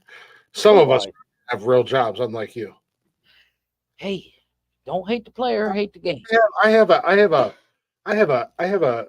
standing 8 o'clock meeting tomorrow morning. Every day, 8 o'clock until 11:30. I have a meeting with the back of my eyelids. Yeah. My first meeting tomorrow is not until 2. I feel like I do have something going on tomorrow. Wait, that's today. That was today. What's tomorrow? Yeah, no, I feel like I do have something going on tomorrow at work. I have a meeting at 1. I don't know what it is, but I feel like I do have something going on tomorrow at work. But find out when you get there. Oh shit! I wonder if they brought the crane in today. I got so busy at my other property, I didn't even make it over there today. Get to play on it? What's that? No. Train is doing some work on one of my rooftop units, and they had to bring a crane in to get parts and shit up to the roof. Dude, if you saw how they did it here, you'd shit yourself. These boys bolt fucking 2x4s with a fucking pulley on it. I imagine it's something similar to like the old Egyptians building the pyramid. I shit you not. These cats will literally take a fucking 2x4 setup that sticks out just about 3 feet off the building with a pulley and a rope and tie a fucking wheelbarrow to it. Fucking Yeah, no, I believe it down there for you. But no, like I said, we gotta wrap this bad boy up. Yeah, we gotta wrap this bad boy up. I know Mama's beyond ready for bed. She's been very, very patient with me. That's one of the Mom's asking for you. It makes her so goddamn amazing. She's been very patient with me, but I'm sure she would much rather cuddle. Much rather watch our true crime. What are we watching now? What the hell's the name of that show? Murder. Something Lies and Alibis or something. Murder, Lies, and Alibis. That's what we go to bed to. We go to bed to true crime every night. Fucking weird. It's our thing. It's just fucking weird. It's our thing. Leave us alone. You know what, Jeffrey? You're fucking weird. Yeah, cuck. Yes, and I've accepted it. Yeah, you big old simp cuck bastard. Symphony, bro. That's all I need is I need nightmares because I'm listening to fucking murder shows. You know, I got enough fucking problems. He has an excuse to come to Mexico. How do you think I'm going to get away with murder? I've literally admitted to the fact that if she so this is all it's not necessarily entertainment value, it's research. Yeah. Like OJ Simpson wrote a book and said, if I did it, and I said, OJ, hold my beer, watch this. I haven't even, it's not even done. It may never happen. I hope it never happens. But you got that goat bag in the closet just in case. Listen to the podcast. I've admitted to it. I've said if I end up in Cancun, that's not vacation when we're both there together. She comes up missing. I'm in Cancun. Yeah, I did it. But what are you bitches going to do? Nothing. I'm going to show up in Cancun day one. I'm 6'2", 300-pound gringo. The cartel's going to scoop me up. They're going to know it's you. They're going to scoop me up and hire me as a goddamn enforcer. Hey, big fella, come here. Come here, big fella. If it only worked like that, I would be rich. You want to make lots of money, Holmes? Yeah. Yeah, they don't pay that well. Well, that's because you're 5'3" and I'm 6'2", 300 pounds. I'm very imposing, very intimidating in Mexico. I'm a giant. Believe it or not, dude, it's. I know there's a lot of. I've watched UFC. You literally just blend in. If you get a mild tan, you blend in. My beard's gonna set me so far apart. I mean, Mexicans can grow some nice beards, but there's a difference between Hispanic beard and white hair. Yeah.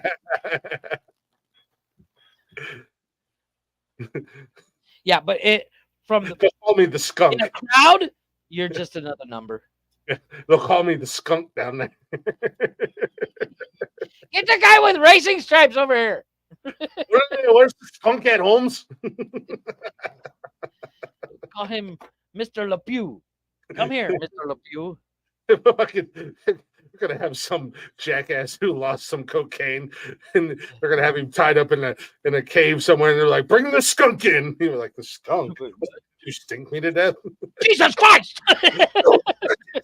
That's the biggest Mexican. It's over there. It's over there. Where the hell did you guys get Bigfoot? I didn't know Bigfoot was in Mexico. El Chupacabra. Ah. Cucuy, El Cucuy. I'm not the Bigfoot. I'm Bigfoot. They're like, it's El Chupacabra. And I pop up behind you. No, that's me. You do look all like excited. You do look like a dog with mange. Hiding in the shadows. Nope, I'm Chupacabra. All excited about it. You're all serious. And I'm like, that's me.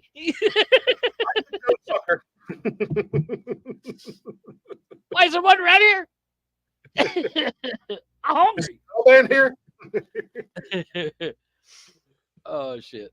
Anywho, oh my gosh, we appreciate y'all listening. We appreciate y'all hanging out. Hopefully you enjoyed the show. I do have a title for tonight's show when I upload this this weekend. Well, maybe Monday. Whenever. But this title of the show is going to be "Simpin' Ain't Pimpin'." There you go. I like that. No, we do appreciate y'all listening. Appreciate y'all hanging out. Hopefully you guys enjoyed the show. We'll be back Monday. There'll be no show Saturday. We'll be back Monday with a brand new episode. I don't know who will be here, but I will be here. Connor might be joining us. Cam might be joining us. We don't know, but I'll be here. In the meantime, go ahead and check us out on them socials: Facebook, Instagram, Twitter, and TikTok. Don't forget to hang out with us live every Monday, Wednesday, and Saturday, 7 p.m. on YouTube. And you can listen to us anytime you'd like, wherever you are, on Zencastr and everywhere you listen to podcasts at. All at Nonsensical Nonsense Podcast. Go ahead and give us a follow. Give us a listen if you'd be so kind.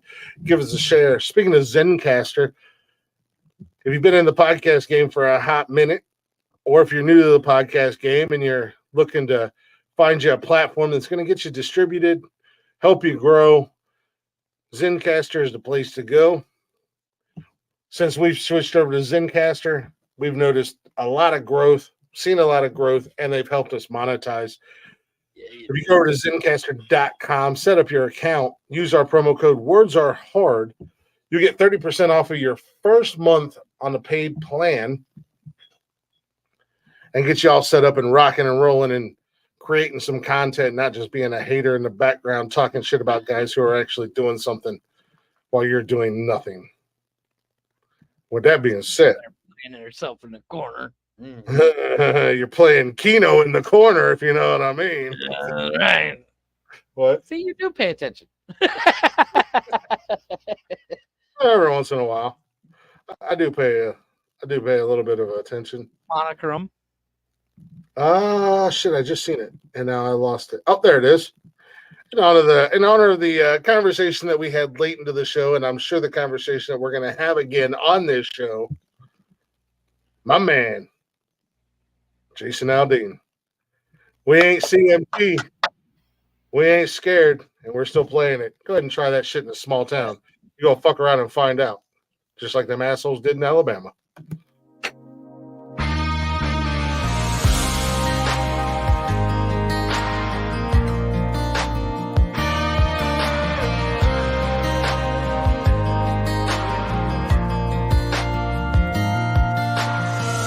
Sucker punch somebody on the sidewalk, carjacking old lady at a red light, pull a gun on the owner of a liquor store. You think it's cool, act a fool if you like. Cuss out a cop, spit in his face, stomp on the flag and light it up. Yeah, you think it's tough. Well, try that in a small town. See how far you make it down the road. Around here we take care of our own. You cross that line, it won't take long for you to find out. I recommend you don't. Try that in a small town.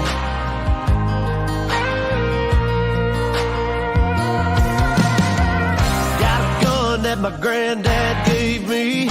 They say one day they're gonna round up. Well, that shit might fly in the city. Good luck, try that in a small town. See how far you make it down the road. Around here we take care of our own. You cross that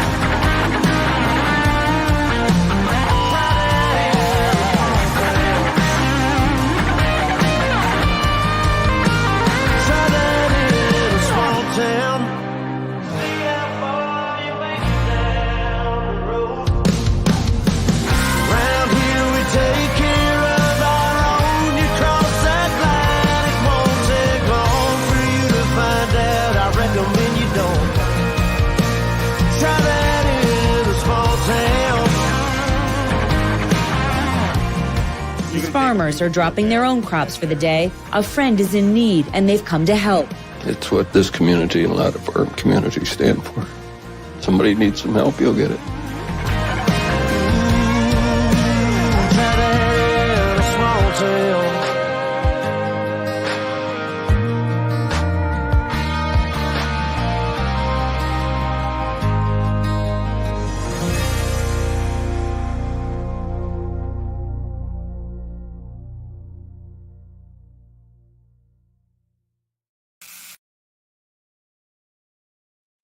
That's such a good song. It's a great fucking song. Like I said, Nikki's getting Jelly Roll concert T-shirts made for when we go see Jelly Roll. I want our new logo that I got up there in the corner for the Jason Aldean concert. Hell yeah! The Nonsensical Nonsense and the little Jason Aldean shout out. I just found out something. Did you know that one of the hardest jobs for women to do is in the postal service?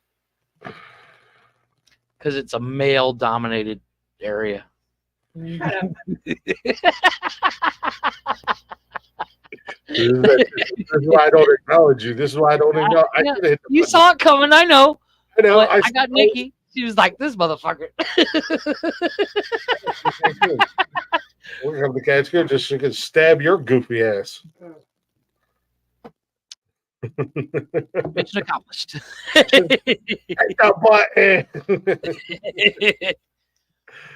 All right, fuckers. We'll see y'all Monday night. Until then, Jeffrey, let them know one time. Deuces. He said male-dominated. That's funny. Did you say you like to be dominated by males? What? Maybe. Fucking simping your ass. Words. Well, actually, I take that back. Tony would tell you some bitches, mother had you, mother made you, motherfuck you. In the words of the big dog, he would simply say, "Peace out, 8 down." Nikki said, "Ew."